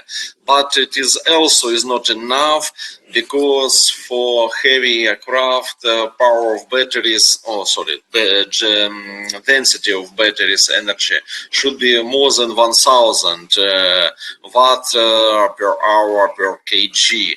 So in this case, yes, I am not sure that the nearest time we will see really electrical transport category aircraft, I mean commercial aviation, passenger or cargo aircraft. I cannot predict about when it will be possible, but we should try to find, or our colleagues from electrical industry should give for us such tool. So modern time, I have said before, hybrid power plant. I have a lot of friends from Europe, from France, directly Germany, which are together with my Ukrainian colleagues are doing such projects. In the USA, I have friends which are operating about this direction. So hybrid power plant may be a real answer, rational answer for nearest maybe 20 years. Another way, hydrogen, yes, but it also has a lot of troubles because density of hydrogen is smaller than traditional fuel too. But it is we have required space on board of aircraft for the range and required volume of hydrogen. But in this case, we have another trouble because in liquid condition, hydrogen should be at the cryogenic conditions, so very low temperatures. It is also a challenge where we may arrange required volume of hydrogen, and again with different sealant protected for temperature and so on. So nearby we will see hybrid power plant. It is more, how to say, possible variant of nearest future development of aviation. Yes. Okay. Yes. Okay. That concludes all the questions I have for today, Professor. Thank you for your time. Okay. Thank you. See you. Bye bye. Bye bye. Bye bye, Professor. So after conducting the interview, we can summarize that in the case of batteries, since the weight will remain constant, this introduces structural concerns regarding landing because the heavy battery might introduce extra stresses on the landing gear and airframe, creating a unique challenge, unlike jet aircraft, which are lighter when they land compared to when they take off. The density of the batteries, according to Professor Tiniakov, should achieve around or more than 1,000 watt-hours per kilogram in order to be commercially viable. Therefore, the most realistic alternate power source, according to him, is hydrogen, but even this have issues such as the fact that hydrogen needs to be stored in a cryogenic state to be usable. And there's also a concern of the complex storage systems for hydrogen and the infrastructure related to it. Therefore, Professor Tiniakov thinks that hybrid aircraft may be more viable for the near future. Next, I will be passing the presentation over to Sefia, who will be explaining aircraft performance analysis. Sefia, take it away. Thank you, Sachio, for that wonderful presentation. So now my name is Katesh Sefia, and I'm going to be presenting aircraft performance analysis of why electrical batteries are a disadvantage. So in this segment, we're going to look at battery weight, payload reduction, flight range, takeoff performance, and climb performance of how batteries affect the aircraft in general. So on to the next slide, when you look at battery weight, we have the energy gap. Jet A1's vastly higher energy density gives turbine aircraft far greater range and payload than battery-powered designs, keeping electric aircraft limited to short-haul use until major battery breakthroughs occur, which is one of the main reasons why batteries are not a good initiative. On to the next content for battery weight, we have the constant mass penalty. The constant mass penalty of electric aircraft must carry full battery weight for the entire flight, preventing the efficiency gains from weight reduction and making long-haul missions far less feasible than turbine aircraft that burn fuel and become lighter over time. Then the next segment of aircraft performance, we have the payload reduction. So in the payload reduction of the max takeoff weight, MTOW, and these are mainly the limitations. So this is how much an aircraft can safely carry, and because electric aircraft must include heavy batteries that never lighten during flight, MTOW's constraints sharply reduce the payload and performance compared to fuel-burning turbine aircraft. So meaning that the weight of the battery hinders the progress of the aircraft. Then when you look at the economic viability of electric batteries, electric aircraft are only economically viable for short-haul routes because their low energy density and heavy batteries limit payload and range, while Jet A1 is far higher energy density and mature global infrastructure make turbine aircraft much more cost-effective for long distance and high capacity operations. Then the next segment of the performance index is the electric brigade equation. So the electric brigade equation shows that limited battery energy density and constant battery mass severely restricts electric aircraft range, keeping them confined to short-haul flights until major breakthroughs in the material energy remove this fundamental constraint. Yes, so then moving on to the next segment of the flight range, we have the diminishing returns. So diminishing returns in aviation means modern aircraft and engines are already so close to the physical and aerodynamic limits that new innovations deliver only small efficiency gains, while electrical aircraft remain constrained by low battery energy density, making meaningful performance improvements impossible without breaking through technologies. So moving on to the next content of the performance index, we have the takeoff performance. And under takeoff performance, we have the runway requirements. Electric aircraft require longer runways because they're heavy, non-burning batteries, reduce acceleration and climb performance, while jet fuel aircraft benefit from far higher energy density and decreased fuel weight, giving them a faster takeoff, shorter runway needs, and a stronger payload capability across all mission types, especially under military aviation, where speed and efficiency is the key.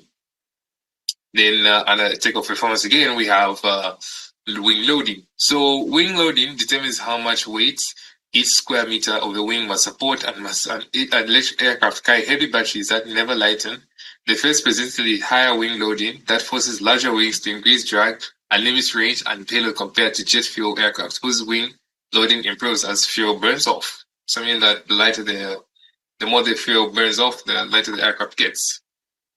So then under the next component, we have the climb performance. And the climb performance of excess power deficit. Excess power deficit occurs when an aircraft lacks enough surplus power to climb effectively, and because electric aircraft carry heavy batteries with low energy density and never lighten, they operate with much smaller power margins. Jet fuel aircraft making climb performance more limited and mission capability more constrained.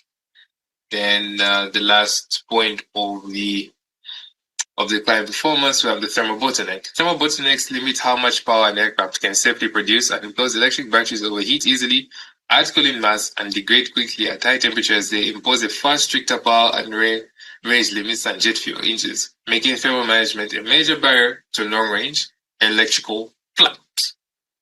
So this marks the end of my presentation. Thank you very much for listening. I now pass on the presentation to Tatenda Murang, who's going to talk about the analysis and environmental benefits of fully electrical aircraft. Thank you, Sophia. I will now represent on economic analysis and environmental benefits of fully electrical aircraft. Firstly, operating costs. Electrical aircraft offer significantly energy cost advantages over conventional jet fuel powered planes. Electric motors operate with higher efficiency than combustion engines, translating to lower energy costs per flight. However, current battery limitations restrict range and payload capacity, which may require operational adjustments such as increased flight frequency or expanded fleet size to meet the demand. Electricity is significantly cheaper than jet fuel per mile. Electric motors deliver higher energy efficient than combustion engines. Battery range limits may increase fleet size and operational costs. Moreover, let's go on maintenance and battery cost. Number one, fewer moving parts and less frequent servicing reduce maintenance costs compared to conventional jet engines, lowering long-term operating expenses. Number two, specialized training on battery systems and high voltage equipment requires significant upfront investment in personnel and safety of infrastructure. Number three, battery replacement poses major challenges, high procurement costs, gradual degradation over time, and additional recycling disposal expenses. Furthermore, let's go to look at infrastructure requirement and investment. Major upgrades require high capacity charging stations, grid enhancement, energy storage systems, battery maintenance facilities. Most airports currently lack infrastructure capacity to support electrical fleets, demanding significantly financial commitment from governments, airports, authorities, and private investors. Strategic infrastructure investment is the critical enabler for scaling electrical aviation. Let's go to look at environmental benefit, reduced emissions. Electric aircraft produce zero direct CO2 emissions during flight, eliminating a major source of aviation-related greenhouse gases. Unlike the conventional jet engines, electrical motors generate no exhaust, contributing significant fundamental shifts represent transformative step toward decarbonizing the aviation sector. Apart from above point, when powered by renewable energy sources such as solar, wind, or hydroelectric power, the aviation carbon footprint is drastically reduced across the entire energy chain. Electric aircraft directly support global climate change mitigation strategies and international carbonization goals, positioning aviation as a contributor rather than barrier against a sustainable energy in the future. Lower noise levels. Electric motors operate significantly more quietly than conventional jet engines, dramatically reducing noise pollution around airports. Communities near airports benefits from improved quality of life. It reduces health impacts from noise exposure and quieter living environments. Lower noise levels also enable potential extended airport operating hours, opening new opportunities for regional and urban aviation growth. Last but not least, supporting sustainable aviation goals. Firstly, reduces greenhouse gases emissions and fossil fuel dependence, contributing directly to global decarbonization targets. Number two, encourages integration of renewable energy sources such as solar, wind, and hydro into air transport infrastructure. Number three, electric aircraft serve a key component in the future sustainable aviation ecosystem, driving long-term environmental progress. That's it from economic and environmental benefit of fully electrical aircraft. I will now hand over to Obed, who will represent on future technologies. Thank you, Tatenda. my part is going to be about future technologies. The problem with lithium ion. We have performance ceiling. Current cells max out at 250 to 300 watts, which is far below what commercial flights demand. Also, we have thermal runaway risk. Flammable liquids in batteries trigger catastrophic fires, requiring heavy safety packaging. Also, we have degradation over time. Volatile components degrade under pressure, and temperature cycling reduces lifespan and reliability. The solid-state battery, which are the so-called game changers. First of all, solid-state batteries offer safer chemistry. It replaces the flammable liquid electrolytes with stable ceramic or polymer solids, eliminating leak and fire risk.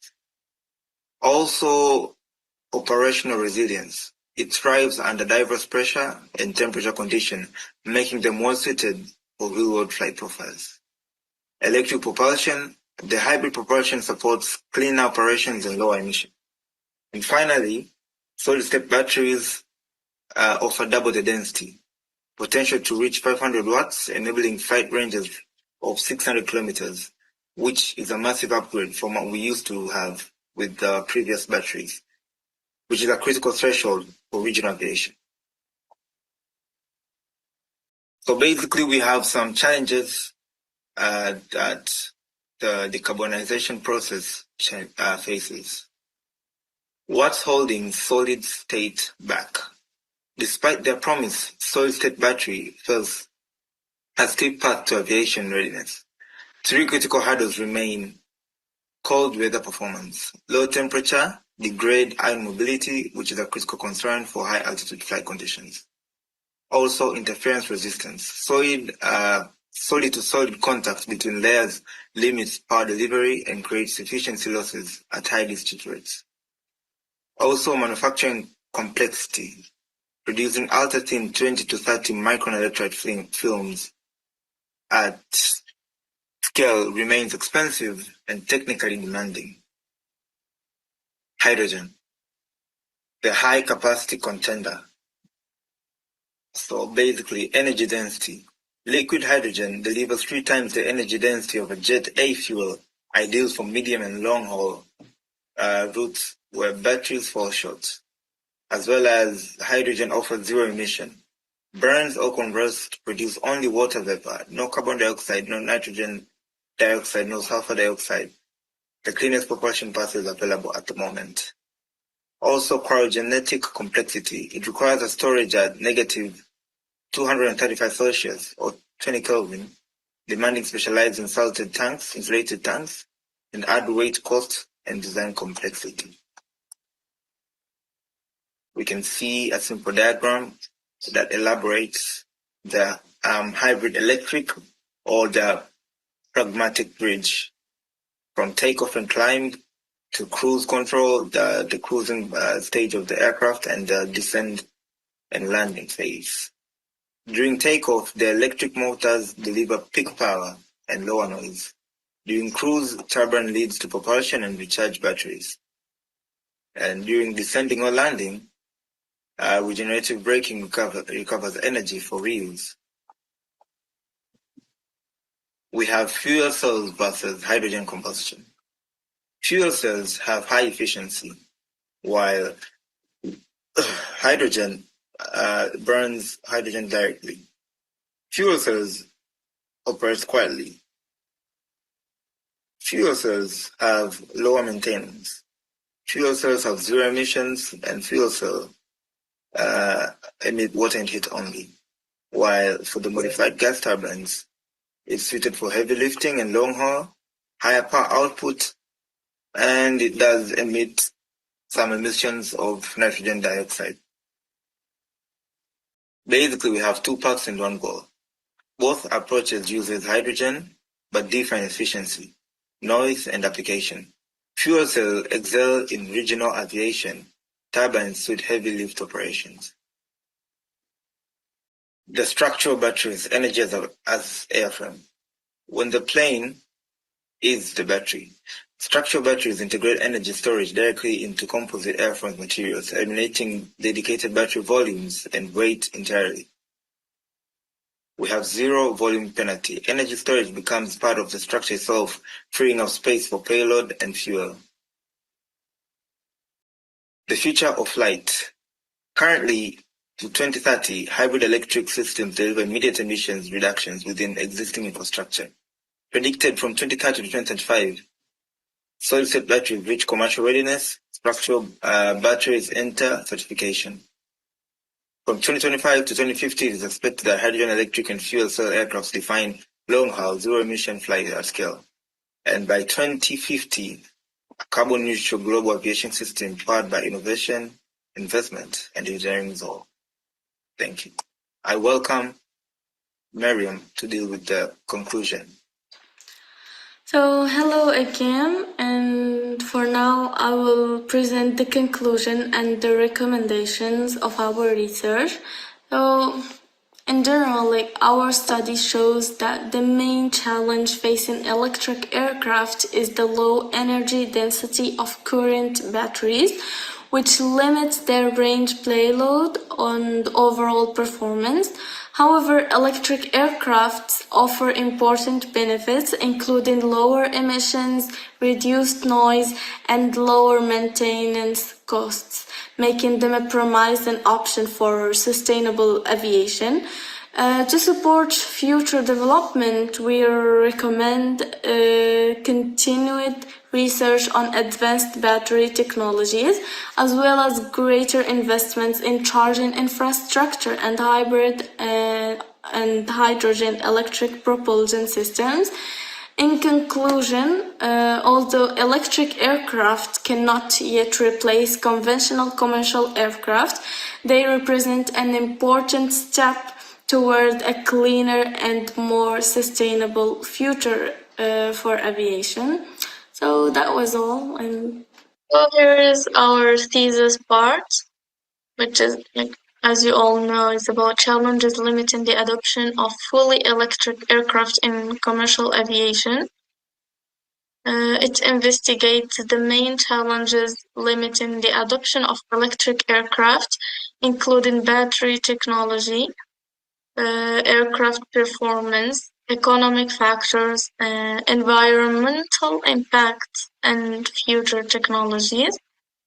And here's our academic report, which is about specifications, flight performance, and innovations of the Airbus A350-1000. It provides a detailed analysis of the Airbus A350,000, covering its technical specifications, flight performance, aircraft systems, operational procedures, and technological innovations. For this part is our essay, which was about nuclear power. It represents a balanced analysis of the benefits and drawbacks of nuclear power, examining its role in clean energy while discussing current technologies, future developments, and the challenges of its wider adoption. So here's all. All right, thank you. I'm going to be on about the report. As a group, we, first of all, in the lectures, we did study about reports and different types of reports, and we were tasked with writing the reports that we learned in class. So in the groups, in our group, group 7, we divided each parts and we made reports in accordance to the parts listed in the lectures. So the first report was about feasibility, where this was about feasibility assessment on nuclear energy production and environmental factors. So we can see that reports have a specific catalog that needs to be followed. Diagrams are involved, which help the reader to get better understanding on what the writer is trying to trying to tell the audience. The second type of report was incident reports. The incident report was about derailment at Bumiayu station. The other one was a meeting report. Meeting reports are done after a meeting is conducted. I think that's well known. The next one was trip report. The trip report was about the educational visit to a space exhibition on the Artemis program. The other type of report was progress report. We did a progress report about development of a drone prototype, as well as an investigative report, which was about the great nuclear gamble, how billions in taxpayer money vanish on half-built reactors. Also, the professor taught us on how to write resumes and cover letters, which are very important as a student. Each student should be able to write their own resume and cover letter, which can be used when applying for jobs and job interviews. We have samples of resumes and cover letters that were done by the group members. The first one is this one, done by Satya. This is his resume and his cover letter. The resume involved the contacts, his experience, his expertise, language that he can speak. Basically, an outline of what you offer to the job. These are other samples of resumes. We also have a cover letter. Let's use this as a reference. The application for group member position, we can see it's basically a normal letter, but you have to write and explain what you offer to the employee or the leader, whatever it is.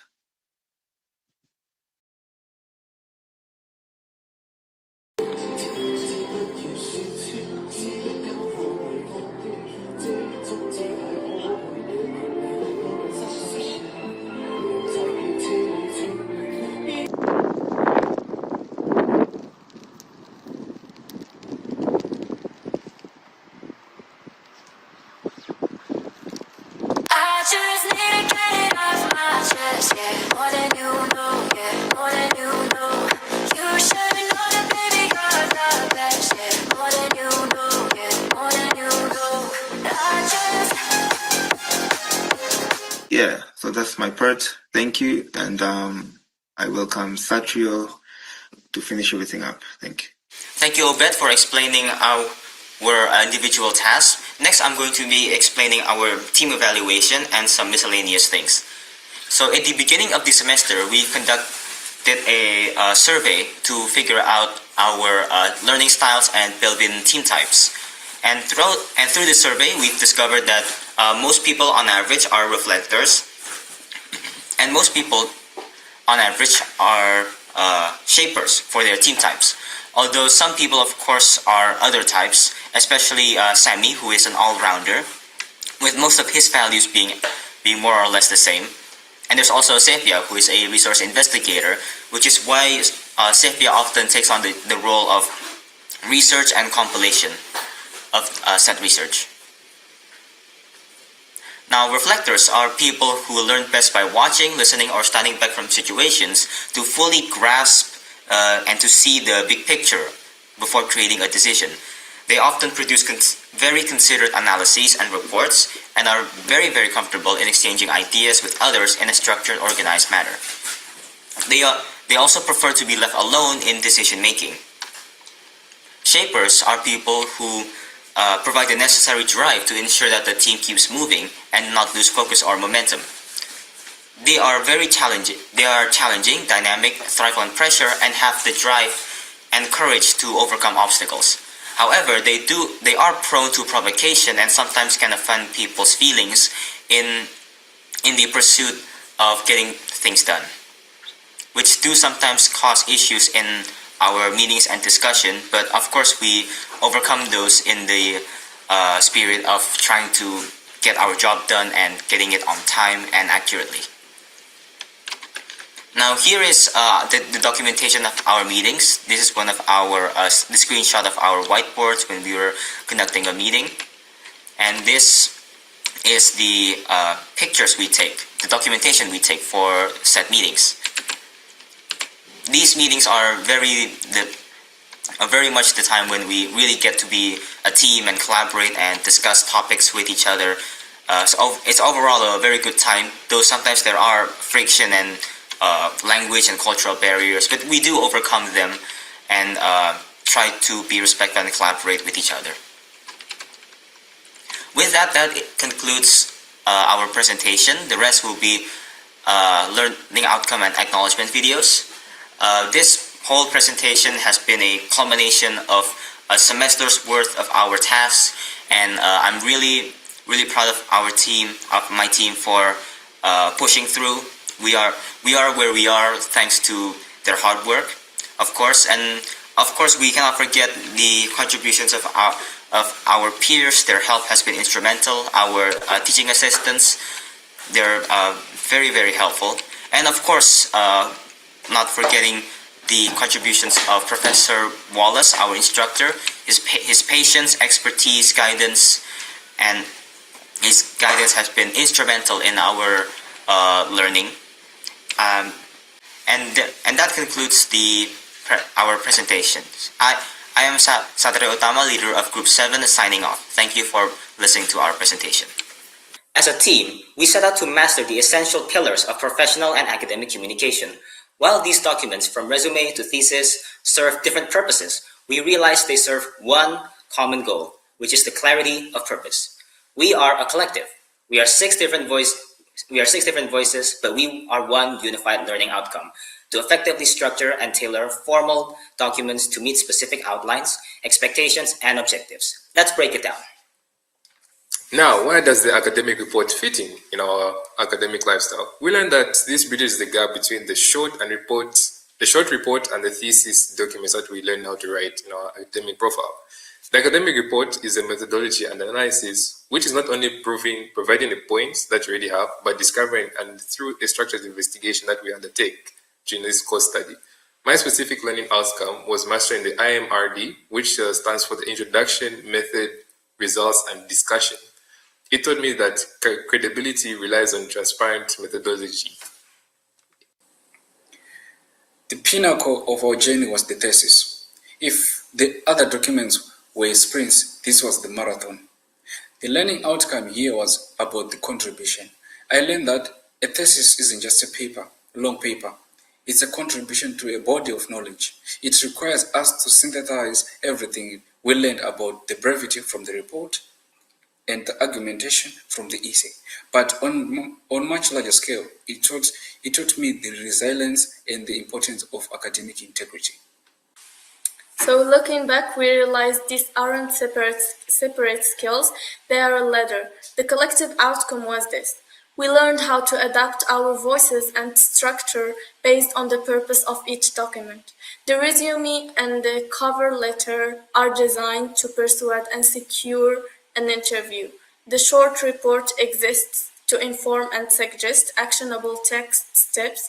The essay challenges us to argue and persuade intellectually. The academic report requires us to prove and document discovery through rigorous methodology, and the thesis represents the pinnacle where we contribute new ideas and defend them with confidence and academic integrity. Together, they form a complete framework for effective communication across every context. Moving up the complexity ladder, we hit a short report and the essay. For the short report, the learning outcome was structured brevity. It's about being concise and objective. I learned to present data, conclusion, and recommendations without fluff. It's all about function over flair. But the essay was opposite. For the essay, I focused on arguing with evidence. It's about taking a stance and building a logical bridge between my thesis statement and the conclusion using research as a motor. We have reached the culmination of this journey with this thesis. But as we look back, we realize that this achievement is not solely our own. It rests firmly on the invaluable support, guidance, encouragement of many individuals. Today, we want to take a moment to formally express our deepest gratitude to everyone who made this possible. Beyond his direct feedback, Professor Dr. Wallace set the overall direction for our research, ensuring we never lost sight of our objectives. We also owe a great deal to the broader faculty body. The foundational knowledge we acquired from our other courses provided the essential bedrock upon which this thesis was built. To our lecturers, thank you for equipping us with the tools we needed to succeed. A special mention goes out to Professor Dimitri Tiniako. We are immensely grateful that he took time out of his busy schedule to serve as our expert consultant in his thesis investigation we did. During our interviews, with his deep knowledge of aerospace propulsion, brought a layer of practical, real-world insight to our theoretical framework. His perspectives were truly eye-opening and elevated the quality of our analysis beyond what we could have achieved alone. Beyond our direct team, we're grateful to our classmates and friends for the late-night discussions, honest feedback, and constant encouragement. They kept us going when things got tough, and of course, we have to give credit where it's due. The researchers whose work we referenced throughout this thesis, their studies gave us a solid foundation to build on, and we wouldn't have gotten here without the groundwork they already laid. Internally, this process would not have been possible without the collaboration spirit of our group members. We pushed each other to think critically, shared the workload fairly, and celebrated every small victory together. Thank you for watching. If you like our presentation, please vote for us.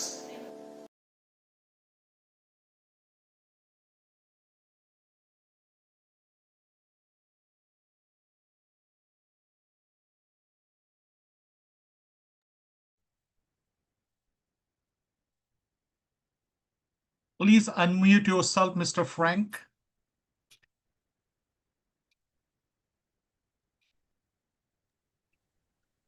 Hear me? Okay. Yeah, please go ahead. Thank you, Group 7. Your presentation reminded us that progress isn't only about having great ideas, it's also about solving difficult real-world challenges. You clearly explained the obstacles while showing us the exciting possibilities that lie ahead. Thank you for sharing your research with us today. If you found the presentation interesting and informative, please remember to support Group 7 with your vote. Our third presentation is entitled Aerodynamic Performance Comparison of Bio-Inspired Wing Designs. Nature has inspired engineers from centuries. Birds, insects, and other flying creatures have perfected flight over millions of years, offering valuable lessons for modern aircraft design. This presentation investigates how studying nature can help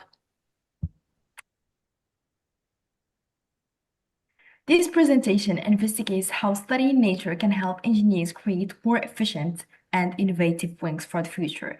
Let's give a warm round for Group 8.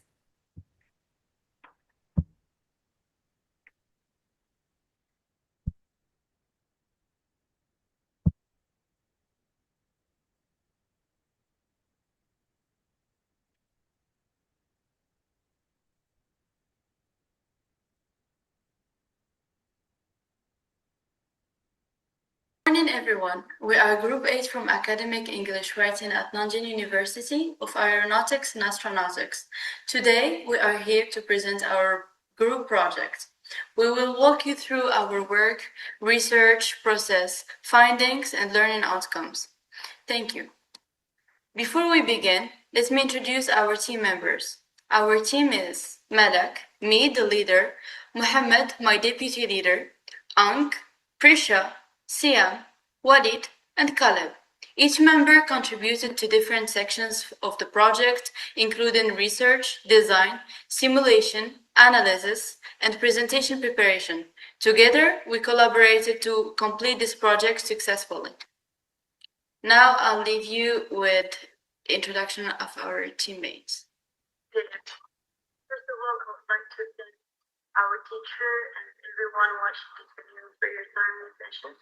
My name is Malak and I am the leader of our group. I am a student at Nanjing University of Aeronautics and Astronautics and my major is mechanical engineering. Today we are here to present our work for the course Academic Writing. Throughout this course, we worked on different assignments that helped us improve our writing and communication skills. These tasks allowed us to understand academic writing and its importance in both academic and professional settings. As a group, this experience helped us strengthen our teamwork, critical thinking, and ability to express ideas clearly and effectively. Without further delay, I would like to invite Mohammed, my deputy leader, to introduce themselves and continue our presentation. Thank you for your attention.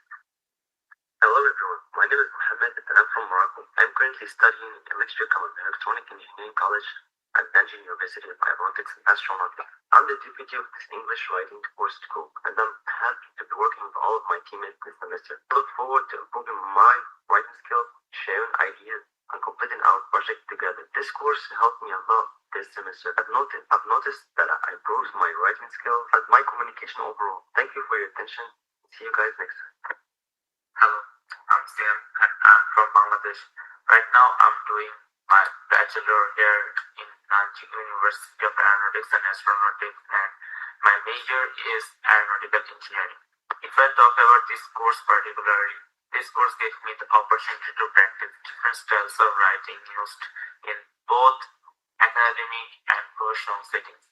Although I initially struggled at first with developing well-supported ideas and maintaining a consistent academic tone, but right now I've gradually become more comfortable through regular practice and instructor feedback.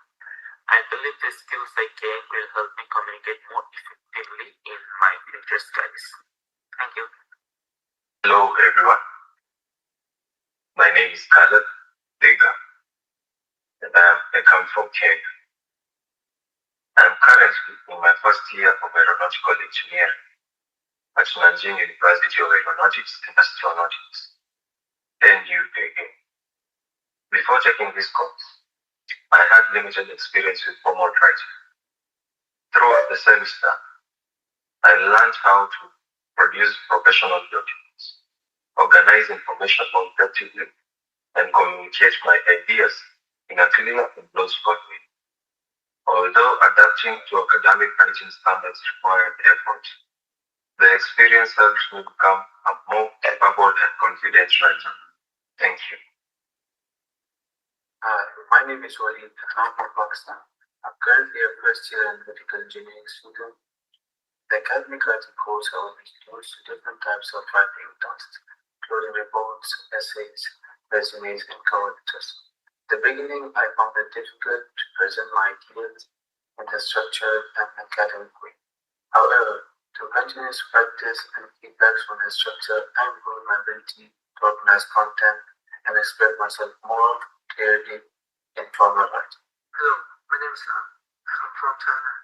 I am a first year aeronautical engineering student at Nanjing University of Aeronautics and Astronautics. This gave me the opportunity to start writing both academic and professional settings. I thought I initially struggled with developing well-spotted ideas and maintaining a consistent academic tone. I gradually became more comfortable through regular practice and instructor feedback. I believe the skills I gained will help me communicate more effectively in my future studies. My name is Prisha and I am from Nepal. I am a first-year mechanical engineering student at NUAA. In my academic writing course, I worked on reports, a resume, cover letter, and an academic essay. The most challenging parts were organizing my ideas clearly, maintaining a formal academic style, and presenting my skills professionally in an application document. Through these assignments, I improved my writing, grammar, and communication skills, which will be valuable in my future studies and career. So this slide shows the contributions of each team member. Our team leader, worked on Eagle Wing design, CAD procedures, CFD methodology, and simulation implementation. Mohammed, my deputy leader, focused on literature review and research on aerodynamics and biological flight. Prisha worked on dragon wing design and comparative analysis. Ang focused on albatross wing inspiration, geometry, and and the CFD setup. Caleb supported feature tables, CAD lofting, and the contour analysis. Walid worked on humpback whale, wing design, methodology, and conclusions. Siam contributed to the introduction, the research background, motivation, objectives, and each member played an important role in completing this project. This is an overview of what this PPT will contain. First of all, we're gonna present our thesis, then reports, essays, resume, results of the questionnaire, the learning outcome, the miscellaneous, like minutes of meetings and the group photos, and then we will close, and we have also a video content. This is actually all the things we have learned all along the year that helped us improve our communication and research skills. So now I'm gonna give Siam the right to talk and to present our topic, which is aerodynamic performance comparison of bio-inspired wing designs. Okay, so thanks to Malak to give me this space to tell everyone about our research. Okay, so good morning everyone. I'll be presenting the introduction to our research on aerodynamics performance of bio-inspired wings designs. Okay, so how to say? Let's start with the problem we discussed. Addressing improving aircraft aerodynamic efficiency is one of the central challenges in aerospace engineering or something. So for this purpose, we have some very important CAD modeling and CFD simulation in ANSYS Fluent. So the thing is, we took many different sources from the nature to show everyone that there must be some similarities between the conventional wings and also the nature. Okay. So improving aircraft aerodynamic efficiency is one of the key factors in modern aerospace engineering. Conventional wings perform well during steady level cruising, but they run into trouble in more demanding phases of flight.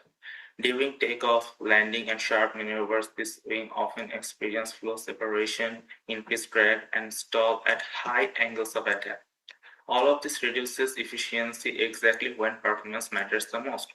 So how do we address this? Increasingly, engineers are turning to biomimicry, designs inspired directly by nature over millions of years. Evolution, birds, insects, and marine animals have developed wing and fin structures that are so much sufficient to reduce drag and stall. Okay. So for this, we have chosen 4 different animals or species throughout this nature in order to find the similarities between the aerodynamics or the conventional wings.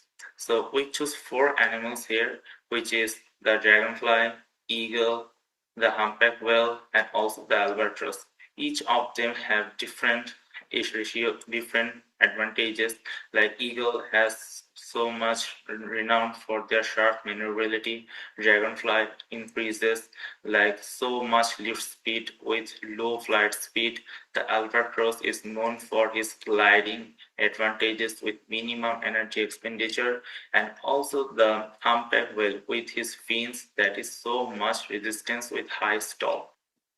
So for these research questions, we have we have to ask ourselves some questions.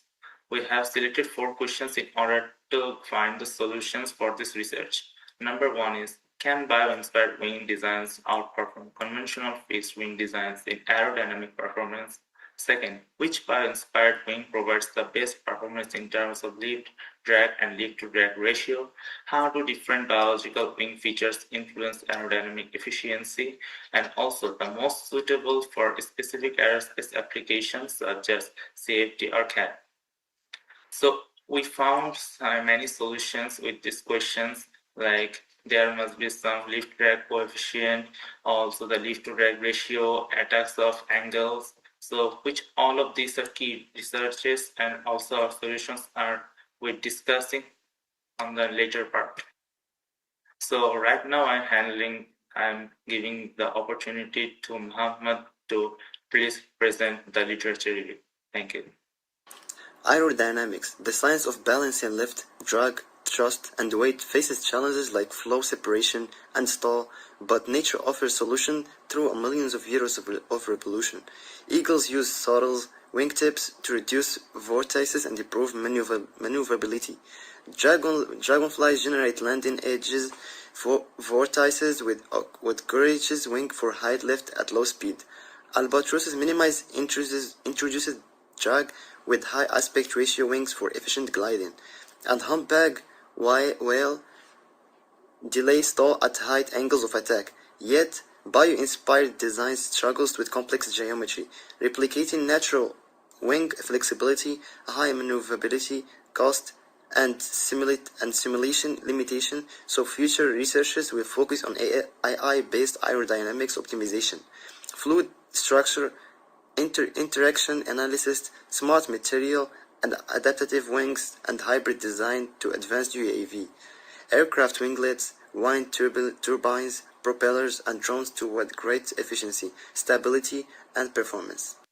First of all, I would like to thank Mohammed for leading us towards our topic and giving us more information and details about it. Now, I would like to present the designed aerodynamic analysis of a wing model inspired by the bald eagle. So as you know, nature has always been an important source of inspiration in engineering, especially in aircraft design. The bald eagle is a great example of efficient flight because of its broad wings and excellent soaring ability. One important feature is its slotted wingtip feathers, which help reduce drag by splitting one large wingtip vortex into several smaller vortices. This improves flight efficiency and reduces energy loss during flight. Our goal was to apply these natural aerodynamic features to design a wing with high lift and low drag. These characteristics are important because high lift improves load carrying capability while low drag increases overall efficiency.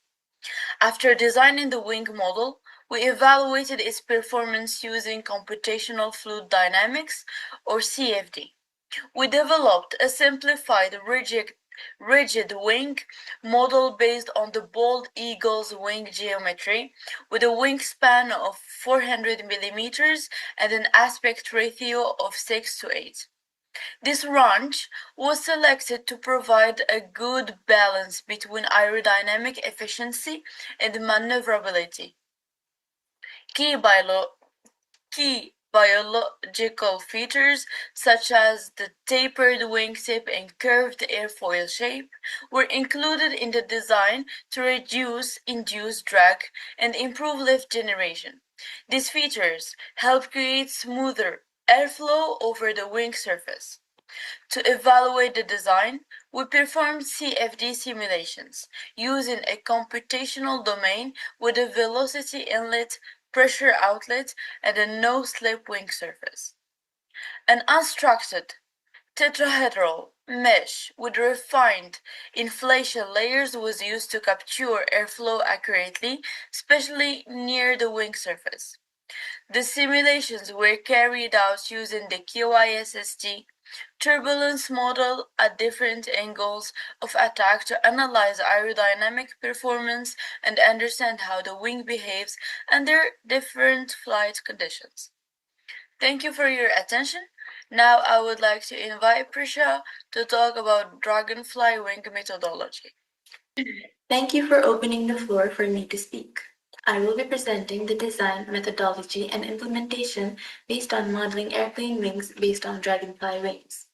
The main goal of this project is to investigate how the unique aerodynamic features of the dragonfly wings can be applied to improve the performance of aircraft wings. First, let me explain our design approach. Our design is inspired by the dragonfly because it is one of the most efficient flying insects in nature. Dragonflies are capable of hovering, making sudden turns, and flying with excellent stability. These abilities largely due to the special structure of their wings. Instead of copying the wing exactly, we simplified its geometry while keeping the important aerodynamic characteristics. We focused on features such as the thin membrane, the elongated wing shape, and the supporting vein network, and the slightly curved leading edges. Next is the biological inspiration behind the design. Dragonflies have two pairs of lightweight membranous wings reinforced by a network of veins. These veins provide strength without adding much weight, making the wings both light and durable. For our project, we selected the one simplified dragonfly forewing as a reference model. The thin membrane was represented as a thin wing surface. The veins were simplified into structural ribs, and the long, narrow shape was maintained to achieve a moderate to high aspect ratio. Although real dragonfly wings are flexible, we modeled the wing as rigid to simplify the CFD analysis and allow easier comparison of aerodynamic performance. Now I'll explain why we selected the dragonfly. There are several reasons. First, dragonfly wings generate high lift while maintaining excellent stability during flight. Second, dragonflies have independent wing movement, allowing them to perform rapid turns and precise maneuvers. Third, the corrugated structures of their wings help reduce aerodynamic drag while increasing lift, improving overall flight efficiency. Another important advantage is energy efficiency. Dragonflies naturally generate vortex structures around their wings, allowing them to fly using less energy. Finally, they can hover almost motionless in the air, making them an excellent biological model for surveillance drones and inspection UAVs. Since this project uses computer simulation, several design assumptions were made. The dragonfly wing was modeled as a single rigid wing instead of two flexible wings. Wing flapping and deformation were ignored because they would significantly decrease the complexity of the simulation. The main structures were simplified to make meshing easier. The airflow was assumed to be steady, and the material properties were considered uniform throughout the wing. The CAD modeling process was carried out using SolidWorks. We first sketched the outline of the dragonfly forewing and then defined the root, middle, and the tip sections. After creating a thin membrane surface, a simplified vein structures were added as supporting ribs. A slight camber was applied, and the leading and trailing edges were smoothened to improve airflow. Finally, the computer model was exported as a step file for CFD simulation. After completing the CAD model, we moved on to the CFD methodology. First, a computational fluid domain was created around the wing to stimulate airflow accurately while minimizing boundary effects. Then, an unstructured tetrahedral mesh with inflation layers near the wing surface was generated into capturing the boundary layer more accurately. Mesh refinement was also performed, followed by mesh independence tests to ensure the simulation results were reliable and not affected by mesh size. For the boundary conditions, air was selected as the working fluid. The inlet velocity ranged from 10 to 30 meters per second. The CFD simulations were performed using ANSYS Fluent. The results were analyzed by calculating the lift coefficient, drag coefficient, and the lift-to-drag ratio using Python or MATLAB. Pressure contours, velocity contours, and streamline plots were also examined to identify regions of flow separation, vortex formation, and lift enhancement. In conclusion, this methodology provides a systematic process for designing, modeling, and evaluating a dragonfly-inspired airplane wing. By combining biological inspiration with CAD modeling and CFD simulation, we can investigate whether the dragonfly characteristics can improve lift, reduce drag, and enhance the aerodynamic performance of future UAV and micro-air vehicle designs. Thank you so much for listening. Thanks for giving me the permission to speak. Our project studies how the rendering avatars can inspire more efficient airplane and UAV wing designs. The Albatross is known for its long-distance gliding with very little energy, thanks to its long, narrow wings, high aspect ratio, and low drag. Based on these features, we designed UAV wing with an 800 mm wingspan, a high aspect ratio, tapering wingtips 3 to 5% camber, and 18 sweep angle. To simplify the study, we assumed the wing was rigid, ignored further details, and considered steady fall. The wing was modeled in SolidWorks and analyzed in ANSYS fluent using the K-Omega SST turbulence model. Simulations were carried out at airspeed of 15 to 14. Thanks for giving me permission to speak. Our project studies how to rendering avatars can inspire more efficient airplane and UAV wing designs. The Albatross is known for its long-distance gliding with very little energy, thanks to its long, narrow wings, high aspect ratio, and low drag. Based on these features, we designed UAV wing with an 800 mm wingspan, a high aspect ratio, tapered wingtips, 3 to 5% camber, and a 10 sweep angle. To simplify the study, we assume the wing was rigid, ignore feature details, and consider steady airflow. The wing was modeled in SolidWorks and analyzed in a NSYS fluent using the K-Omega SST turbulence model. Simulations were carried out of airspeed of 15 to 40 meters per second and angles of attack from 2 to 20 to evaluate the wing's aerodynamics performance. Finally, we analyzed the lift coefficient, drag coefficient, lift to drag ratio distribution, and airflow patterns.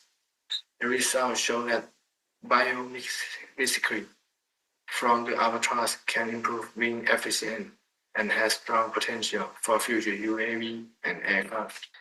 First of all, I would like to thank Ang for his hard work. And now, I would like to move on to talk to you about the humpback whale wing methodology. The humpback whale methodology focused on studying the shape of the whale's pectoral flipper, especially the leading edge tubercles. These rounded bumps help control the airflow over the flipper, reduce flow separation, and delay stall. As a result, the whale can swim more efficiently and make sharp turns with less resistance. To apply this idea, we designed a whale-inspired wing model using CAD software by adding the tubercle structure to the leading edge of the wing. The goal is to improve aerodynamic performance by increasing lift while reducing drag, especially at higher angles of attack. Next, we prepared the CFD simulation by creating a computational domain around the wing and generating a suitable mesh. The simulations were carried out under controlled airflow conditions using appropriate boundary conditions.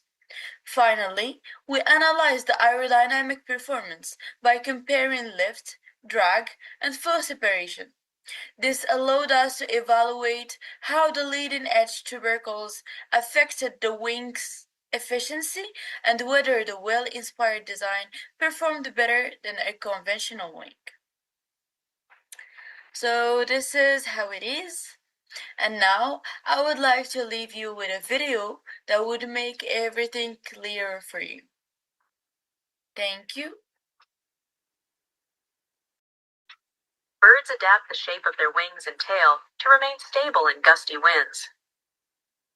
Avian-inspired drones are designed with similar degrees of freedom.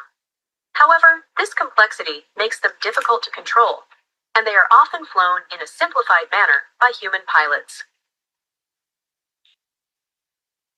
We propose a novel control method that effectively utilizes all the drone's degrees of freedom and accounts for state dependencies and coupling effects between the actuators.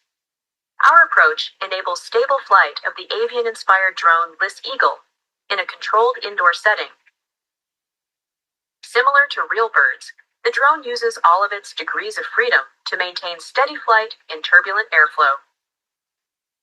To go a step further, we test the stability against physical perturbations around the roll, yaw, and pitch axis.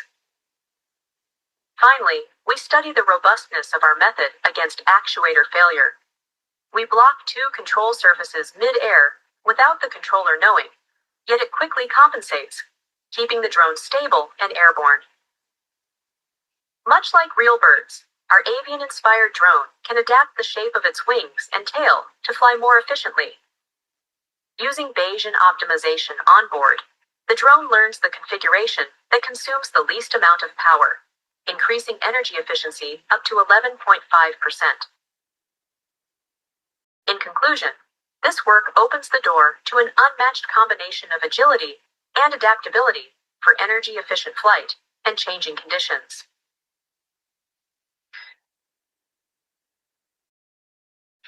Thank you guys for your attention. Now we move into the discussion part to break down the core meaning behind our simulation data.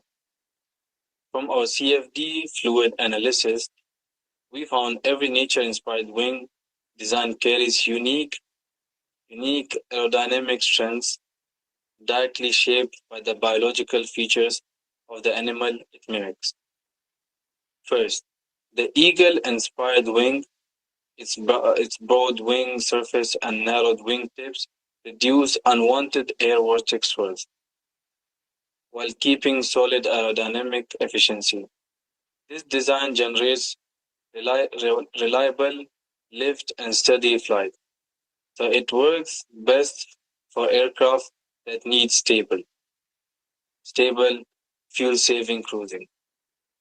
Second, the Dragonfly-inspired wing, its thin membrane and wine-like frame greatly improve airflow control and vortex information.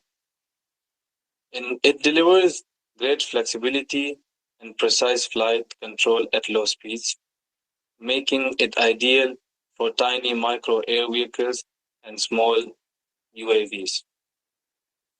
Third, the Albatros-inspired wing, its long, narrow geometry drags significantly while holding strong lift output. It achieves the highest lift-to-drag ratio out of all our models, which makes it perfect for long-distance gliding and low-energy flight tasks. 4. The humpback whale-inspired wing, the small rounded bumps along its leading edge delay airflow separation. Even at steep tilt angles, the wing resists stalling and stays stable. This design performs far better under rough, challenging flight conditions. Overall, this discussion makes one key point clear. There is no universal best wing. Each bio-inspired design fits a specific flight mission, and we must select the right model based on the aircraft's purpose.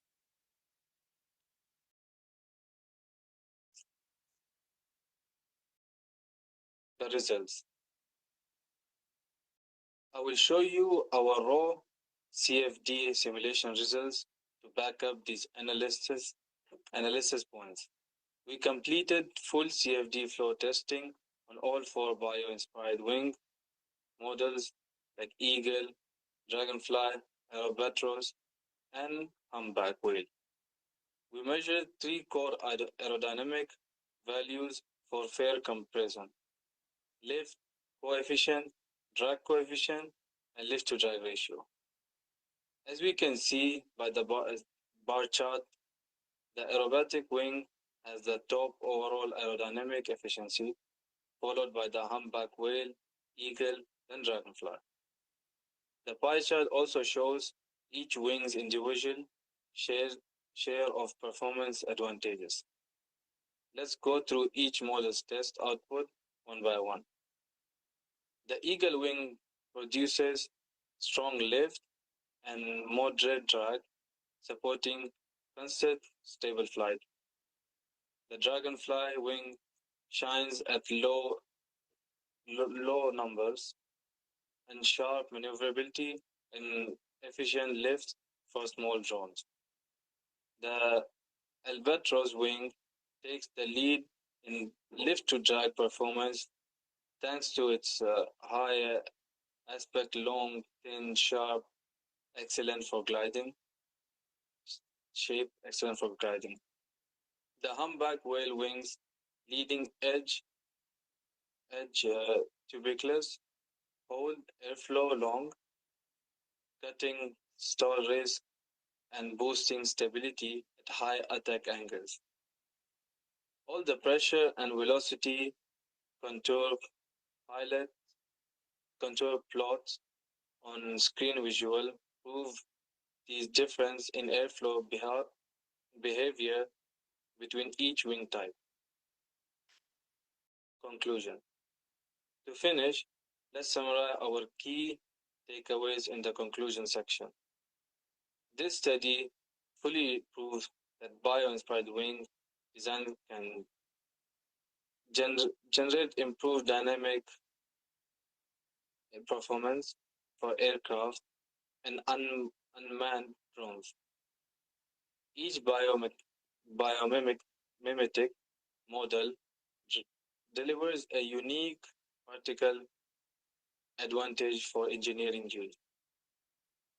The Eagle wing provides powerful lift and steady flight. The Dragonfly wing offers high agility and efficient low-speed flight. The humpback whale wing strengthens stall resistance and airflow separation control. Among all four tested models, the Albatros inspired wing achieves the best overall performance with superior lift to drag ratio and gliding efficiency. Our entire set of results confirms biomimicry, and biomimicry is an extremely valuable tool for future aircraft wing design. By learning and applying nature aerodynamic rule to modern aerospace engineering, we can build flight systems with better efficiency, strong stability, and wider optional capability. Now that wraps up my presentation of discussion, results, and conclusion. Thank you for your attention. Thank you, Walid, for your hard work. And as we've seen from the discussion conclusion, our project achieved its objectives. I will now finish our presentation by covering the references, appendices, our project's progress throughout the year, the learning outcomes, and finally, the acknowledgements. So these are the references we use throughout our project. They include research papers, books, and journal articles on biomimicry, aerodynamics, wing design, and CFD analysis. These sources provided the scientific background and supported the development of our project. Next, we have the appendix. It shows the work we completed throughout the year. It includes our literature review, the CAD design process, CFD setup, mesh generation, simulations results, data analysis, and the improvements we made during the project. It highlights the progress we made from the initial concepts to the final wing design. This slide shows the supporting documents we completed throughout the project. These include our thesis reports, our resume, cover, literature review essays, and meeting minutes. First, we have the thesis reports that document the progress of our research and design. Then we have the reports with the essays. They summarize the background research that guided our project. We also have the resume with each member plus their cover letter. Some questionnaires that were given by our professor and that helped us discover stuff about our characters and personalities. Finally, the meeting minutes. They record our discussions, decisions, and project milestones. Together, these documents demonstrate the work planning and continuous progress we made throughout the year. So now, I would like to leave you with this learning outcome video. Hello everyone. I'd like to briefly share what we have learned throughout this course. One of the key outcomes is that we have significantly improved our ability to structure academic essays properly. We learned how to write clear introductions with strong thesis statements, develop well-organized body paragraphs with evidence and analysis, and conclude our ideas effectively. Another important outcome is our improvement in research and referencing skills. We became more confident in finding credible academic sources and using proper citation styles to avoid plagiarism and support our arguments. We also developed critical thinking skills by learning how to analyze topics from different perspectives instead of just describing information. Overall, this course has helped us become more confident and competent academic writers, and it has given us skills that we can carry forward into future academic work. For this class, I thought English academic writing was just about following formatting rules and sounding smart. But now I realize it's really about entering outcomes, clarity, conversation, by developing a clear, arguable thesis, supporting it with clear, clariful, analyzed evidence, engaging critical with any sources rather than just summarizing it, and revising relentlessly to make every sentence purposeful. And on top of that, I've learned how to structure my arguments more logically, anticipate counter arguments, and use feedbacks to continuously improve my work, which has completely transformed not only how I write papers, but also how I think through complex problems in any subject. And honestly, this skill I'll carry for the rest of my life and this classroom into my future career. Through this academic writing course, I developed many valuable skills. I learned how to write different types of documents, including reports, essays, resumes, and cover letters. I also improved my ability to organize ideas clearly, write in a formal academic style, and support my arguments with reliable sources. In addition, I learned proper citation techniques to avoid plagiarism and improved my grammar, proofreading, and editing skills. Overall, this course has made me a more confident writer and has prepared me for both future academic work and professional communication. Through the academic writing course, I developed many valuable skills. I learned how to write different types of documents, including reports, essays, resumes, and cover letters. I also improved my ability to organize ideas clearly, write in a formal academic style, and support my arguments with reliable sources. In addition, I learned proper citation techniques to avoid plagiarism and improved my grammar, proofreading, and editing skills. Overall, this course has made me a more confident writer and has prepared me for both future academic work and professional communication. Learning outcomes. This course has helped me develop practical writing skills that I can apply in both university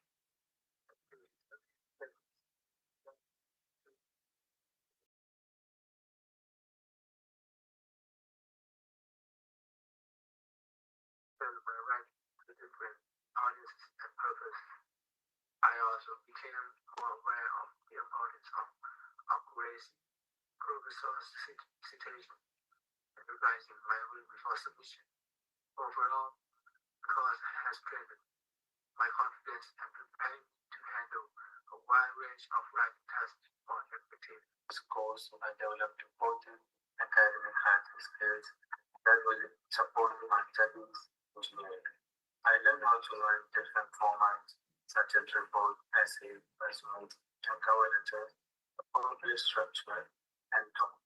I also improved my ability to organize ideas logically and present and arguments in clear.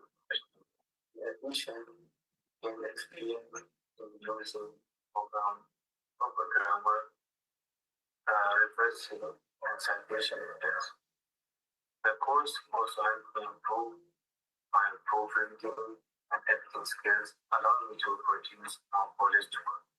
Overall, this course has strengthened my confidence in academic writing and prepared me for future university and career work. I think this course has allowed me to develop stronger writing skills. I became familiar with preparing a variety of academic and career-related documents, while learning the importance of clarity, organization, and professionalism in writing. The course also strengthened my ability to revise my work, use reliable sources responsibly, and follow proper citation practices. As a result, I feel better prepared to complete future university assignments and communicate effectively in professional settings. That concludes our learning outcome. Next, we would like to present our acknowledgements. Hello everyone. I would like to take this opportunity to express our sincere appreciation. First and foremost, we would like to thank our teacher, Prof. Wallace, for his guidance and patience and continuous support throughout the academic writing course. His teaching has helped us understand complex concepts more clearly and improve our writing step by step. We truly appreciate the time and effort he invested in providing feedback on our work and encouraging us to do better. I would also like to thank everyone in my group, my team, for their cooperation and teamwork throughout the course. Once again, thank you, Prof. Wallace, for your dedication and for making this learning experience meaningful and valuable for all of us. Thank you for your attention. I'd like to express my heartfelt appreciation to Wallace for his commitment.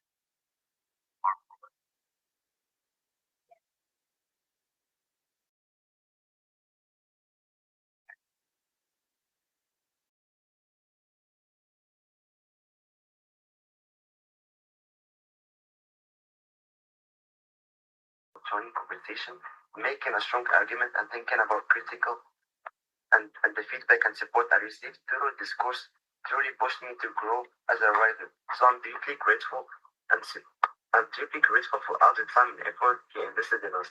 And I also want to thank my incredible team members for their collaboration and support through this group work. Because working together made this experience so much more enjoyable and rewarding. And I honestly couldn't have without them. So thank you, Professor Wallace, and thank you, my team. I'd like to express my sincere gratitude to Professor Wallace for his guidance, patience, and continuous support through the academic writing course. His valuable feedback and encouragement helped me improve my writing skills and develop a better understanding of academic and professional writing. I would also like to thank my team leader Malak, my teammates Siam, Galip, Walid, Ang, and Muhammad for their cooperation, support, and collaboration during group activities and assignments. Working together allowed us to exchange ideas, learn from one another, and successfully complete our tasks. Finally, I am grateful for the knowledge and experience I gained from this course, which will be beneficial in my future academic studies and professional career. Thank you.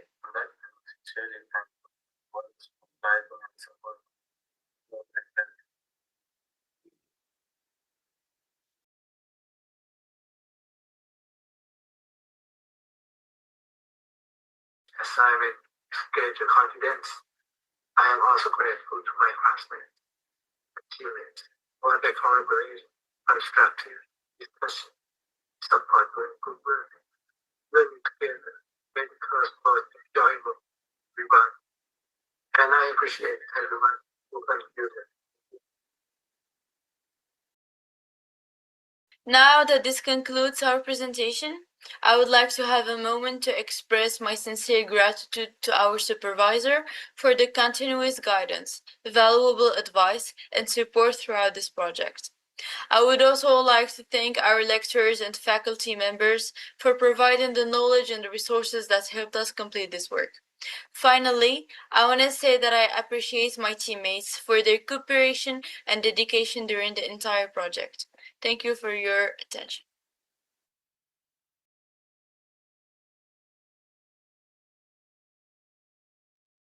Thank Group 8. What an inspiring presentation. It reminded us that some of the greatest engineering solutions already exist in nature. We simply have to learn from them. Your research combining creativity and scientific thinking, making for a truly engaging presentation. If you enjoyed the work, don't forget to vote for Group 8. Our next thesis is hybrid electric propulsion, the future of fuel efficient and sustainable aviation. As environmental concerns continue to grow, the aviation industry is searching for smarter and cleaner ways to fly. This research explores hybrid electric propulsion systems, a promising technology that could reduce fuel consumption while making air travel more environmentally friendly. Please join me in welcoming Group 9.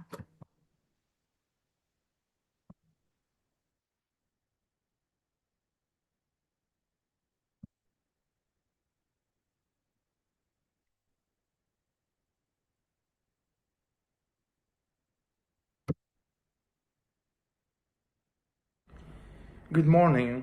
Before we begin, on behalf of Group 9, I would like to say a warm hello to our teachers and to all the distinguished guests joining us today. Thank you for taking the time to be here with us. My name is Yahya, and on behalf of Group 9 here at Nanjing University of Aeronautics and Astronautics, it's our pleasure to welcome you to our bachelor thesis presentation of hybrid electric propulsion, the future of fuel efficiency and sustainable aviation. Let me start by properly introducing the team behind this work. We are 7 students from the College of International Education. I'm Yahya, and I had the role of deputy leader and speaker of this presentation. Alongside me are Hamza and Ghali, who handled our slide design and visual preparation. Lina, our team leader, who led the writing and editing of the report. Fatem, Zahra, and Anas, my fellow speakers, who you will hear from shortly, and Anne, who coordinated the team throughout the project. Each of us contributes a real part of this work, and it's generally been a team effort from day one. Before moving on, I do like to share a short video introducing our team a little more. Hello everyone, fellow classmates, invited guests and esteemed professors. We're Group 9 from the afternoon class, and we're presenting our final project for our first year of academic writing. My name is Solina, and I'm from Morocco, majoring in aeronautical engineering, and it's been my honor to lead and to now present my team. Hi, I'm Yahya. I'm majoring in electrical and electronic engineering, and I'm from Morocco. I'm proud to have coordinated this team alongside our leader. Our team stayed organized and made sure tasks were divided fairly. From that, we developed strong organizational and team management skills. Hi, my name is Hamza. I am majoring in electrical engineering. I'm from Morocco. I am proud to have worked with this team. Our team provided and listened to feedback from one another, and that's what helped us keep improving every step of the way. Thank you. My name is Indrisma Mukhbat. I'm majoring in aeronautical engineering. I'm from Mongolia. I am proud to have worked with this team. Our team worked together to solve issues whenever they came up. From that, we developed strong problem-solving skills. Hi, my name is Ghali. I'm majoring in mechanical engineering and I'm from Morocco. I'm very proud to have worked with this team. Our team communicated openly and kept each other updated until the last minute.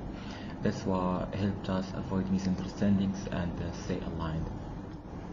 Hi, my name is Anas. I'm majoring in aeronautical engineering and I'm from Morocco.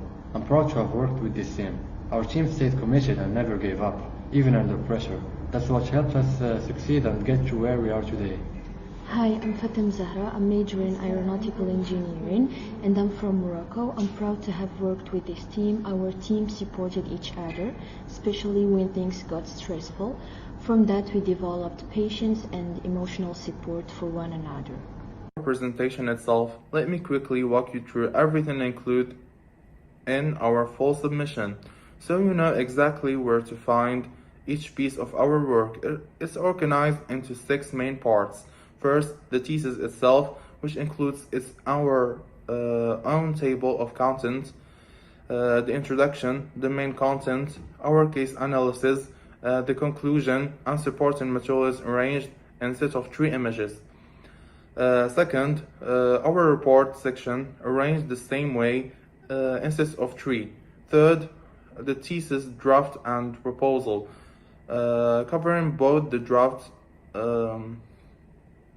version and our initial proposal document. Fourth, our resume. A resume for each team member. Fifth, individual report, a separate report written by each of us. And finally, miscellaneous materials. That's the full package behind this project now. Now let me move into the presentation itself. Aviation is one of the most important transportation sectors in the world. It connects people and economies, but conventional aircraft rely mainly on fossil fuel, which means high fuel consumption, risen operating costs, and significant carbon emissions. To address this, the industry is developing hybrid electrical propulsion, combining traditional engines with electrical systems to improve efficiency and cause environmental impacts. That's exactly what our studies explore: the fundamentals, the types, the advantages, the challenges, and the future potential of this technology. Fuel efficiency matters because it touches everything. It reduces operating costs, lowers CO2 emissions, improves sustainability, extends flight range, and makes airlines more competitive. In short, improving fuel efficiency benefits airlines, passengers, and the environment, which is why it's such a major goal in modern aviation. If we look at the history of propulsion, aviation moved from piston engines in the 90s until the 1940s to jet engines in the 40s to 60s to turbofan engines that power most commercial aircraft today. We're now entering the next stage of that timeline, hybrid electrical in the 2030,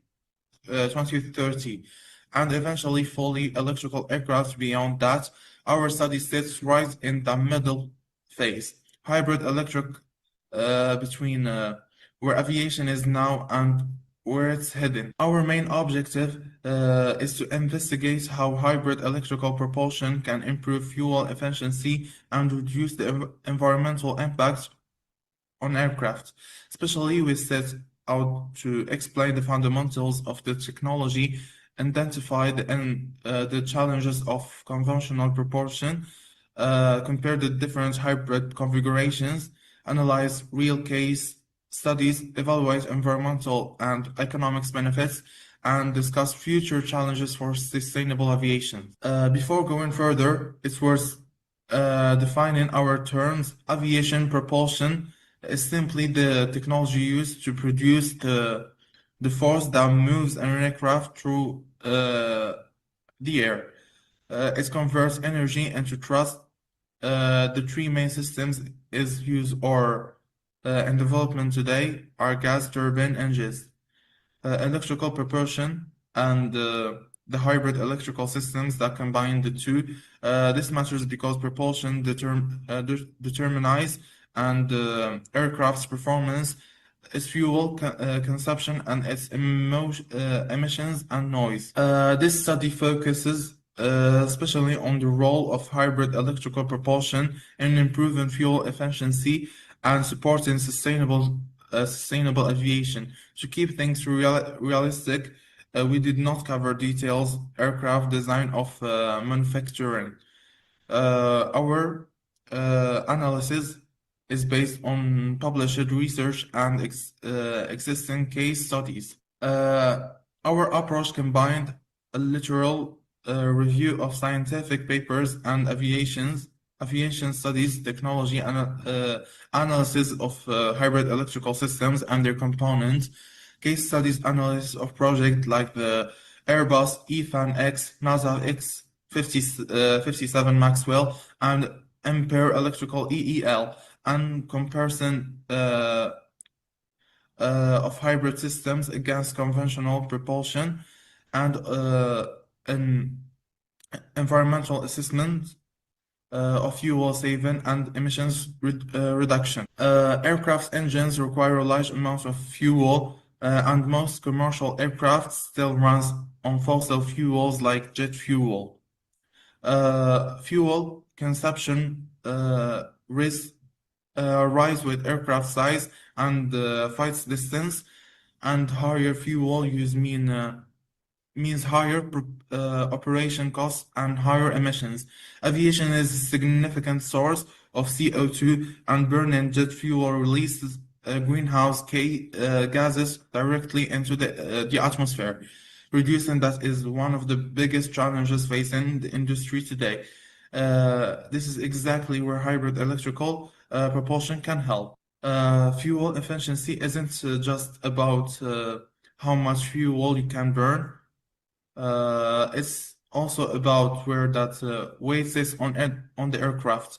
Fuel is stored in tanks in each wing and feeds the engines from both sides.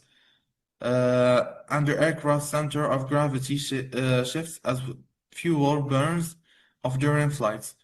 Balancing that weight correctly is a real engineering constraint, and it's one more reason why reducing the amount on fuel an aircraft has to carry, which exactly what hybrid electrical assistance does. Is so valuable. All right. So we have covered why fuel efficiency matters and the challenges conventional aircraft face. Now I will hand it to Fatem Zahra. Thank you, Yahya. Good morning, everyone. I'm Fatem Zahra, and I will cover the technical side of our research. A hybrid electric aircraft simply combines a conventional engine with an electric motor. They don't replace each other, they work together. Both systems power the aircraft. The electric motor helps reduce fuel consumption during flight, and together they improve efficiency and cut emissions. Looking at this diagram, a hybrid electric aircraft uses both fuel and electrical energy. The main components are the engine, the battery, the electric motor, and the power management system. And the energy is distributed between the engine and the motor depending on what's needed. The whole system is designed around the goal optimizing fuel efficiency. Breaking that down further, you have the internal combustion engine or gas turbine, the electric motor that assists propulsion, the battery system that stores electrical energy, and the power electronics that control and distribute that energy between them. The engine and the electric motor can work together or separately during high-powered demand like takeoff. The electric motor provides additional power, and the battery supplies the energy for that. This reduces the load on the fuel engine and directly improves overall efficiency. Here is the full energy flow. Fuel energy is converted into mechanical power by the engine. Electrical energy is stored in the battery and used by the motor, and the power management system controls how that energy gets distributed. Efficient management here is what actually helps reduce fuel consumption in practice. And the numbers back it up. Compared with conventional aircraft, hybrid electric propulsion can reduce fuel consumption by around 30%, cut CO2 emissions by about 45%, improve energy efficiency by 38%, and reduce noise level by roughly 20%. But we have to be honest about the limitations too. The biggest one is battery energy density. It's still the limiting factor. Batteries also add extra weight, development and production costs are high, and large aircraft still need considerably more research before this technology can scale up to them. There are three main configurations. In a series hybrid, the fuel engine generates electricity only and the electric motor drives the propeller. In a parallel hybrid, both the fuel engine and the electric motor can drive the propeller directly. And in turboelectric system, a gas turbine generates electricity for distributed electric propulsors across the aircraft. In a series hybrid, the engine generates electricity and only the electric motor provides thrust. The engine never drives the propeller directly. That gives you better control of energy use, though you do lose some efficiency in the conversion. In a parallel hybrid, you can see how the fuel engine and electric motor contribute power differently across each flight phase. Takeoff, the two combine for peak power output. The electric motor assists the engine specifically where it's needed most, then contributes less during cruise. For the series configuration, especially, the advantages are better energy management, high efficiency at certain flight conditions, and smooth operation from the electric motor. The trade-offs are more system complexity, energy conversion losses, and the need for advanced battery technology. For the parallel configuration, it scores very high in power output and takeoff climb performance, around 85 through 90%. The trade-off is mechanical complexity and coordination between the two systems, which makes it harder to build and maintain. It's worth repeating this point as we move through the different configurations. Whichever type you choose, battery energy density remains the common limiting factor across all of them. The third configuration is turboelectric. Here, a gas turbine generates electrical power instead of producing thrust directly, and electric motors distributed around the aircraft use that power to drive propellers or fans. This allows much more flexible aircraft design. You're not limited to where a conventional engine has to sit, and it can improve efficiency for future aircraft concepts. Putting all three side by side, series hybrids offer high flexibility but more energy conversion losses. Parallel hybrids offer higher power and better near-term performance. Turboelectric systems are best suited to future, larger aircraft designs. Each has its own sweet spot. Just a quick preview here. Anas will cover these case studies in full detail shortly, including the Airbus E-Fan X and the NASA X-57 Maxwell, so keep these two in mind. To tie the fundamentals together, the engine and generator produce electrical energy, the battery system stores and supplies it, and the power distribution unit manages how much goes to the electric motors at each flight phase. High demand at takeoff, motor assist during climb, an efficient engine during cruise, and regenerative energy recovery at landing. So to summarize the advantages we've covered: fuel efficiency, lower CO2 emissions, noise reduction, better energy management, reduced operation costs, and improved takeoff and climb performance. Hybrid electric propulsion is an important step toward more sustainable and efficient aviation. Close to this chapter, hybrid electric propulsion combines conventional engines with electric systems, electric motors, batteries, generators, and power management systems to improve fuel efficiency, energy usage, and environmental performance. It's best understood as a transition technology, bridging where aviation is today and where it's heading. Handoff. So now we've covered the theory, how these systems work, and what makes each configuration different. The natural next question is, are they actually being built and flown? I will hand it over to Anas, who will walk you through 4 real-world aircraft projects putting this into practice. Thank you, Fatem Zahra.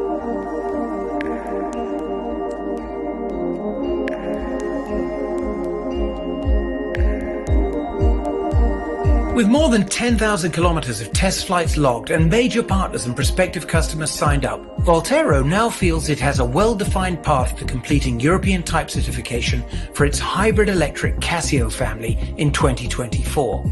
These aircraft are expected to be able to fly on routes of up to 800 miles, albeit at barely half the speed of a regional jet, but with far lower carbon emissions.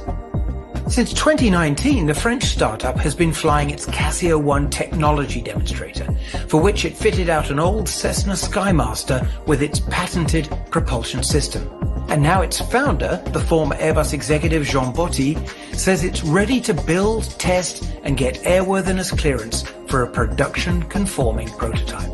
What we have learned is that it's extremely difficult to refurbish an old airplane and to make it, a new one. But that was necessary, to do our demonstrator. That's the one that flies now for 2.5 years. Second, better to make something that is, much better aerodynamics. So to make a new technology like this, better have, the aerodynamics and the modularity of the plane that goes with it. That's for sure what we learned. And third, cooling. Cooling the batteries, cooling the system, make it in such a way as a system level. And that only you can do it well if you fly. If you don't fly, you can only do it on paper. And I guarantee you, it's not good enough. Volterra insists its approach to commercializing hybrid electric propulsion for aircraft is fundamentally different to that of many competitors, and that it will deliver greater energy efficiency and performance. The company has designed a parallel configuration in which power from both electric motors and the engine can propel the aircraft at different phases of flight. This contrasts with a series hybrid architecture in which the engine's main purpose is just to recharge the batteries. The powertrain is our patent. It's not only deposited, it's been agreed. Europe has already taken the patent, so now we're spreading in 60 other countries. It's the first pearl hybrid aircraft in the world and the most powerful. I insist on that because, most of the people that you see today show series hybrid aircraft. In our case, it's not series, it's parallel. Parallel means you can use thermal energy alone, electric energy alone, or both combined. But every time you take off and land, it's all electric, and every trip under 200 kilometers will be all electric. Aircraft engine maker Safran is providing a new 150 kilowatt Engenius 100 electric motor for the initial 4 or 5 Casio 330 model. Also planned are the larger Casio 480 and 600 aircraft that could carry respectively 6 and 10 passengers. These might be operated for regional airline services connecting smaller cities. But Volterra is also looking to attract and support operators who might provide flights through on-demand business models, such as fractional ownership. Fractional ownership is, I would give a metaphor. It's like a rental car. You buy part of the time, a given number of hours, and then it's yours for so many hours, and you don't have to take care of anything. Insurance, maintenance, everything is taken care of for you. So you basically come in, you fly your airplane, you enjoy it, and that's it. But first, Volterra has to keep the approval process moving with the European Aviation Safety Agency to achieve its key objective of making first deliveries in around 2 years from now. Certification. That's the thing. Right now, as I said, we have passed the R&D steps of the demonstrator. We are really in TRL 7, So we're in the last step of certification and pre-production. That's where we need to put all our emphasis right now. It's been 2.5 years that we fly 10,000 kilometers, 150 flights now, 130 hours of flight. And it changes every day. Our airplane, our demonstrator flies extremely well. It's already capable of 12 people because it's got a powertrain of 600 kilowatts in there. So we're just moving along, to certify the first 4 to 5 seats aircraft. Or futureflight.air. Thank you, Fatem Zahra. My name is Anas, and I'll cover our 4 cases of studies, the environmental impacts, and our conclusions. So, up until now, we've talked about what hybrid electric propulsion is and how it works. Now I want to show you that it isn't just engineering on paper. These aircraft are being built, and some are already flying. So, we looked at our 4 projects, the Airbus F1X, the NASA X-57 Maxwell, Empire Electric EAL, and Aviation Alice.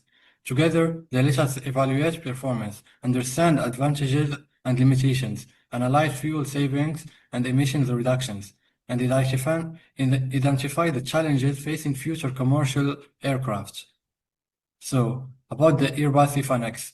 The first is the Airbus F1X, developed by Airbus with partners with Rolls-Royce and Siemens, built on a modified regional regional aircraft platform. The project replaced one of 4 conventional engines with a 2 megawatt electric motor, testing how electric propulsion integrates with traditional aircraft systems, with the goal of reducing future aircraft emissions and fuel consumption. And about the Irfan X project results, the main results are the second, probably the most well-known electric aircraft research project right now.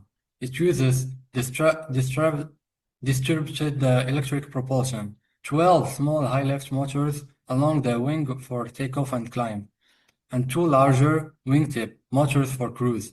The goal was to demonstrate the benefit of electric propulsion and study how distributed propulsion could reduce energy consumption and emissions while improving aerodynamic efficiency. And about the NASA X-57 Maxwell, comparing it to conventional aircraft, the X-57 shows improved propulsion efficiency, reduced emissions, lower noise, and more advanced aerodynamic design.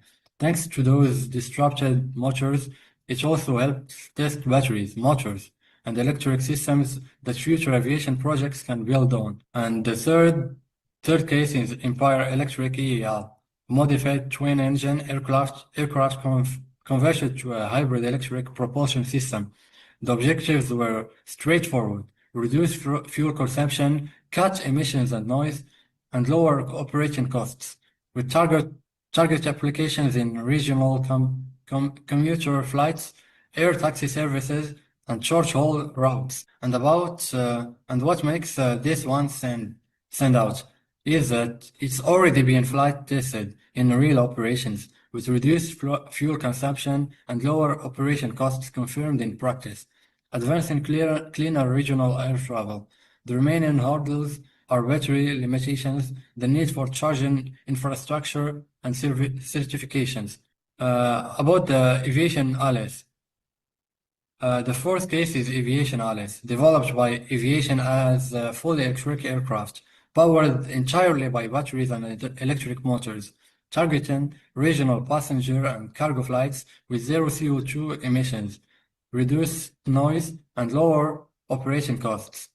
And looking at all 4 together, hybrid electric aircraft, fuel plus battery, offer lower emissions and long range, while fully electric aircraft like the Alice offer zero emissions, no fuel use, and even less noise. Both represent real progress toward the industry's zero emission goal. And across all projects, the 3 lessons stand out. First, battery technology is critical. Higher energy density is needed for longer flights. Second, weight reduction is essential. Lightweight materials directly improve efficiency. And third, hybrid systems are best understood as transition technology. They reduce fuel use today, while the underlying technology continues to evolve. And about our final conclusion, so to bring everything together, hybrid electric propulsion is not a distant future concept. It's being tested, refined, and in some cases already operated commercially today. It isn't a perfect solution yet. Battery limitations, infrastructure gaps, and certifications timelines are real obstacles. But the direction is clear, and the progress is consistent.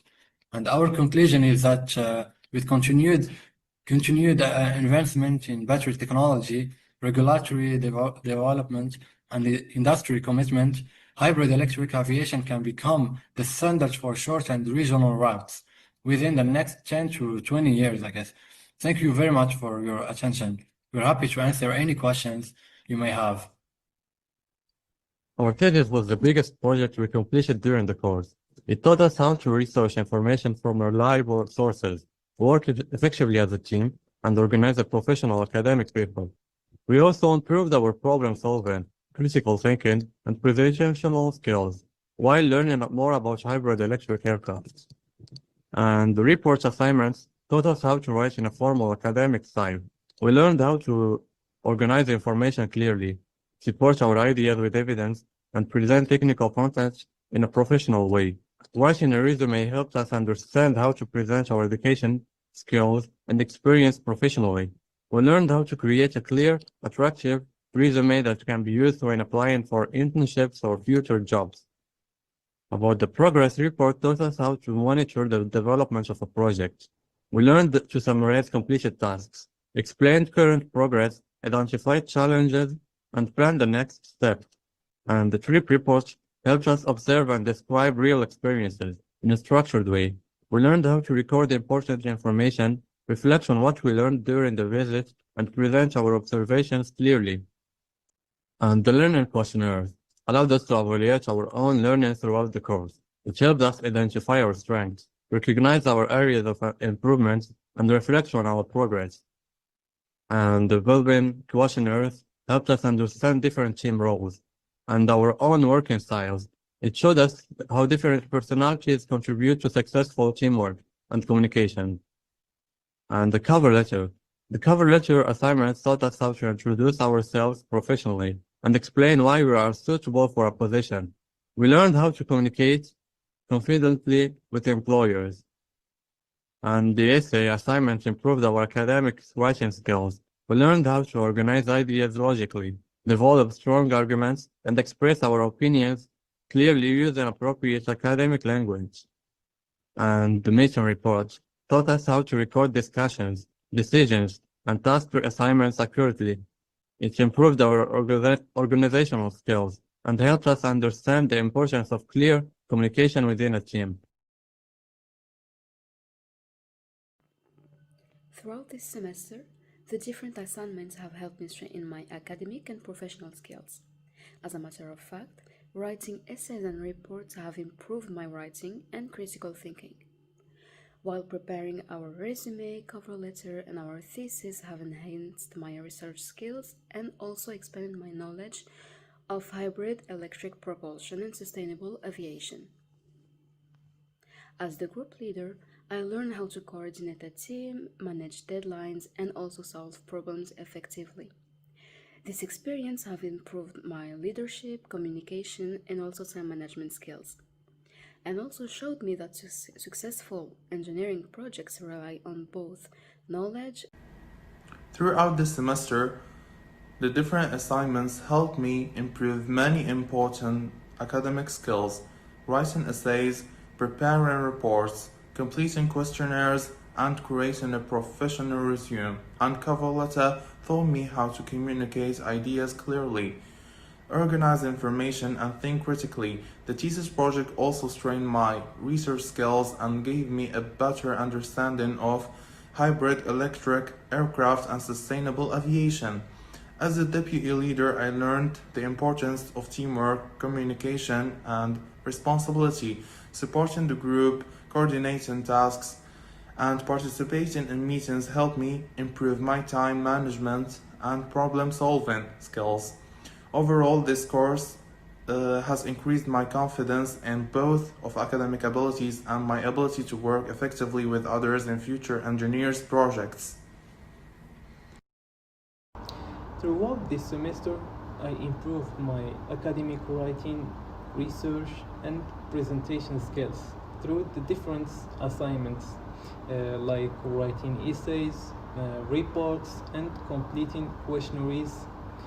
Taught me how to organize information clearly and communicate ideas effectively. Working on our thesis also helped me understand the hybrid electric propulsion systems and their importance in sustainable aviation. This course also strengthened my teamwork and time management skills. By working with my group, I learned how to cooperate with others, complete tasks on time, and contribute to a common goal. This experience will help me in my future studies and engineering career. Thank you. This semester allowed me how to improve my writing, research, and communication skills through essays, reports, questionnaires, and presentations. Each assignment helped me become more organized and taught me how to present academic work in a professional manner. The thesis also introduced me to innovative technologies that are shaping the future of aviation. Working in a group taught me the importance of cooperation, planning, and meeting deadlines. I learned that successful projects depend on good communication and teamwork, and I will for sure apply for this list in my future studies and career. Thank you. During this course, I developed a stronger academic and professional skills by completing different writing and research assignments. Preparing essays, reports, and our final thesis all improved my ability to evaluate information, write clearly, and present technical concepts effectively. I also gained a better understanding of sustainable aviation and hybrid electric propulsion systems. And this course also taught me the value of teamwork and personal responsibility. By contribution to the group project and supporting my teammates, I improved my communication skills, problem solving, and organizational skills. These experiences have made me more prepared for future challenges in engineering. And dear guests and professors, we hope you enjoyed our presentation. Thank you for listening, and we would really appreciate your vote. Thank you. This course helped me develop many valuable academic skills.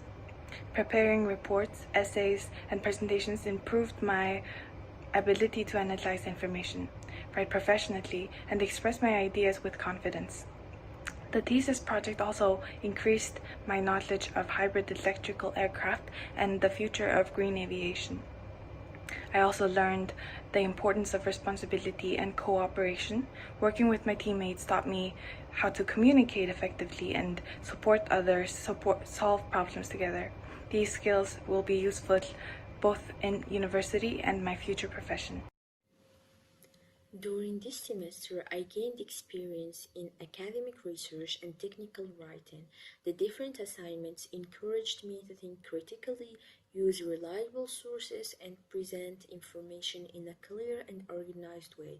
Learning about hybrid electric propulsion also gave me a better understanding of modern aviation technologies. In addition, this course improved my confidence in working as a part of a team. I learned how to share ideas, respect different opinions, and manage my responsibilities. These experiences have prepared me for future academic and engineering projects. Dear Professor Wallace, on behalf of the whole class, we wanted to take a moment today to say thank you. Over this past year, you've taught us so much more than just academic writing, and we felt it was important for us to recognize that. Thank you for teaching us how to write clear and well-structured reports. Before your class, many of us struggled to organize our ideas, but you showed us step by step how to build something professional and easy to follow. Thank you also for guiding us throughout the process of writing essays. And even our thesis work, you taught us how to research properly from strong arguments and present our ideas with confident skills we know. We'll rely on for years to come. You also taught us how to work in groups, and that wasn't always easy. Thanks to you, we learned how to communicate better, divide our tasks fairly, and actually listen to one another, instead of just working side by side. Another important lesson was learning how to manage our time and meet deadlines. You've always pushed us to plan ahead instead of waiting until the last minute. And that's a skill we'll carry with us in our internships and future jobs. Thank you for your patience and your honest feedback throughout the semester. Even when it was hard to hear, it always helped us improve, and we can genuinely say we've grown because of it. So, Professor Waras, thank you for everything you've taught us.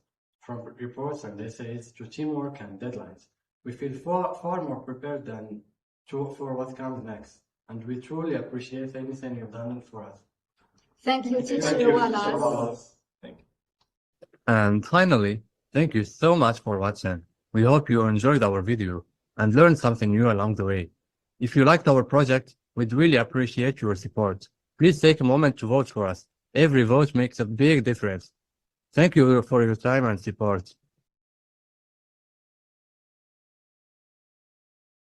Team Group 9, your presentation offered an optimistic yet realistic vision of a future of aviation. It showed that sustainability isn't only about protecting the environment, but also about developing practical engineer solutions. Thank you for excellent research and confident presentation. If you enjoyed the work, please vote for Group 9. Our fifth thesis is determining the optimal aircraft type for short-haul routes, a comparative study of turbofan and turboprop aircraft. Not every aircraft is designed for the same purpose. Choosing the right aircraft for the right mission is essential for improving efficiency, reducing costs, and providing better service. This study compares turbofan and turboprop aircraft to determine which performs best on short-haul routes. Please welcome Group 10.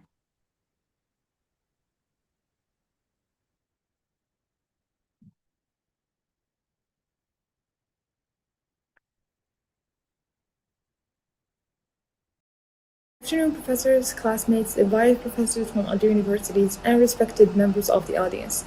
We are Group 10 from the afternoon batch, and today we are so honored to present both our thesis project and a showcase of our academic writing journey throughout this semester. My name is Janet Liliwi, and I will begin with the introduction of our research. But before that, here are all the team members that worked really hard on this project, and thanks to our team leader, Darren, that guided us throughout everything. And here is a video that showcases our team. Hi everyone, my name is Darren Jonathan Vincent Yotan and I am an aeronautical student from Indonesia. It is a pleasure to welcome you to our final presentation as Group 10, the afternoon session. Looking back at the semester, it is amazing to see how far our team has come. Every member has contributed their ideas, time, and effort, and through countless discussions, revisions, and teamwork, we were able to complete not only our thesis, but also many other academic writing projects. This presentation represents months of dedication, collaboration, and continuous learning, and we are proud to share our journey with all of you. We hope you enjoy our presentation. Hello everyone, I'm David Nicholas Halim from Indonesia, and I'm majoring in Aeronautical Engineering batch 2025. And I'm glad to be part of the AR team on Group 10. Thank you. Hello everyone, I'm Jimmy. I come from Spain, Madrid. I major in Aeronautical Engineering from the batch 2025. My group is the Group 10. Hello everyone, my name is Manoj Kuprop. I'm from Kenya and a student majoring in aeronautical engineering here at Nanhang. So to put myself basically in a nutshell is I'm a passionate student in anything that I do, whether it's in my studies or in cycling or even listening to music. So yeah, that's basically me in a nutshell. Hello, my name is Janet Liliwi. I am from Morocco. I'm 19 years old and I am majoring in aeronautical engineering. I really enjoy working with others and learning from different perspectives, and I am really looking forward to sharing our final project with you. And here is a table of all the content that we are going to run through. And here we're going to start with our thesis. So our thesis is titled Determining the Optimal Aircraft Type for Short-Haul Routes, a comparative study of turbofan and turboprop aircraft. The study was conducted as part of the academic writing course under the guidance of Professor Leo J. Wallace. So starting with the background study, short-haul routes under 1,500 kilometers are essential for connecting smaller cities with major regional hubs. At the same time, airlines face rising fuel costs and increasing pressure to reduce emissions. However, many fleet decisions are still made based on speed or fuel savings alone, without a comprehensive comparison. Therefore, our research aimed to answer 4 key questions: which aircraft type is more fuel efficient, which has lower operating costs, where the economic crossover occurs, and which produces lower carbon dioxide emissions. And moving on to our objective, we compared fuel efficiency, operating costs, emissions, and travel time across representative turboprop and turbofan aircraft. Our hypothesis was that turboprops would outperform turbofans on routes below roughly 700 kilometers, while turbofans would become more advantageous on longer regional sectors. This leads to our thesis statement: turboprops provides superior fuel efficiency, lower costs, and lower emissions on shorter routes, while turbofans offer greater speed and operational flexibility on longer regional routes. And here is all the scope and limitations of the aircraft studied. Now, let me invite my classmate Emmanuel, who will present the literature review. Thank you, Janet. I'll be taking us through our literature parts. So, our literature review examined how regional aviation has evolved and why aircraft selection still remains an important issue today. We found that turboprops were initially dominant in regional networks, but regional jets gained popularity as airlines sought faster connections. However, turboprops remain attractive because of their lower fuel burns and lower airport-related costs. Research also showed that turbofans often have higher maintenance costs due to demanding engine operation conditions. Environmentally, turbofans may create a larger warming effect because of their cruise at higher altitudes and generate more contrails and nitrogen oxide.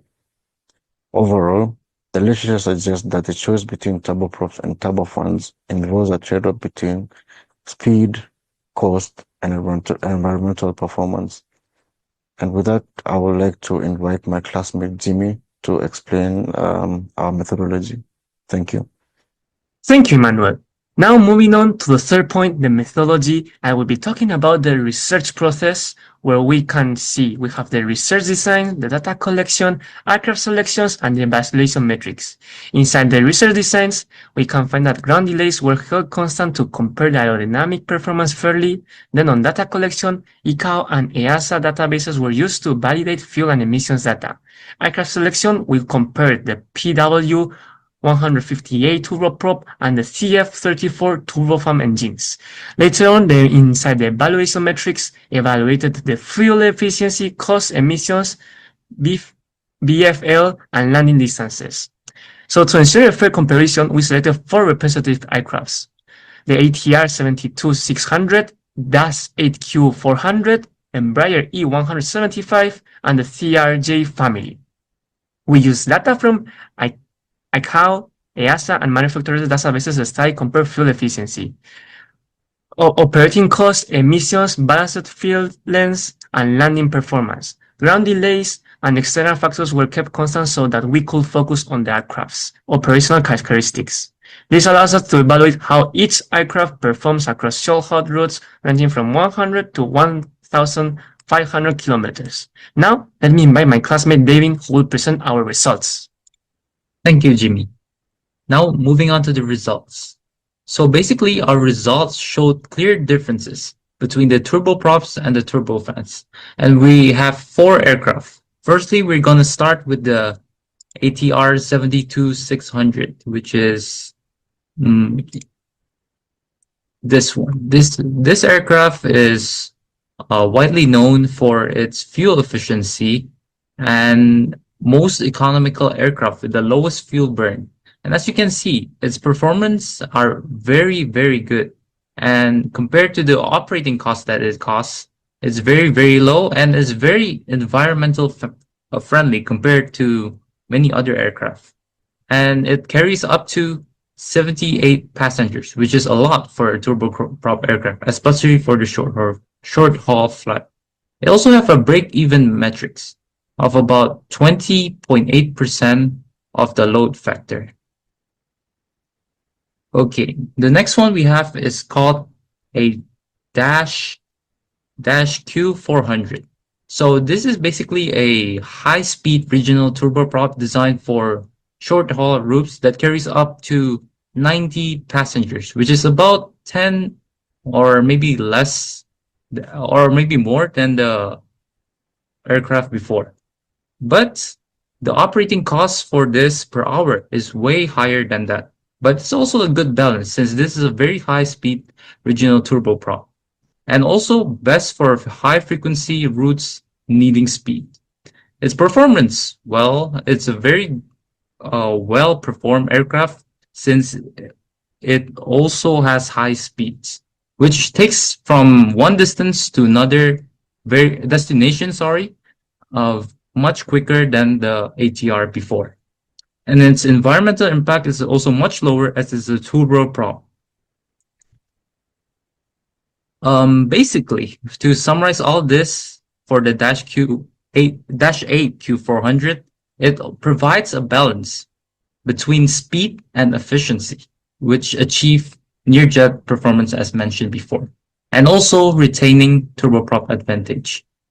And we have the next aircraft. Moving on, we have the Embraer. Personally, this is one of my favorite jets, and I am not biased for this, but its performance, of course, is way better than the turboprop at about 870 kilometers per hour and with 88 seats, which is more or less about like the Q400 as mentioned before. Its fuel is not as well as the previous one, and operating costs, of course, higher since it needs more fuel and high utilization. Its environmental impact is higher on the CO2 on the short routes because it's using the turbojets, and the route stability is also best for a high route stability because we need higher speeds too. Its break-even matrix though is 35 passengers, which is a 39.8% load factor, which is way higher and about double the amount of the ATR 72. So overall, the Embraer E175 offered a higher speed and passenger comfort, but its operating costs and emissions were significantly higher on the shorter routes. And lastly, we have the CRJ family. So overall, this aircraft is very fuel efficient for the turbofan and carrying up to 78 people in the cabin, and also its performance is really high, like the CRJ jet before. Its operating cost, however, is just a bit lower than the jet mentioned before, which is the Embraer. And also, overall, it also has the highest environmental impact, which makes it not really environmental friendly. And also, yeah, basically that's it. And moving on, we're gonna see a video on how we introduce a professional, and it's gonna take about a few while. Here, we're gonna interview with the professional. This is the video. Enjoy. Have you ever pondered over the intricate mechanisms that power our modern aircrafts? Specifically, have you ever wondered about the differences and similarities between a turbofan engine and a turboprop engine? Well, let's dive into that. Turbofan engines, the most commonly used engines in commercial aviation, are renowned for their efficiency at high altitudes and speeds. They function by sucking in air, compressing it, mixing it with fuel, and igniting the mixture to produce thrust. On the other hand, turboprop engines are aircraft engines that use a gas turbine to drive a propeller. They are best suited for lower speeds and altitudes, making them the preferred choice for regional and short-haul flights. Both of these engines are types of gas turbine engines, integral to aircraft propulsion.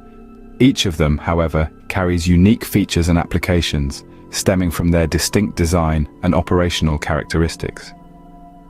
While both engines are used in aviation, their applications differ significantly due to their unique design and functional features. Now, we delve into the fascinating world of these engines, exploring their differences and similarities. At first glance, turbofan and turboprop engines may appear somewhat similar. After all, they both operate on the basic principle of jet propulsion and share components such as a compressor, combustion chamber, turbine, and exhaust. Yet, their design and efficiency vary greatly, leading to significant differences. Let's start with design. Turbofan engines use large fans at the front of the engine to draw air in, a portion of which bypasses the combustion chamber, providing additional thrust. On the other hand, turboprop engines employ a propeller, which is driven by the turbine to generate thrust. When we talk about efficiency, turbofan engines excel at high speeds and altitudes. They are designed for cruising at a high speed over long distances, making them ideal for commercial jets. On the flip side, turboprops shine when operating at lower speeds and altitudes. They're perfect for regional and short-haul flights, where their efficiency can truly be put to good use. As for noise levels, turboprops generally produce more noise due to the propeller's interaction with the air, making them louder than their turbofan counterparts. And lastly, speed. Turbofan engines, with their high speed capabilities, are the go-to for most commercial aviation, while turboprops, with their lower speed capabilities, find their niche in regional and general aviation.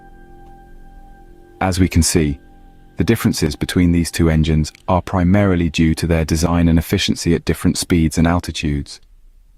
To wrap up our exploration of turbofan and turboprop engines, let's summarize. Turbofan engines excel at high speeds and altitudes, while turboprops shine at lower speeds and altitudes. Despite these differences, they share the basic principles of jet propulsion. Both engines use an internal combustion system to compress air, ignite fuel, and expel hot gases, creating thrust.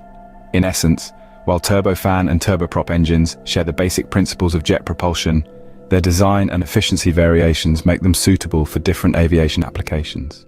Okay, now continuing to the core crossover findings.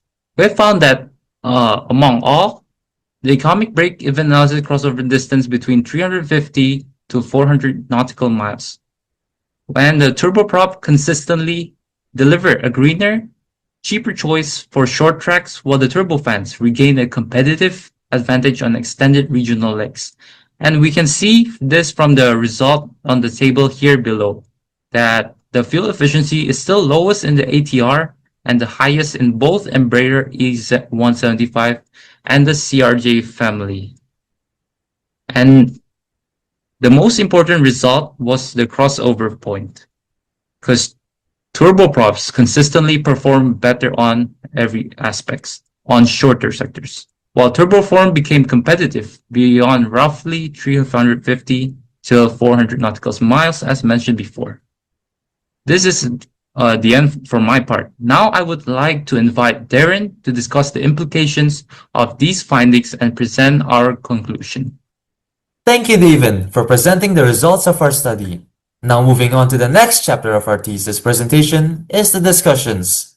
Based on our findings, it is clear that selecting the most suitable aircraft for short-haul operations should not be based solely on speed. Instead, airlines must carefully balance several important factors, including fuel efficiency, operating cost, environmental impact, passenger demand, and the characteristics of each route.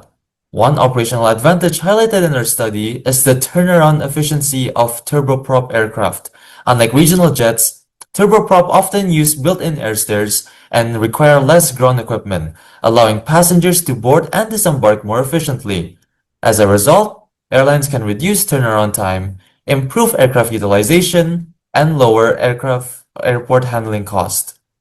For regional airlines operating frequent short-haul services, these operational advantages can translate into significant long-term savings while maintaining reliable service.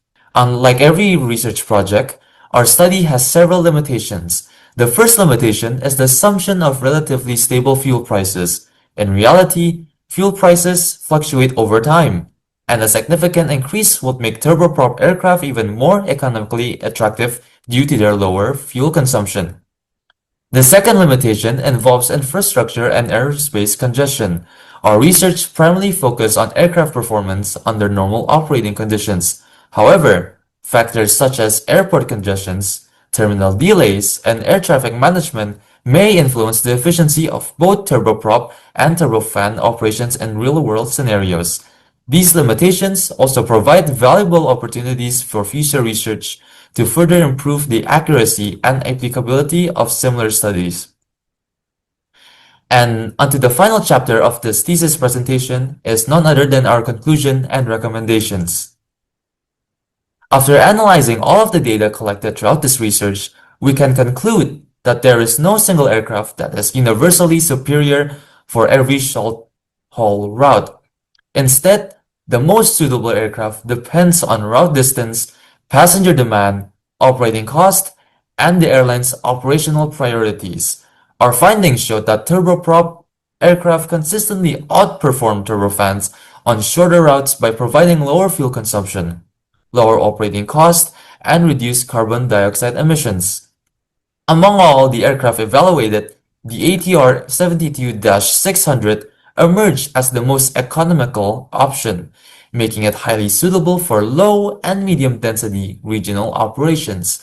However, as route distances increases to approximately 350 to 400 nautical miles, turbofan aircraft begin to offer greater operational advantages due to their higher cruising speeds, shorter travel times, and increased passenger comfort. Ultimately, our research demonstrates that successful fleet planning is not about identifying one best aircraft, but rather selecting the aircraft that best matches the operational requirements on each route. Based on our findings, we propose several recommendations. First, aircraft manufacturers should continue improving engine efficiency, aircraft performance, and noise reduction technologies to further enhance both turboprop and turbofan aircraft. Second, airliners should carefully match their fleet selection to the characteristics of each route. Turboprops remain the better option for shorter regional sectors, while turbofan aircraft become increasingly beneficial on longer routes with higher passenger demand.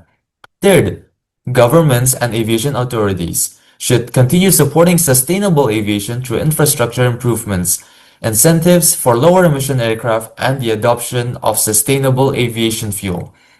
Finally, future researchers should expand the study by including additional aircraft models, real operational flight data, weather effects, airport congestion, and emerging technologies such as hybrid electric, hydrogen-powered, or fully electrical regional aircrafts. These developments will become increasingly important as the aviation industry continue moving toward a more sustainable future. And moving on is the references that me and my team has used for this thesis.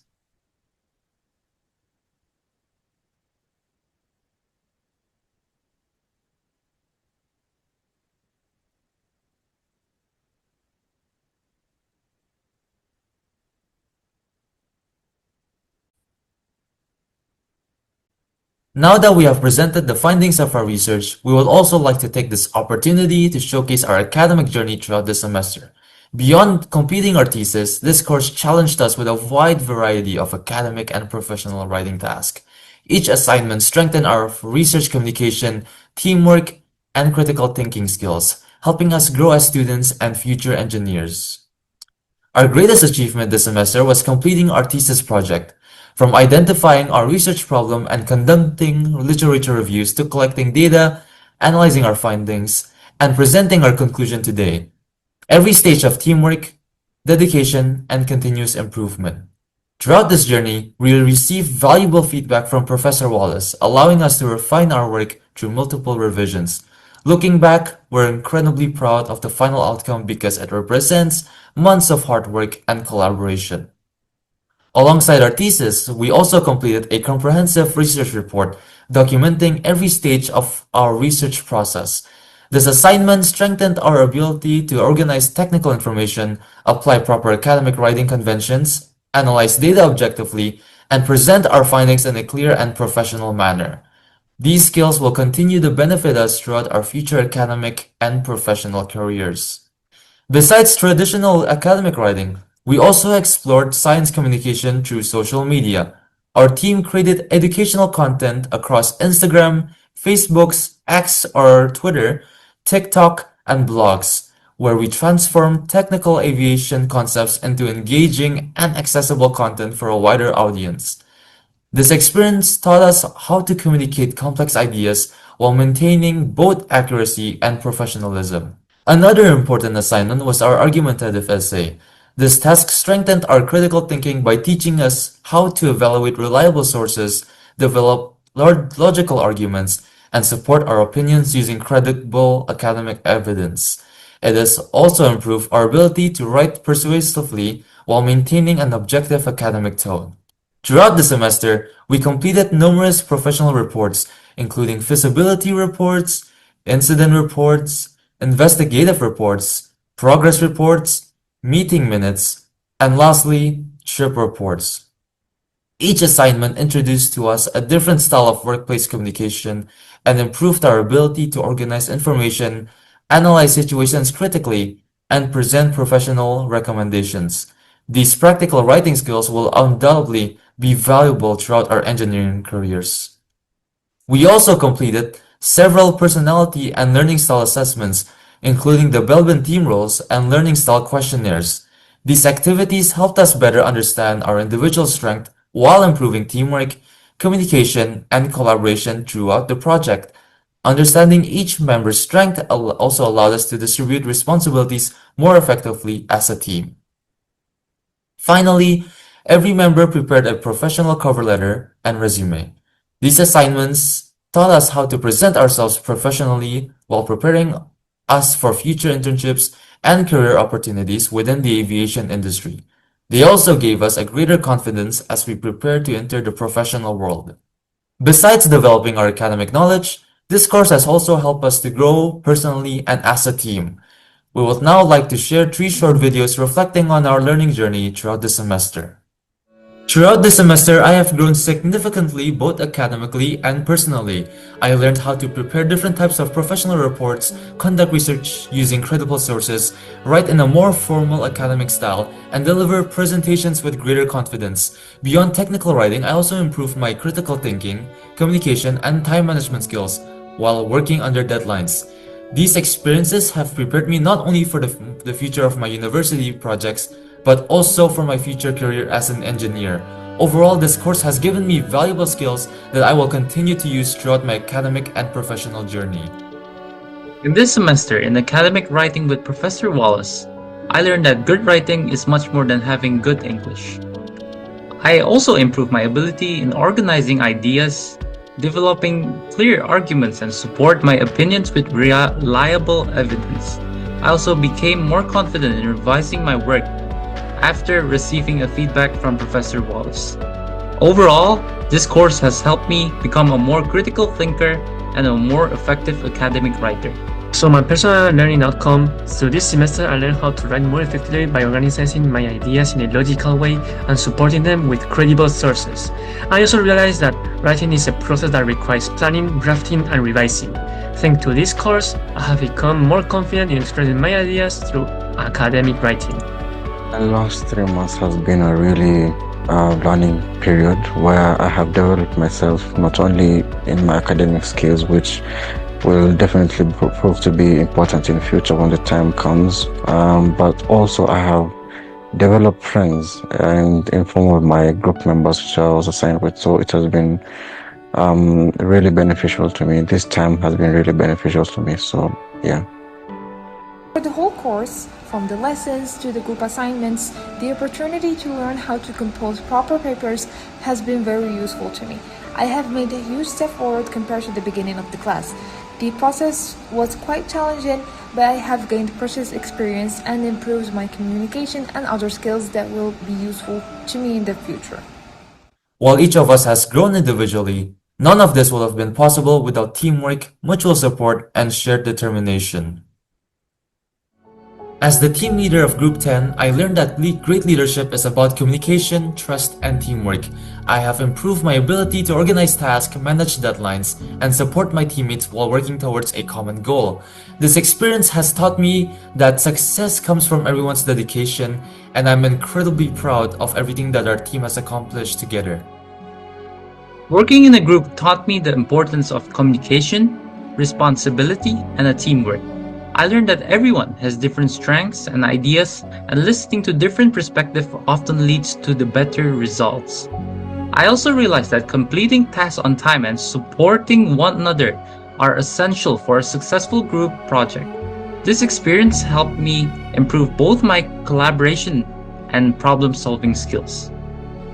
Group learning outcome, working with my group taught me that successful teamwork depends on trust, communication, and cooperation.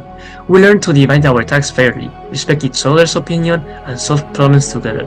By combining our different strengths, we will be able to produce better work than we could have been done individually.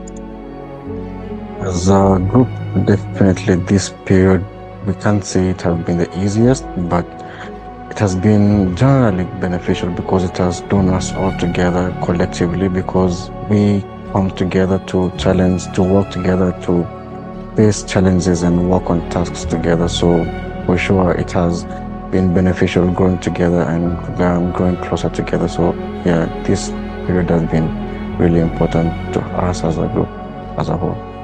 I was arranged into a group where none of us really knew each other well, but it was helpful to cooperate and get acquainted with everyone. It was a great chance for me to communicate more actively in the team. My group members are really hardworking, so working with them taught me to work seriously and achieve our goals. Sometimes the load was high, but we always managed to cope by supporting each other. I also learned a lot from my group members' opinions and ideas, and I have become more open-minded. Finally, we would like to express our heartfelt appreciation to someone who has guided and supported us throughout this entire semester. On behalf of Group 10, I would like to express our sincere gratitude to Professor Wallace. Thank you for your patience, guidance, and encouragement throughout the semester. Your constructive feedback and genuine care has inspired us to keep improving every step of the way. We truly appreciate everything that you have done for us, and it has been an honor to learn under your guidance. Thank you, Professor Wallace. Lastly, I would like to express my sincere gratitude to Professor Wallace for your guidance, patience, and encouragement throughout this semester. Thank you for your valuable feedback and for helping us improve our academic writing skills. Your support has made this course both meaningful and enjoyable. I truly appreciate everything you have taught us. Once again, thank you, Professor Wallace. Before I finish, I would like to sincerely thank Professor Wallace for your dedication and guidance throughout this semester. Your constructive feedback and encouragement helped us improve not only our writing skill but also our confidence. Thank you for creating such a positive learning environment. We truly appreciate all your support. Thank you, Professor Wallace. I would like to pass special appreciation and gratitude to Professor Wallace, who has been with us all through this process, from the beginning towards the end.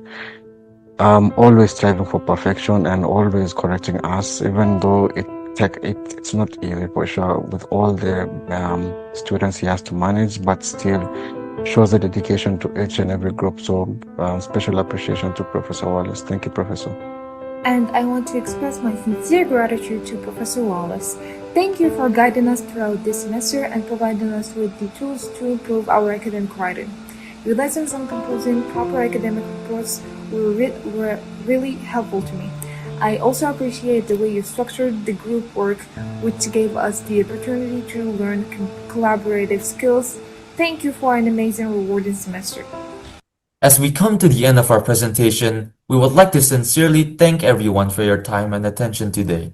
This semester has both been challenging and incredibly rewarding.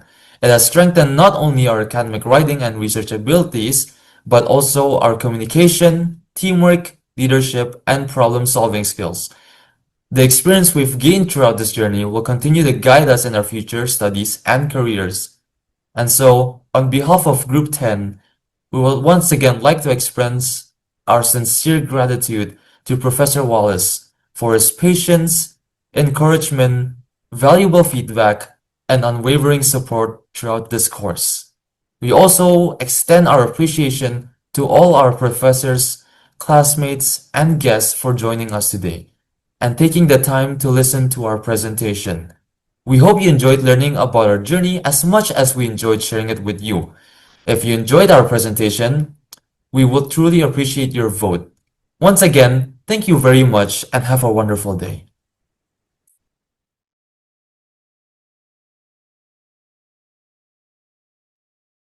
Thank you, Group 10, for a wonderful presentation. Your presentation demonstrated how careful research and data analysis can help for solving practical challenges in aviation. Sometimes the best solution isn't the fastest or the newest. It's the one that best meets and needs the needs of the mission. Your presentation communicates the idea is clearly. If you appreciate today's presentation, please support Group 10 with your vote.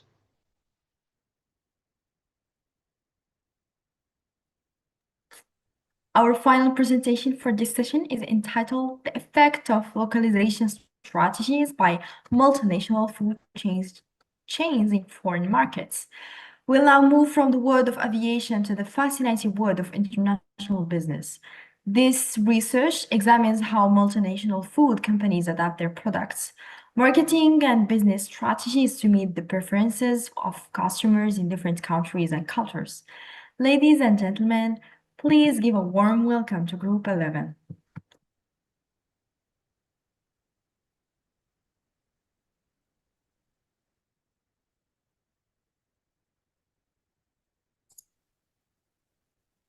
Hello everyone, I'm here to introduce my team before our presentation.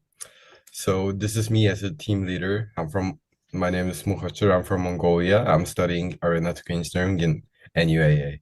And this is my deputy team leader, Milanovo Sviatoslav, who's from Russia. He's studying aeronautical engineering in the other class. And we have our member, Ali Arjala. He's from Morocco, aeronautical engineering also. So we have Tejas Yadav from Nepal, aeronautical engineering also. And we have Apijay Baradashri, he's from Thailand. He's studying mechanical engineering, only person who's studying mechanical engineering in our team. The rest of the students are studying aeronautical. And we have Zidane Bruce, he's from Jamaica. He's one of our member. And we have Abdullah from Algeria, aeronautical engineering. So we have 7 different people from 7 different countries, and most of them are studying aeronautical engineering. And this is our team, and we choose a topic depending on every people's interest. So welcome to our Good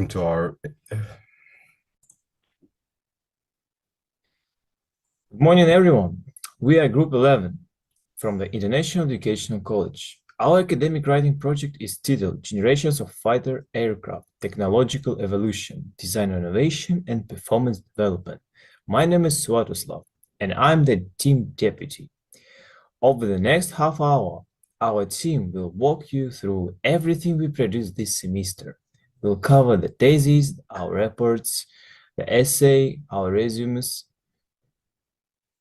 2 questionnaires, and what we learned as a group. So thank you for watching. Let's begin. First, let me introduce our team. We are 7 international students, and together we come from different countries. Under each photo, you can see 3 things: the member's English name, their Chinese name, and their student ID. I'm the deputy team leader. So Munk Ocher is a team leader. The other 5 members, Ali, Tejas, Pichai, Zidane, and Abdullah, each of them took full ownership of their part of the work. This mix of nationalities was in the end one of our biggest strengths. So this slide is very important. So why, right? Because it shows exactly who did what. From the very start, we agreed on the rule: split the thesis into 7 equal models. That way, every member carried about 1/7 of total work, roughly 14% each. So on this slide, each person is matched to the specific chapters and the appendices they were responsible for. On the top of that, everyone shared in the planning, the checking, and the revising. No one carried a light load, and no one carried 2. That's a good point, right? Let's move to another slide.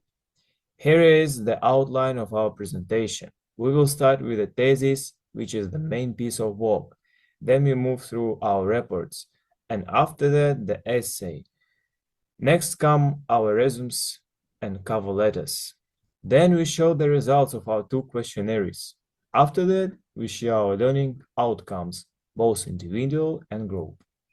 Near the end, we include group photos and our meeting minutes. And finally, a short closing and our supplementary video. So please follow along and feel free to pause at any point. So let's begin with the thesis. This was the heart of our whole project and where most of our effort went. Everything else you'll see today, the reports, the essay, the questionnaires, grew out of the work we did on this paper. So here is the abstract of our thesis. In simple terms, we studied 6 generations of jet fighters. We started from the very first subsonic jets of the 1940s and traced them all the way up to the emerging 6th generation platforms of today. So to do this, we used the mixed method. That means we combined 4 approaches: a literature review, a compression of technical parameters, case analysis, and careful reasoning. On the right, you can see our keywords. These capture the core technical themes we return to again and again throughout the paper. So now for the background. Fighter aircraft are among the most demanding machines ever built. The reason is simple. One single airframe has to balance many things at once: speed, agility, range, sensing, and survivability. Improving one usually costs you another. So the modern story really begins when the jet engine replaced the propeller.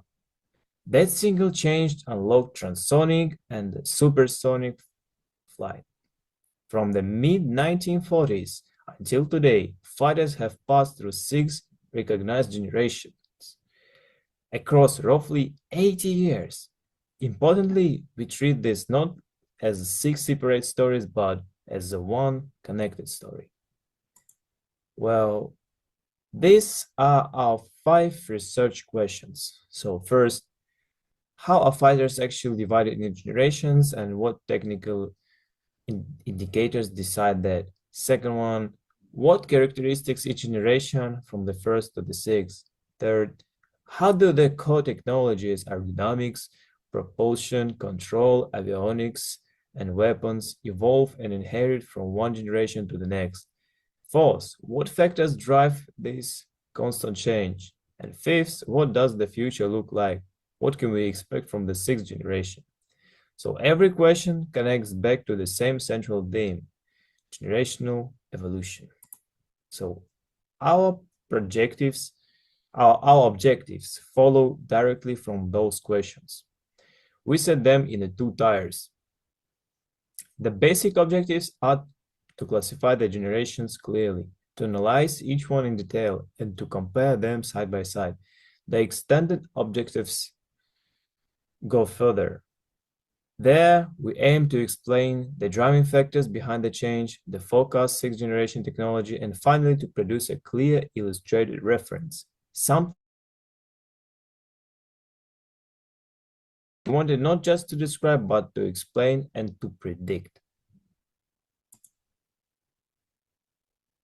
Well, in the literature review, we did 2 things. First, we defined what a generation actually means. Then we identified 6 technical markers that separate one generation from the next. You can see them actually listed on the right. We reviewed research from both overseas and domestic sources, and in doing so, we found a clear gap. Most exciting sources treat each generation in isolation. Very few connect them as one continuous technical chain. That gap is exactly what our thesis set out to fill. So now our methodology overview. Rather than relying on one single technique, we deliberately combined 4 completely methods. We did this because our topic is broad and historical, so no single method would be enough on its own. The 4 methods are systematic literature review, conceptual and comparative analysis, typical case analysis, and bounded inductive prediction. Well, every source we used came from open, reportable engineer references, and we applied quality control to each one. We also kept our scope disapplied jet fighters only, with no sensitive operational detail. Yeah. So next one is actually the first method was the systematic literature review. Here we gathered authoritative academic and engineering references on fighter classifications and technology. For each source, we check its credibility before using it. So this built the evidence base for everything that follows, the compressions, the case studies, and the conclusions. In short, this stage made sure our papers stood on solid, verifiable ground rather than assumption. So let's watch a video together about our topic explained by the expert in this field. Hi troops, Koala here. Since World War II, fighter jets have seen development and advancement on an enormous scale. From straight-wing turbojet cannon fighters, to afterburning delta-form interceptors with early generation air-to-air missiles, and now multi-role stealth aircraft equipped with phased array radars, digital controls, thrust vectoring turbofans, and deadly missiles with ranges of over 100 kilometers. With such radical differences between a jet from the 40s compared to one from the 60s or 80s, it is necessary to break them up into generational categories defining eras, capabilities, and designs. As with all history, each generation inspired its successor, with different priorities based on the requirements of the time.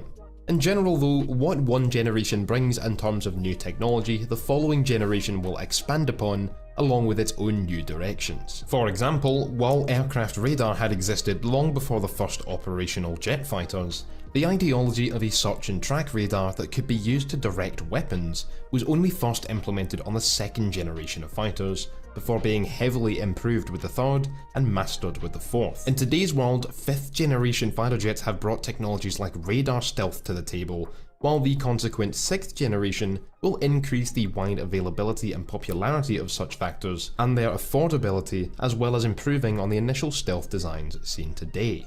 These generational differences in definitions, however, are not universally agreed upon, with some arguing as to what classifies a fighter as a certain generation and where the splits should be, as well as older designations becoming outdated when newer fighters and technologies come into being. In this video, we're going through all 6 generations of fighters according to the designations of the Air Power Development Center and Aerospace Web, which are the generally accepted and most common definitions, looking at their differences and what makes an aircraft belong to a particular generation according to this scheme, as well as how different aircraft from each generation made advancements in technology which shaped the course of their history.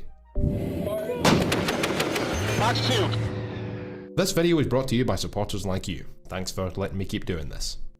The oldest generation of fighter jets, and the first on our list today, began with Nazi Germany's Messerschmitt 262, which first flew in 1942, along with the Gloucester Meteor from Britain. These aircraft entered service while propeller-driven fighters were still all the rage, and they honestly weren't much faster. In fact, some of them were slower than some of the piston engine fighters that were being built alongside. These aircraft didn't yet have technologies such as air-to-air missiles, radars for the most part, or much in the way of avionics. They often had straight rather than swept wings and an average speed in the 800 to 1000 km/h range. The first generation includes the F-80 Shooting Star, de Havilland Vampire and Venom, the Soviet MiG-9, right the way up to the Korean War era F-86 Sabre and F-9F Panther, MiG-15 and MiG-17, and Hawker Hunter. The late aircraft from this generation all had swept wings and did begin to dabble in the use of guided air-to-air munitions such as the AIM-4 Falcon, de Havilland Firestreak, and the earliest variants of the AIM-7 Sparrow and AIM-9 Sidewinder, although the primary use case of such early missiles was for intercepting large, unmaneuverable bombers. Aircraft like the F-89D Scorpion also saw the use of trays filled with large numbers of unguided rockets for this purpose, rather than 2 or 4 guided missiles, and the first carrier-borne jets belong in this series too.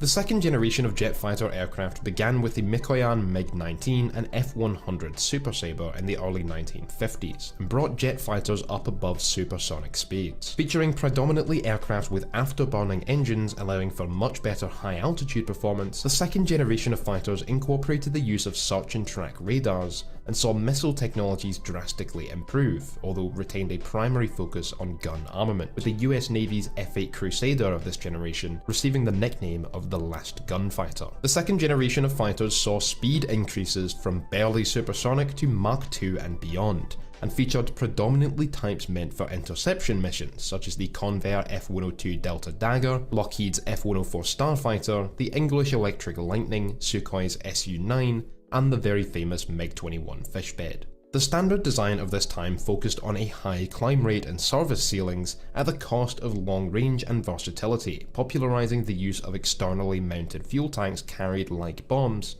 that had begun to see use on the first-gen aircraft and even some older piston fighters. Also included in this generation were fighter bombers such as the F-105 Thunderchief and Su-7, and the Delta Wing Mirage 3 from France and J-35 Draken from Sweden, the latter two, along with the Crusader, being some of the only second-generation fighters to actually prioritize dogfighting capability over high-speed and high-altitude intercept missions. Aircraft from this generation saw use right the way through to the end of the century, with the French variant of the F-8 Crusader and Italian variant of the F-104 being finally retired in 1999 and 2004 respectively. What about the MiG-21? Well, we'll revisit that. Halfway through the pack, we step into the third generation of fighter jets, beginning with the very American McDonnell F-4 Phantom II, which although entered service in 1960 before the Mirage, is considered belonging to Gen 3 given its design influence and capabilities. Also including the Mikoyan MiG-23 and MiG-27, Mirage F1 series, Saab Viggen, Sepcat Jaguar, and Harrier family, these aircraft generally prioritized multi-role capability, carrying substantial ground attack weaponry while still being capable of air-to-air missions, a balance which the previous generation lacked. Seeing huge upgrades to radar and missile technology, including more beyond visual range missiles, guns were replaced as the primary weapon of choice for air combat, and air-to-ground missiles such as the HM-65 Maverick and its contemporaries became widespread for use in the anti-armor role. Countermeasures such as flare and chaff began to see common use, as well as radar warning receivers letting pilots know if another aircraft was detecting or locking them on their own radar. Range and endurance were improved with increased numbers of hardpoints for missiles, conventional bombs, or fuel pods. Generally speaking, the third-gen aircraft were still quite sluggish, especially in the case of the MiG-23, as well as the MiG-25 Foxbat long-range interceptor, which sits among the fastest fighters ever built with speeds of up to Mach 3. Most aircraft of this generation weren't so fast, and while many pushed past Mach 2, with the F-4 and MiG-23 both reaching over Mach 2.3 at high altitudes, just as many never hit these types of speeds at all, with the Jaguar, Northrop's F-5 and Mitsubishi's F-1 reaching around Mach 1.7, and the Harriers topping out at a pedestrian 1100 km per hour. The predominant feature of Gen 3 fighters is that they can be self-sufficient with their highly capable search and track radars, including the use of pulse Doppler radar, which is able to filter out ground clutter, as well as a wide variety of weapons. These factors, coupled with its multi-mission capability, is what makes the F-4 a third generation and not a second generation fighter, despite being produced before some Gen 2 aircraft. The previously mentioned aircraft, the Jaguar and Harrier, however, do lack radar completely, at least on the first generation of Harriers, often leading to them being left out of the third generation of fighters, or included with asterisks, as their primary role was ground attack, not air combat. It's here that we should mention how generations can not only be difficult to find a definitive line between, but sometimes have no line at all, with later variants of the MiG-21 actually surpassing aircraft like the MiG-23 and Mirage F-1 in capability, and therefore being included in the third generation as well as the second. Updates to weapons over time, such as high off-bore sight dogfight missiles and more capable BVR missiles, rendered aircraft that could be upgraded with the new weapons much more capable than those that could not, even if their roots lay in the previous generation. The third generation of fighters sees various models still being used to this day, such as the F-4 and latest variants of the MiG-21 and MiG-23, as well as the Jaguar and the Harrier II family, with the Mirage F-1 only being fully retired in the last half-decade or so. The fourth generation brought back a heavy focus on dogfighting and maneuverability, while also upgrading avionics including heads-up displays, missile approach warning systems, and data linking. Beginning in the mid-1970s with the adoption of the US Navy's F-14 Tomcat, the 4th gen fighters also see the use of active radar homing missiles such as the M54 Phoenix, and later AIM-120 AMRAAM and R-77. After lessons learned during Vietnam called for less multi-role capability, which had come at the expense of air combat effectiveness, a heavy focus was placed on so-called energy maneuverability theory, leading to even some of the heavier Gen 4 aircraft outmaneuvering the more nimble examples of Gen 3. The Soviet Union took this to a whole new level, with the Mikoyan MiG-29 Fulcrum and Sukhoi Su-27 Flanker series displaying super maneuverability, that is, maneuvering capability that can't be achieved with regular controls, allowing for excellent nose authority during stalling maneuvers. This maneuverability did not come at the expense of endurance, range, or carrying capacity, however, with the extremely nimble FA-18 Hornet, entering service in the mid-1980s, also carrying an enormous arsenal of ground attack weaponry. This generation is by far the most numerous today, including aircraft like the F-16, Mirage 2000 and JF-17 Thunder, along with some more specialised ground attack or interceptor types like the Panavia Tornado or MiG-31 respectively.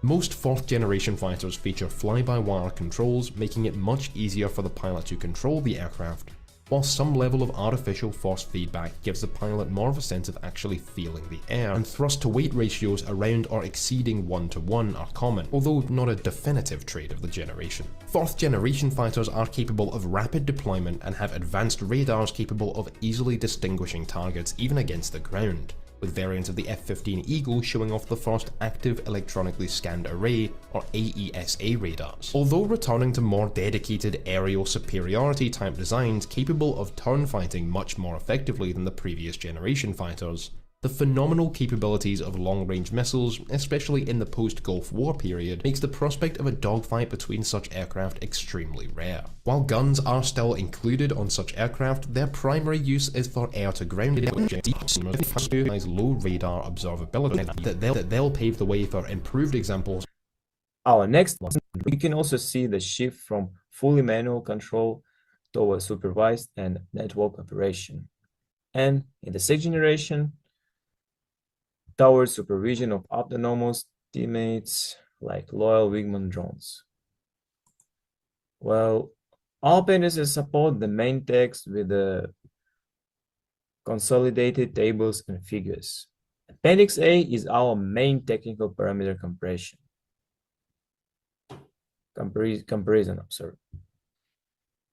covering representative models across all the generations. Appendix B traces the evolution of aerodynamics layout illustrated with the wing platform diagrams. And Appendix C classifies fighter aero engines from early non-afterburning turbojets right through to modern adaptive cycle concepts. Together, this gives the reader a quick visual reference to go alongside the written analysis.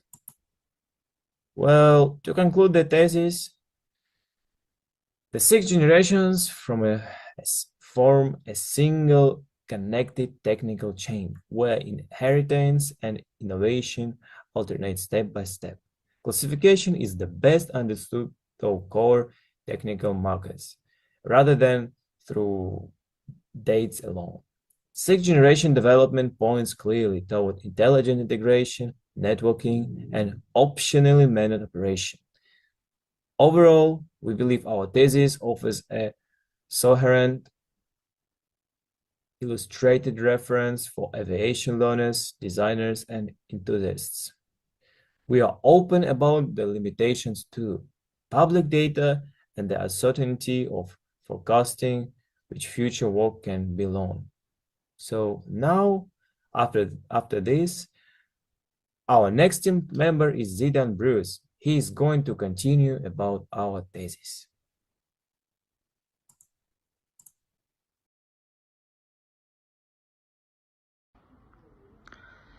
Hello, hi there.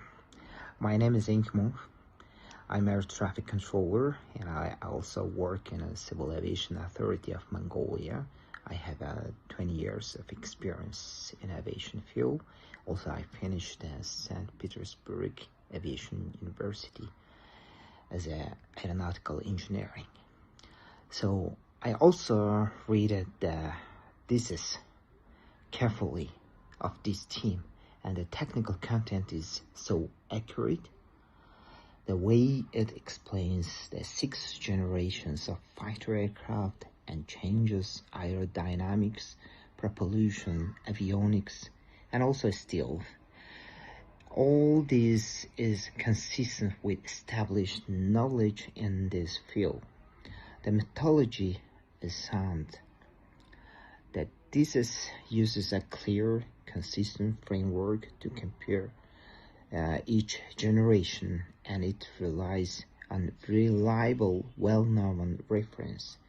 The research is appropriate for a project of this level, I think so, based on my experience. Overall, this, I would say, a well-prepared academic work. It's also organized technically correct, I thought. In my assessment, it meets the standard expected of a thesis of this scope, and I'm glad, and also I congratulate to this team. All this is technically valid, and the subject is, I would say, it's very complex, and they handle it clearly and professionally. I would say, finally, well done, guys. You guys did it well. Show the actual pages of our thesis. 3 pages to a slide. This is the real formatted paper we submitted, not a summary. Here are the pages 1 to 3. They cover the title page with NUAA branding, the abstract, and the very start of the introduction. As you can see, the formatting follows a proper academic standard from the first page. Okay, here we continue the pages 4 to 6 of the thesis. These pages move further into the introduction. They set out the background, explain why the topic matters, and the frame of the research as one connected story rather than 6 separate ones. These are pages 7 to 9. Here, we move to the literature review. On these pages, we define what a generation actually means, and we begin reviewing the existing research on fighter classification. Pages 10 to 12 continue the literature review. This is where we introduce and explain the 6 technical markers that separate one generation from the next. You can also see where we identify the research gap our thesis filled. Pages 13 to 15 bring us into the methodology of the thesis. Here, we explain our mixed method design and why a single method would not be enough for such a broad historical topic. Pages 16 to 18 continue the methodology. These pages describe how we select our sources, how we checked each one of our credibility, and how we kept our scope disciplined and responsible.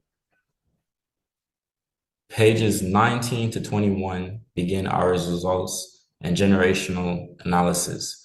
This is core of the paper where we start working through the generations one by one. Pages 21 to 24 continue the generational analysis in more detail, looking closely at the early jet fighters and their defining features. Pages 25 to 27 go deeper into the comparison across generations. Here you can see how each generation builds up the strengths of the one before. Pages 28 to 30 include some of our comparison tables and technical figures. These visuals let readers see the differences between generations at a glance. Pages 31 to 33 continue the technical parameter analysis, comparing things like speed, engine type, and sensor capability across representative aircraft. Pages 34 to 36 discuss the performance development across the generations and how raw performance numbers translate into real combat capability, as you can see. Pages 37 to 39 continue with aircraft figures and technical illustrations. Many of these diagrams are prepared specifically for our paper to make the analysis clearer. Pages 40 to 42 move through later generations of fighters, including the shift towards stealth and advanced avionics. Pages 43 to 45 include more charts comparing capability across the generations, showing the steady climb in overall performance from 0.6 kilometers to 200 kilometers, progressing to the sixth generation. And in the 1970s to the 2000s, the fourth generation high maneuvering fighters, as you can see. Okay, from pages 46 to 48, cover the fifth and sixth generation discussion, where stealth sensor fusion and networking become central. Okay, it talks about the engine thrust to weight ratio trend and the fifth generation blended stealth fighter. And we're talking about the plane here, like the jet, you know?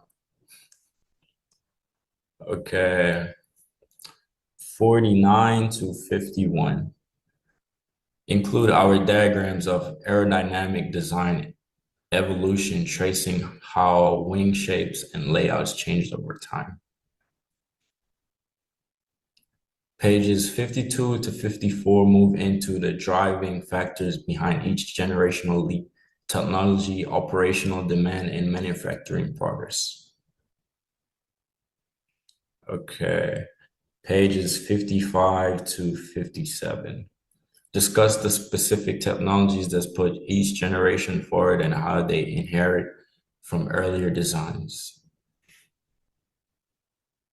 Pages 58 to 60 present summary charts and comparative figures that pull the analysis together across all six generations. From range, speed, stealth, networking, networking, and so on. Okay. Okay, from page 61 to 63. Cover the challenges and current bottlenecks in modern fighter design, such as cost, complexity, and development time. From the generational leap, technical innovation, functional demand, materials and manufacturing, operational concepts. From pages 64 to 66, we look ahead at the future trends and the prospects of the next generation aircraft from these type of point of views.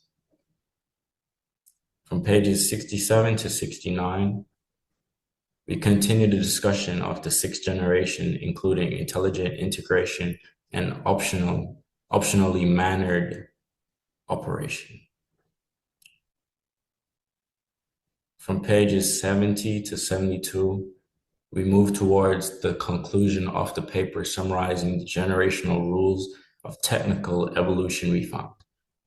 Pages 73 and 75 include our appendices and reference material, the consolidated tables, and the figures that support the main text.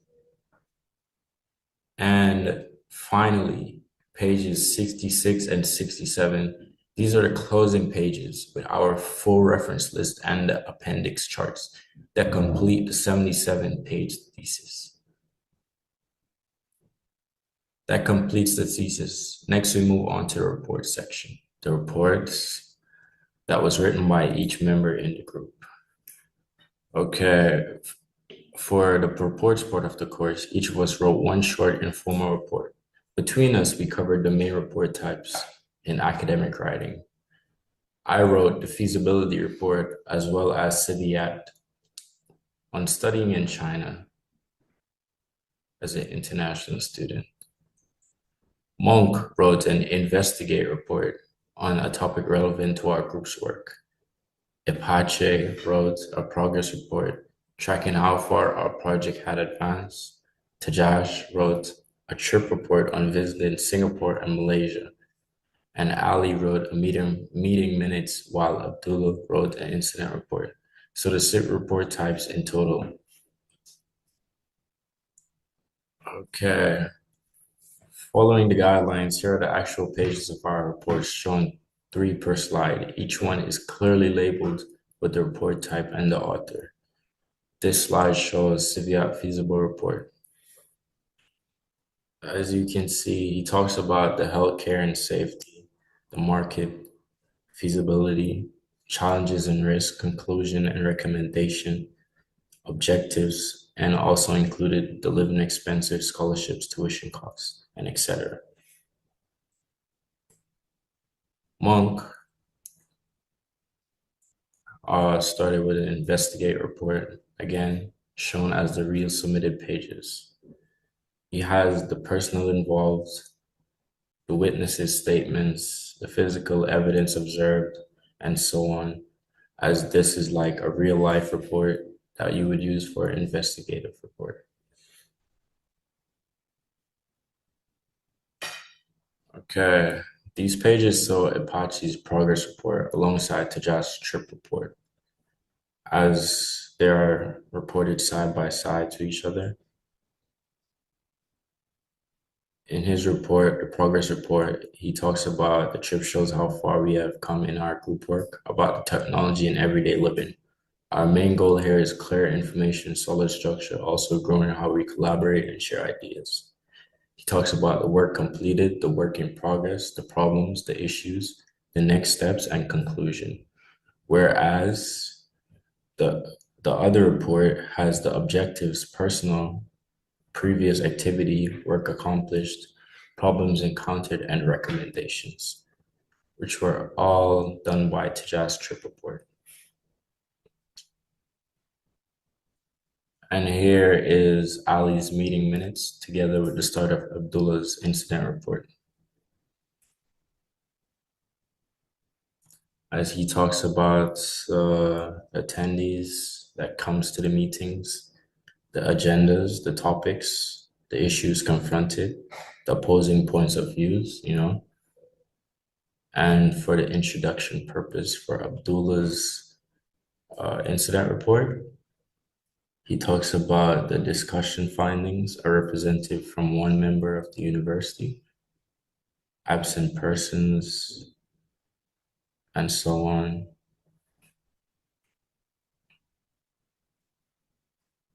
And that's the ending of Abdullah's incident report, whereas the start of my feasibility report, I would talk about the technical feasibility, financial feasibility, introduction, operational feasibility, market, challenges and risk, and conclusion recommendations. And now we're gonna start on with the essays, which systems of aeronautical engineering in different countries. Thank you for your time. Hi everyone, my name is Ali. Now I will introduce our essay that our team project did education system of aeronautical engineering in different countries. Our essay compare aeronautical engineering education across 3 models. Its main argument is that there is no single universal system. Instead, education is shaped by each country's history, industry, and policy. We compare 3 models across 4 continents: curriculum, structure, practical training, industry, collaboration, and technology level. The United States emphasizes strong industry integration and hand-on learning, but China and Asia show rapid state-funded scale-up. Europe and Russia focus on deep theoretical rigor. We then rebut the idea that globalism makes them all the same. As with the thesis, we show the real essay page. 3 per slide. Here are shape 1 to 3 of 33. They cover the introduction and set up our main argument, that there is no single universal system of aeronautical education. Page 4 to 6, the essay begin the actual comparison of the different national models, starting to lay out how they differ. Page 7 to 9 continue the comparison across our 4 criteria: curriculum structure, practical training, industrial collaboration, and technology level. Page 10 to 12 go deeper into curriculum and training difference between the models with specific example from each region. Page 13 to 15 focus on industry collaboration and how closely university work with aerospace company in each model. Page 16 to 18 move into technology level and research strengths comparing where each region lead. Page 19 to 20. 1. Continue the analyze, backing up each point with concrete institution and company example. Page 22 to 24 are where all we address the counter-argument, the idea that club elitism is making all systems the same. Page 25 to 27 rebut that argument showing the concrete structural difference that still persists across all four criteria. Page 28 to 30 draw the comparison toward its conclusion, weighing everything we have discussed. And page 31 to 33 contain the conclusion and reference of the essay, completing the 33 page. That's the complete essay. Next, our resume and cover letter. As part of the course, each member also prepared a professional resume, and in most cases, a cover letter. This slide shows my own resume as team leader across 2 pages. Here are the cover letter, mine and Milovanov's, presented side by side. This slide shows Milovanov's resume as deputy leader alongside Ali's resume. Here is the second page of Ali's resume together with his cover letter. This slide shows Zidane's resume across 2 pages. And here is Zidane's cover letter. Finally, the resume for Tijas and Abishai, shown side by side. And now I finish my part, and my friend Tijas will start his own parts of results of the questionnaire. And goodbye. Hello, I'm Tejas Yadav and I'm from Nepal. So let's get started with our first questionnaire. So our first questionnaire was the Honey and Mumford Learning Styles Inventory. All 7 members completed it, and these are the combined team totals. The results are interesting, and our strongest style is activities, which means that the team enjoys new hands-on experiences and diving straight in. We also score highly as theorists and pragmatists. So we like logical models, and we are like testing ideas on real problems. Our reflector score is lower, which tells us we tend to act first and reflect afterwards. Here are our individual scores behind the chart. Member by member, each of the 4 learning styles is scored out of 20 for all 7 members. At the bottom, you can see the team totals, showing the breakdown. This way makes it clear that our overall profile comes from a genuine mix of individual styles, not from just 1 or 2 people. Our second questionnaire was a team skills self-assessment. Here, each member rated our 4 collaboration skills on a scale from 0 to 100. The bars show the team average for each skill. Our highest average is in time management, which reflects how carefully we plan and pace the work. Communication and technical skills follow closely behind. Teamwork, well too. And it is the area we see the most room to keep improving. And here are the individual self-assessment score for all 7 members. Again, each skill is scored from 0 to 100. With the team average shown along the bottom row, this gives an honest picture of our strengths as a group and shows each member complement each other well. Now we come to our individual learning outcomes. What each member personally took away from this project. Each of us took something different from the project. As a team leader, I led the documents, assembly, and coordination. I sharpened my academic structuring and project management. Milonov strengthened his This project taught us far more than academic writing. Individually, each of us grew in our own way. Some of us sharpened our research and structuring skills. Others improved technical writing, learned to compare data clearly, or got better at explaining complex ideas in a second language. As a team, we learned something bigger. We learned how to divide work fairly, how to meet deadlines together, and how to rely on each other's strength. We learned to give and receive feedback, to check each other's work, and to keep one standard across 7 different people. Most of all, we learned that 7 people from different backgrounds can build something none of us could have finished alone. That is the real outcome of this semester, not just a completed project, but a team that learned how to work and learn together.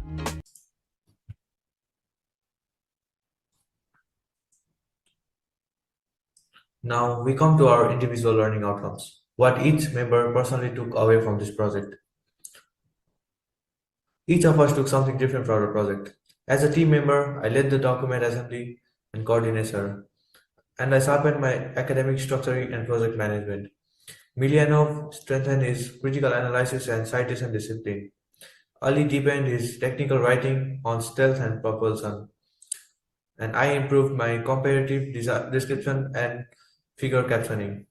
Apichai practiced synthesis and forecasting. Zidane refined how he integrates diagrams with text, and Abdullah built stronger data table reasoning so everyone grew in a different concrete way. Beyond the individual outcomes, there were also things we learned together as a group. As a group, 4 outcomes stand out. First, collaboration. We coordinated a 7-person multinational team to deliver a single 77-page thesis on schedule. Second, academic writing. We built a proper NUA standard structure with an abstract literature review, methodology, analysis, references, and appendices. Third, technical depth. We developed and shared evidence-based understanding of all 6 fighter generations. And fourth, tools and process. We standardize our figures and citations and practice version of control and peer review across the whole team. Next, a few miscellaneous items, our meeting minutes, group photos, and learning activities. Here is a photo of our whole team together. Outside of class, this was taken at a campus cultural activity for the Dragon Boat Festival, where we made a traditional mugwort hammer. It was one of the several sessions we spent together over the semester. While planning the thesis, typing the reports, and preparing this presentation. Those regular in-person meetings are a big part of why the equal division of work actually succeeds across 5 nationalities. We also kept written minutes for every weekly meeting. This timeline shows the 9 meetings we held from early April through June. Each meeting documented who attended, what each member contributed, the outcomes, and the next steps. Following the guidelines, the actual meeting reports are shown on the next slides, 3 per slide. Here are the real weekly meeting reports, 3 per slide. This slide covers week 8, our reports discussion, and week 9. This slide continues with week 9 and week 10 of our meeting minutes. Here we have week 10 and the start of the thesis part 2 discussion in early May.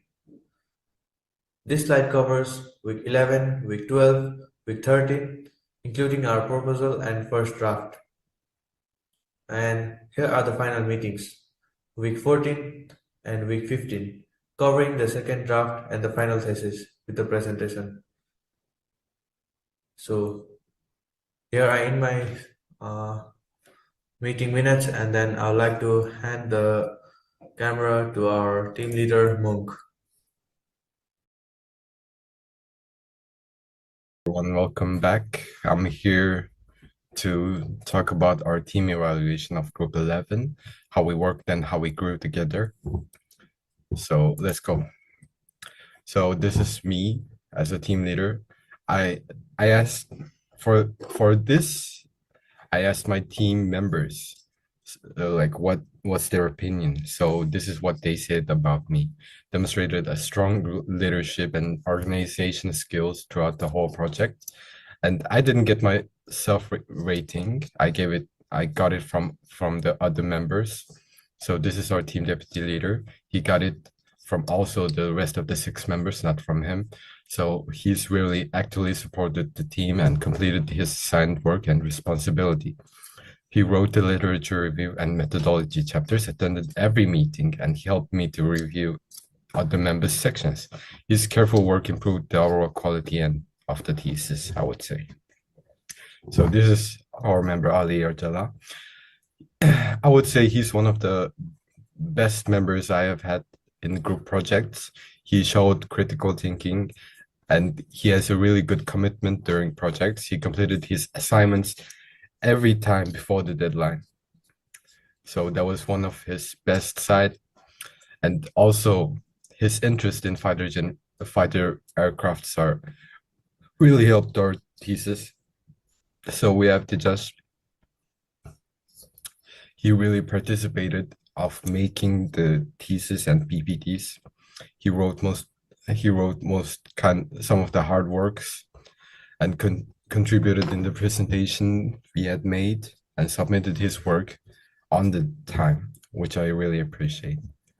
And we have Apijay Barasri, and he contributed actively and computed his assignments on time, but sometimes there was his small side effects. He was missing some homeworks, and his communication skill is in English is kind of bad, but we worked through that, and he helped us to prepare the appendices and progress report. And we have Zidane Bruce. He completed his chapters on thesis also, but I used him mostly on the presentation to record the video. So he's most on the presentation video, talking about the critical parts because it's his English pronunciation and his talking skill is much better than everyone in this group. So I used him most of the classes. And we have Abdullah. He's one of our team members who mentally supports us. He's really fun person to have with us, but sometimes and most of the times he misses his deadline and his works. So I just used him for the assistant and proofreading and formatting the final report. He had to recheck everything, and I used him for simple tasks that I didn't have time with. So this is my team evaluation. I would give everyone a really good score. And that's all. Thank you. I'm gonna do the closing as a team leader. So here's my brief feedback onto each member individually. Well, Sviatoslav was dependable, second in command, who kept our academic standards high. Ali took on demanding later generation chapters and always helped others. Tejas did solid study and studying with him was easy to coordinate with. Abhichai owned the future trends and chapters and presentation design. Zidane handled the overview and timeline well, and even while dealing with an illness. And Abdullah was careful and precise with the data and detail. Every one of them earned their place on this team, I would say. And that brings us to an end. On behalf of Academic Writing Group 11, thank you very much for your attention. We put a great deal of work into this project over the semester, and we are proud to share with you. We are happy to answer any questions you may have. Lastly, we have a supplementary video content accompany the presentation. And we have also prepared recorded video alongside with this presentation. You can find it in the link shown on this side. Thank you for having us. Teamwork isn't something anyone can teach you in lecture. You learn it by doing it. You learn it when someone explains idea for the third time without getting frustrated. When someone stays late so no one gets left behind. When someone catches the mistake you missed at midnight. Slowly, we found our rhythm. We split the work by our strengths. We covered for each other on the hard days. And the deadlines that used to feel impossible started to feel manageable because we weren't facing them alone. And somewhere in all of it, something changed. The study sessions turned into conversations. The breaks turned into jokes. 7 strangers slowly turned into 7 friends. We came here to finish a project, and we did. But that's not the part we'll remember. We'll remember the people. 7 countries, 1 table, and a friendship that none of us expected when we started. That's what this team really built.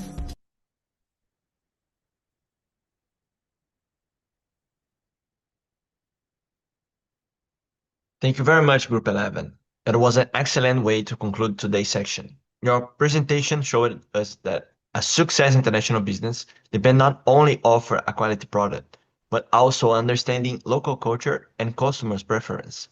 Thank you for sharing your research with us, and congratulations on your excellent presentation. If you enjoyed the work today, please don't forget to vote for Group 11.